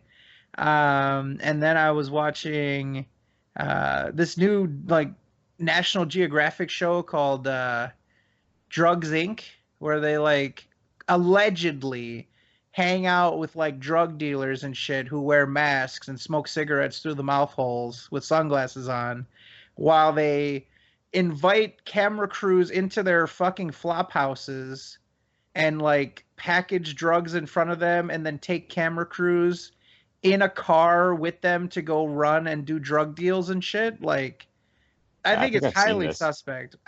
First of all, okay, let me ask you this, okay? Let's assume that this is real. Let's assume that a high-level drug dealer is dumb enough to allow camera crews to record him, because the thing is, like, they alter the voice in post-production, so they can hear the voice and shit. And these people are allegedly like connected with the Mexican cartel, which would identify them from the show. But anyways, let's say that this is all legit. How do these camera crews, how does the show make contact with these drug dealers? Like, if you're just a normal person, you don't just like walk around and ask, you don't just find drug dealers. Like, what do? Go ask people, hey, do you know any drug dealers? You know, and even then you'll get like some fucking street level dude. You're not gonna get like some dude packing kilos of cocaine and fucking Bibles and shit and welding stash boxes. Like, how do these, if this is real, how do they make contact with these people? How do they get into connection with these people? They're just camera crews. They're not fucking, you know, savvy street rats that know all the fucking ins and outs of the city. So I'm highly suspicious of this show. I'm highly suspicious of most shows that are like, oh, bring a camera crew and let's fucking show us committing crimes and shit, you know? But anyways, and last but not least, I've been watching Deal or No Deal. I like that show. I think it's ridiculous. It's like torture. Like the contestants are actually being tortured on that show. I was actually I was in a restaurant with a few of my friends before one of them had to go up to New Hampshire at the end of the summer, and they were actually showing Deal or No Deal on TVs, and the first contestant that went up there on the show, the first case he opened was the $1 million one. Oh, like the first one he eliminated? Yeah. Yeah, that sucks. Ouch. Yeah, you basically win that show or lose that show based on one arbitrary pick. So I don't think they've ever actually given away $1 million on that show before. no, I don't think so. Because you Yeah, would have to just pick the $1 million and like go through the whole way. Yeah. Yeah, they even once made like half the board all $1 million. Nobody could get it. I think that show is one of the hardest ones to win. Like no one wins it. That's just as evidenced by that. Yeah, it's a You know? complete chance. And it's, well, not only that, but it's also brutal because the fucking Howie's over there. He refuses to touch you. You know what I mean? You have to give him fist bumps and shit. He's over there fucking. Actually, that's another funny thing about it. Now that I know that Howie Mandel is like this germaphobe and he refuses to like shake hands with people, it's funny to watch. So he's developed this technique. Like his whole life now revolves around not touching people. So like this one, they had a contestant. It was like, apparently I didn't know this story. There was apparently some dude in New York a number of years ago that he saw somebody fall into the train tracks. So he jumped down there and like covered them, and like they both went under the train as it passed over top Yeah, of I them. remember that. Jesus. Yeah. So this guy actually went on to Deal or No Deal. I remember And that. Yeah. yeah, so he actually went on a Deal or No Deal, and the guy reached his hand out to shake Howie's hand because I guess he didn't know what the deal was. I'm sure they get prepped by it by producers. They're like, don't fucking touch him at all, okay? But so what Howie Mandel does is he takes his hands and tucks them under his armpits. Like he crosses his arms to such an extent that it looks like he's got a straitjacket on. And this is like how he greets people. Like he's developed all these techniques so that he can live his fucking stupid life not touching other people. but he resorts to fist bumps, which, by the way, if you touch somebody's hand with your hand, it's the same thing. It doesn't matter if it's your knuckles or your open palm. I guess Howie Mandel has some problem with having germs on his open palm, which is the stupidest shit ever. Fuck Howie Mandel. He's a piece of shit. Has he ever heard of the concept of washing his goddamn hands? He's heard of You the just concept. wash your hands He every probably now washes his hands every 10 minutes. I hope he knows I mean, the concept of go fuck yourself, because he's a piece of shit wearing hoop earrings and shit. He looks like Mr. Clean. I don't know if he's still one of the judges on America's Got Talent, but I remember they had a singer up there once, and the guy apparently had a cold while he was singing, but he still went through with his performance. And then they cut to Howie Mandel, and he's wearing a friggin' surgical mask. Of course he is. He's a piece of shit. I hate that fucking guy. He has wipes. Well, he's an ass wipe, so he is a wipe. All right. Anyways, any other TV show? Any other TV shows you guys are watching? Hell no. All right. Fazzy's backstory with his red ISIS mask that we saw in the potato stream, submitted by Moki7. It was a random ski mask I got out of the closet. That's not the only thing that came out of the closet that night. I never was in the closet to begin with. Oh, good. Glad to hear it. All right, And I'm not gay.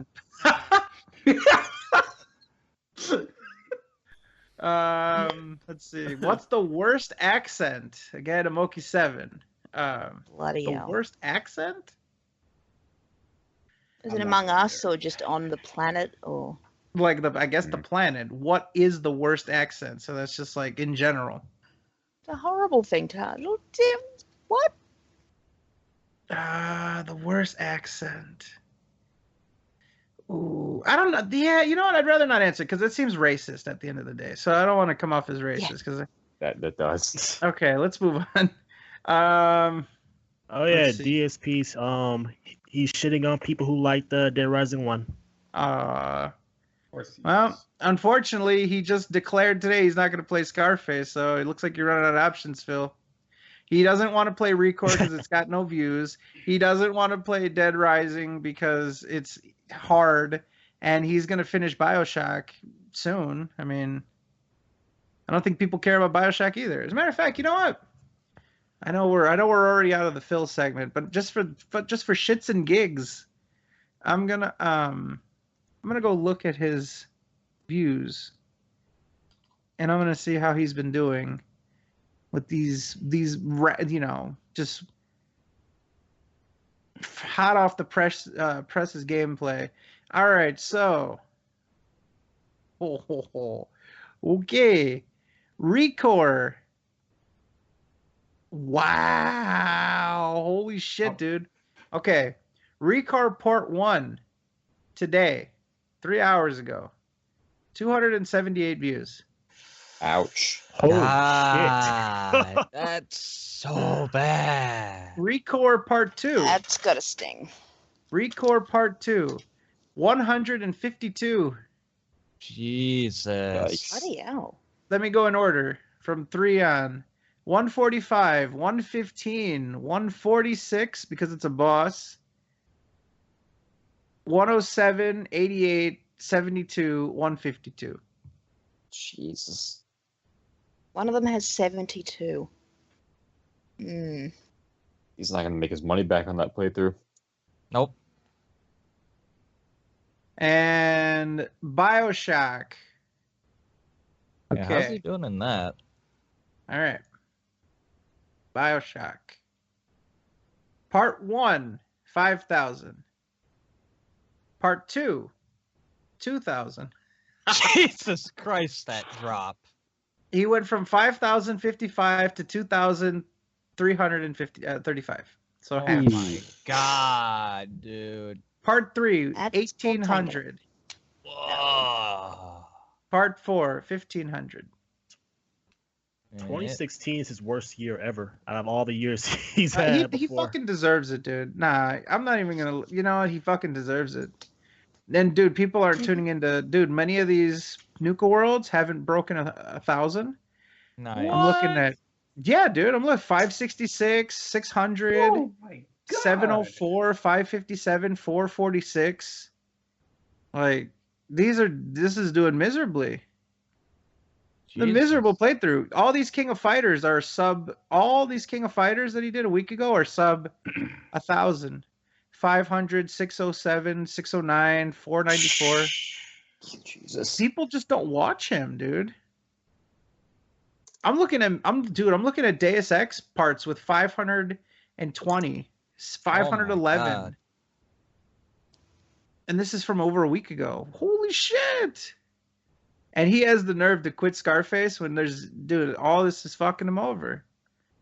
Jesus. Let me see what Scarface did for him. Back in comparison. King of Fighters. Yeah, dude, he's getting reamed. When's the last time he played Scarface? Like. Oh, here we go. Yeah. Third week Dude, of September, look I at think. Scarface by comparison. I'm looking at 3,000, 1,000. Yeah, dude. He should have just stuck with Scarface. Fucking idiot.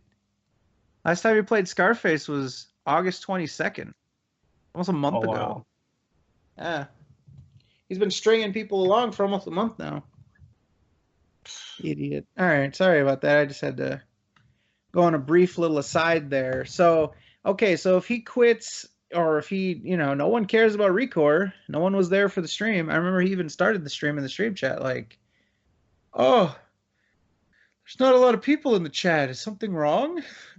No. Yeah, something's wrong. They don't care what you're playing. Something's wrong. It's called Phil. You know how much buzz if he played Scarface again, people would turn up.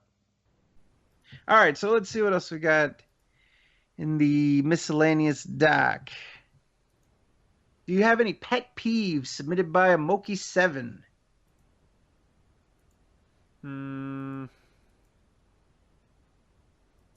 Well, I guess if you count cigarettes, just people who smoke in general, and pet peeves, then yeah. I've always hated the smell of it, and I can't go near anyone that smokes, so this is me. Same, actually. I'm not the only one, then.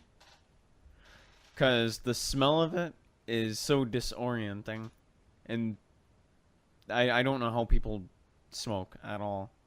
It's not good for you, man.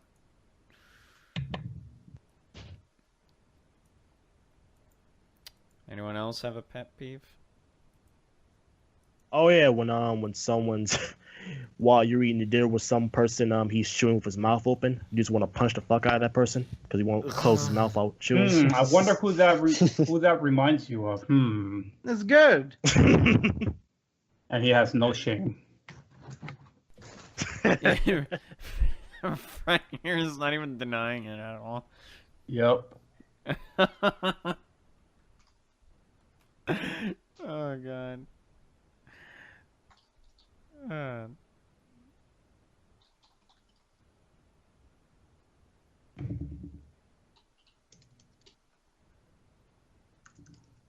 people chewing gum very loudly. That's Yeah, annoying too. yeah. Pretty much, you just chew any food in general with the mouth open. You're an asshole. It's delicious to do that though. No. So if you eat with your mouth open, it aerates the food. You're able to sort of be real good. But I it's don't believe disgusting.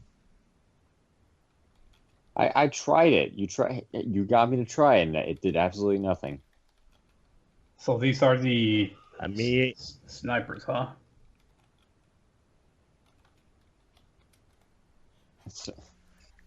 I did that when I was younger, but now I'm older, I stopped doing that.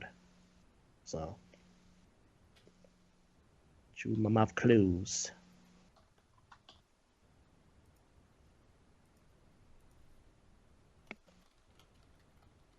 Any more miscellaneous topics, or was that it? I think that might be it.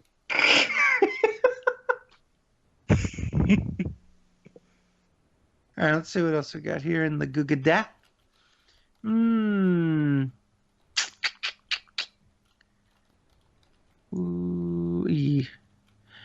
How's about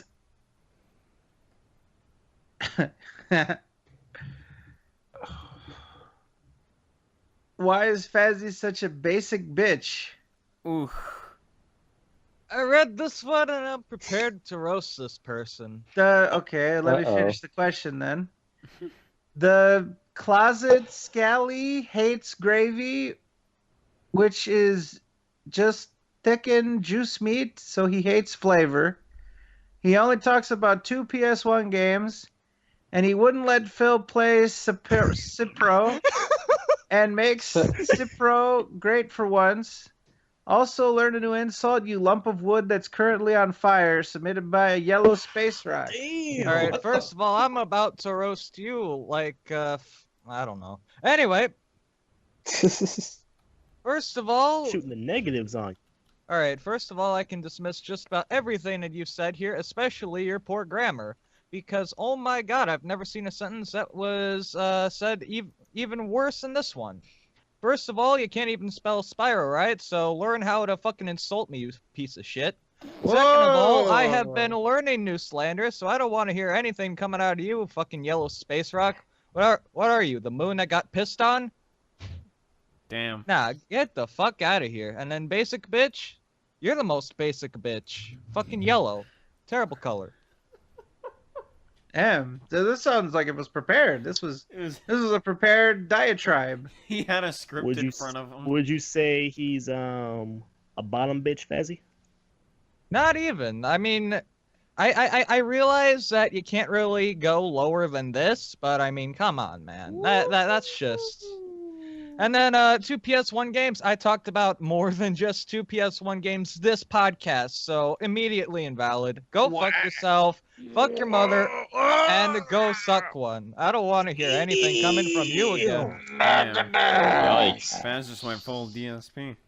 Negatives. Many negatives have been said. Here's another one. Why is Shad more of a man than Fuzzy? Submitted by Squid Girl. Oh boy. I don't. Exactly in what aspect? I'm not sure I understand this. It's like a man is in like being having the positive traits of a man, like courage, bravery, strength. You know. Okay. Well, I guess you didn't prepare the roast for that one. We got Heavy Metal Gamer. Oh boy. If Dim Side Cuck, Sammy Slomosa, and DSP were in a room and it was on fire, would you A, save them, B, let them burn, C, laugh at them and pour more gasoline on the fire, D, fuck Lana in the shitter, E, fuck God Phil's damn it. mom in the shitter, mouth and cunt, and get her pregnant, Oh. or F, all of the above. The world wants to Next. know. Submitted by Heavy Metal Gamer Show. Next I'm- I do question. not need to know. Moving Next on. question. Next Next question. question. That was nice. Well, last one for tonight will be UFC 203. Oh, CM boy. Punk. CM Punk A. Getting in there. And boy, oh boy. I basically called this one as it was, and I'm not going to even take credit for this. It did not take a genius. It did not take a fortune teller to be able to say what was going to happen in this fight. The fight starts off with CM Punk galloping like a fucking horse towards Mickey Gall. Okay, he is constantly putting his feet together, which you never want to have your feet together because you can be easily pushed over. As a matter of fact, you know, any coach will put you in this drill where you basically find your stance and your balance by standing, and then the coach will try to like push you from side to side, see if you can topple over. If you don't retain your balance, then you have a poor stance. If you can maintain your balance, then you're good. Your goal is to maintain your balance. This guy gallops towards Mickey Gall. Mickey Gall fakes a giant punch, ducks under, and goes to fucking take him down. I actually saw a slow-mo gif of the punch that CM Punk threw in that, and it was terrible. It wasn't even like a punch. It was like is like he just like opened his punch at the elbow. Like it was really bad. Gets taken down and does basically everything wrong on the ground. What? He just. No, go ahead. Go ahead. Okay. Basically does everything wrong on the ground. Gives up multiple positions, even puts himself in a scarf hold. Gets put into a crucifix very easily. Not technically not a crucifix, but he had knee on arm very quickly. Got his guard passed immediately. Didn't cover the space. And in the finishing sequence, when Mickey Gall was on his back and was trying to get in the choke, he could have actually stood up. He could have tried to stand up and shake him off. He did nothing. He focused his hand on a hand that was already on the ground and posting, meaning that because it was bearing the weight, it wasn't going to be able to choke or punch. It was terrible. And I see people that are like, "Oh, you got to give him credit for going in there." Like, okay, he made $500,000 in disclosed money. He also had pay-per-view points. So like for every buy over 300,000, he gets like $1. There's or $2, whatever. There's rumors out there that this did 650,000 buys. So he possibly made about $1 million on this fight. I'd go out there and fight somebody for $1 million, you know? Yeah, to do what he did, I mean, anybody can do that and get $1 million to get paid, you know? He offered up nothing. The thing in this fight, I mean, we knew that CM Punk was going to lose, but the thing about this fight is that we wanted to see if CM Punk was going to show anything, show any sign of improvement, progress, and he didn't. He made every mistake there was to make. There was really nothing good to pull from the fight. One of my favorite MMA journalists, Luke Thomas, does a very, very in-depth breakdown of what happened. And so, yeah, the most entertaining thing, I think, was just the walkout. You know, he walked out to Cult of Personality. That was fun. But other than that, deplorable fight, performance. Mickey Gall going on to probably fight Sage Northcutt. That's going to be entertaining. That'll be an actual competitive fight. And CM Punk is probably going to get cut. And if he decides to keep fighting, he's going to have to do so at, like, you know, some regional show. I mean, he's not going to get 500,000 again to fight. He'd be lucky to make 20,000 to fight again. And yeah, so that's probably the end of CM Punk's fight career. He, credit to him. He worked hard. You know, he didn't cheap out. I mean, he could have had the same performance had he just, you know, drank the whole time and not trained. But yeah, so I actually made like 10 loot boxes off of that fight. So thank you, CM Punk, for getting in there. I won a bet. So any other topics that we want to cover before we get out of here for tonight? Okay, let's get out of here for tonight. Let's hear from Mr. Evil AJ. Just find me on Twitter, Twitch, YouTube, Evil AJ 2010. That's pretty much it for now. Evil Table. You can find me on Twitter at Quiet Connor, and you can find me on YouTube at Evil Table, though I never use my YouTube, so have fun with that. Mr. Turs. You find me on Twitter at AmazingArtist89. I will update people on this How You Don't Play of Dead Rising, and I will try to throw in a bunch of commissions I promised people. So that's a thing. And yeah. Mr. Festify. You can find me on Twitter at TTSBB1. You can find me on YouTube at Freddy Fazfuck. And you can find my Twitch, which is also TTSBB1, where since I worked out the streaming issues, I'll be streaming, I don't know, something. And this time it'll actually work. Yeah, we'll see about that. Yeah, we will. I think Shad went to go fix something, so you can find her at Fraulein Schaden on Twitter. And yeah, she's got some other interesting stuff. But we'll let her tell you about that. If she ever... Yeah, well, she's probably gone. All right. And the streaming extraordinaire, Mr. Pickle. You can find me on Twitter under Mog Fantasy. You can find my Twitch, which if people don't know, it's closed for some reason. I have no idea what happened. So I'm in the works of getting that reopened, or I might just make a new Twitch. I don't really mind at all. But I'm gonna get it open. I don't know what happened. Maybe maybe it got hacked or something. I'm not too sure. But anyway, I'm in the works of getting it open. And you can also find me on YouTube under Moogle Fantasy, where I do Let's Plays and other crazy stuff. So yeah. All right. And myself, you can find me on Twitter at TIHYDP, the acronym for.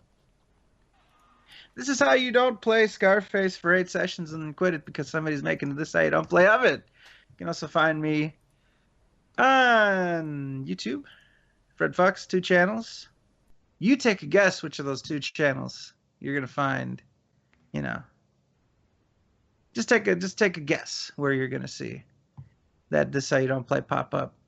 As far as well, in addition to that, if you came here late, or let's say that you're just an absolute crazy person and you want to watch this whole thing again, you can do so in a couple ways. First of all, audio only people, we got your back.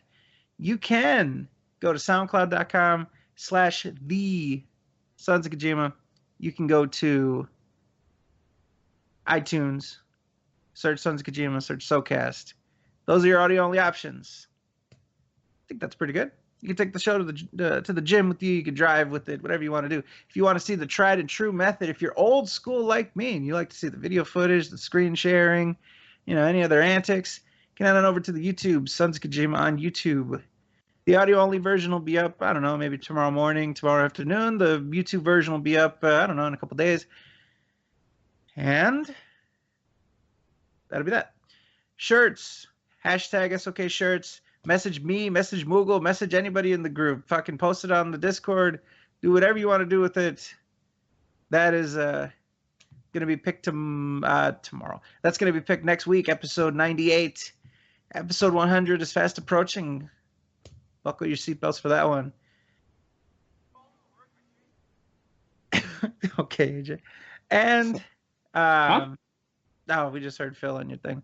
And, I think we say this every week, but it bears repeating. Thank you guys very, very, very much for your viewer-submitted topics, your viewer-submitted viewership, your viewer-submitted love, your viewer-submitted support, your viewer-submitted existence. Everything.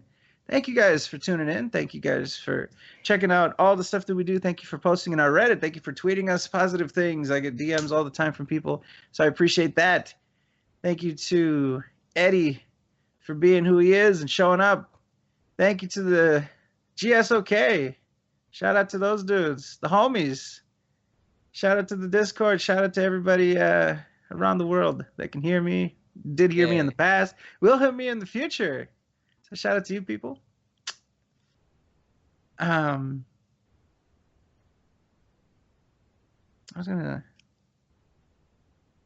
one more thing I was gonna say. We love you. Go fuck yourselves. Good night. See ya. Should we wrap? Later. Are we wrap? Wrap it up a ding dong. Wrap it up a roadie.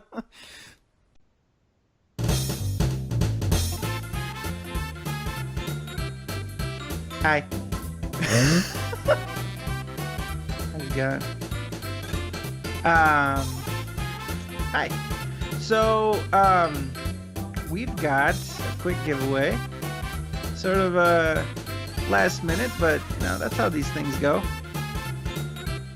We got a little giveaway courtesy of our good buddy Tyler Hansen. And this one is for PSP people. PSP. The PS4 people. The PSP. It's all the PSP. We're doing the PSP. Yeah. Basically went back to 2005. Let's see. I'm trying to find this. Where did it go? I'm trying to find the code. I can't find it. Where did it go?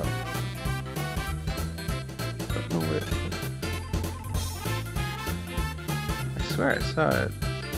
Let me see.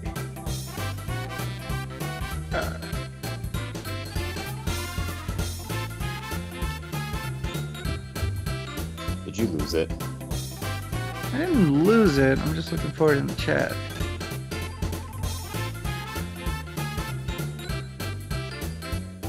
Where did it go? Where did what go? The giveaway code. It's in the chat. I can't find it. He just That's posted how I it. was posted. Yeah, he just posted it. Oh, again? Okay, cool. All right, there we go. All right, ladies and gentlemen. So, if you would please into your chat type in, well, this is for PS4, so Newest one, Fred. Just put it back in there. shut up. All right. So let's see. Raffle. No. All right. Raffle.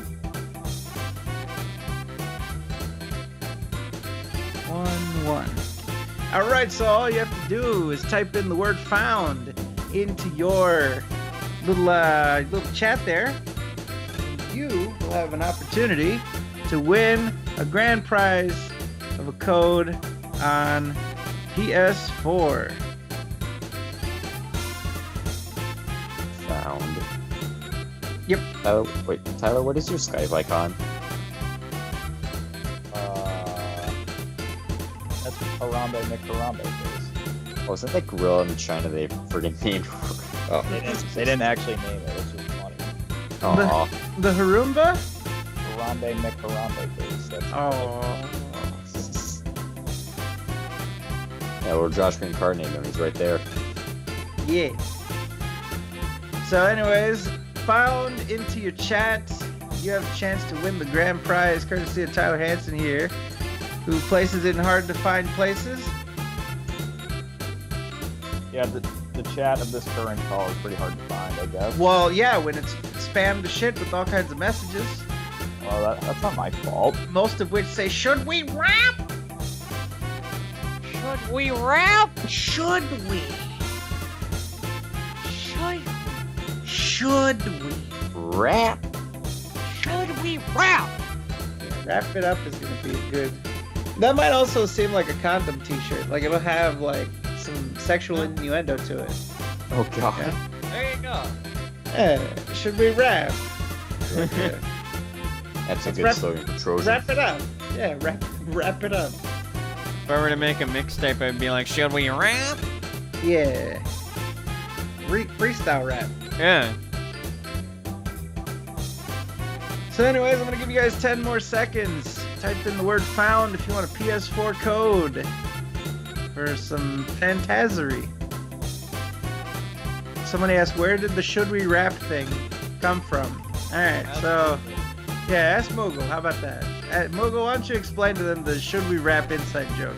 It's at the end of a lot of the podcasts, I would ask the guys if we could rap, and that's it. But that's where it came from.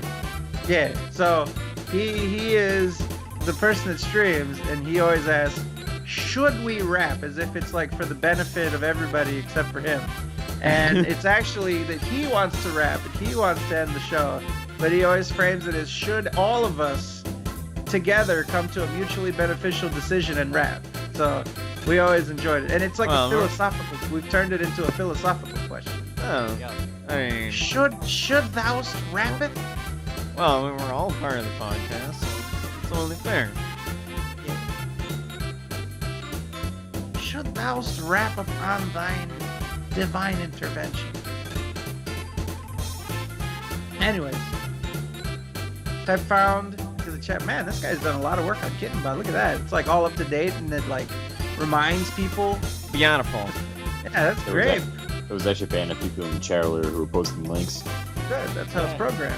Good. That's how it's supposed to be. Yeah. Don't post So links. when the getting messages are on correct? YouTube. Yeah.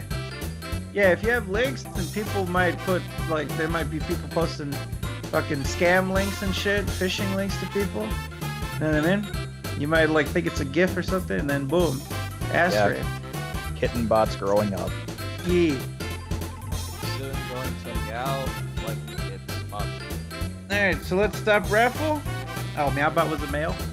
I don't know. I mean, I assume so. It seemed like one. Oh, look at how rude. It acted. Are we going to get a winner? Everyone's waiting. And literally, I typed while he said that. How rude. I hope he doesn't win. And roll. Raffle. Your winner is... Papa Co! Papa Co, you patient person, you have actually won a copy of Dead Rising Triple Pack on PS4. You can play better than Phil did. You get Dead Rising 1, 2, and 3 on PS4 courtesy of... Not three off the record. What? Dead Rising 1, 2, and it's off not the Dead record. Rising 3, it's Dead Rising off the record. Oh, my bad. Dead Rising 1, 2, and off the record, the triple pack. Courtesy of that motherfucker over there, Tyler Hansen. Congratulations, Papa Co. Congratulations, all of you fine people. That's it. Go home now. Go to bed. Go to sleep. Go do stuff. Yeah. Bye. Good night. Everyone go to bed. See ya. For real this time.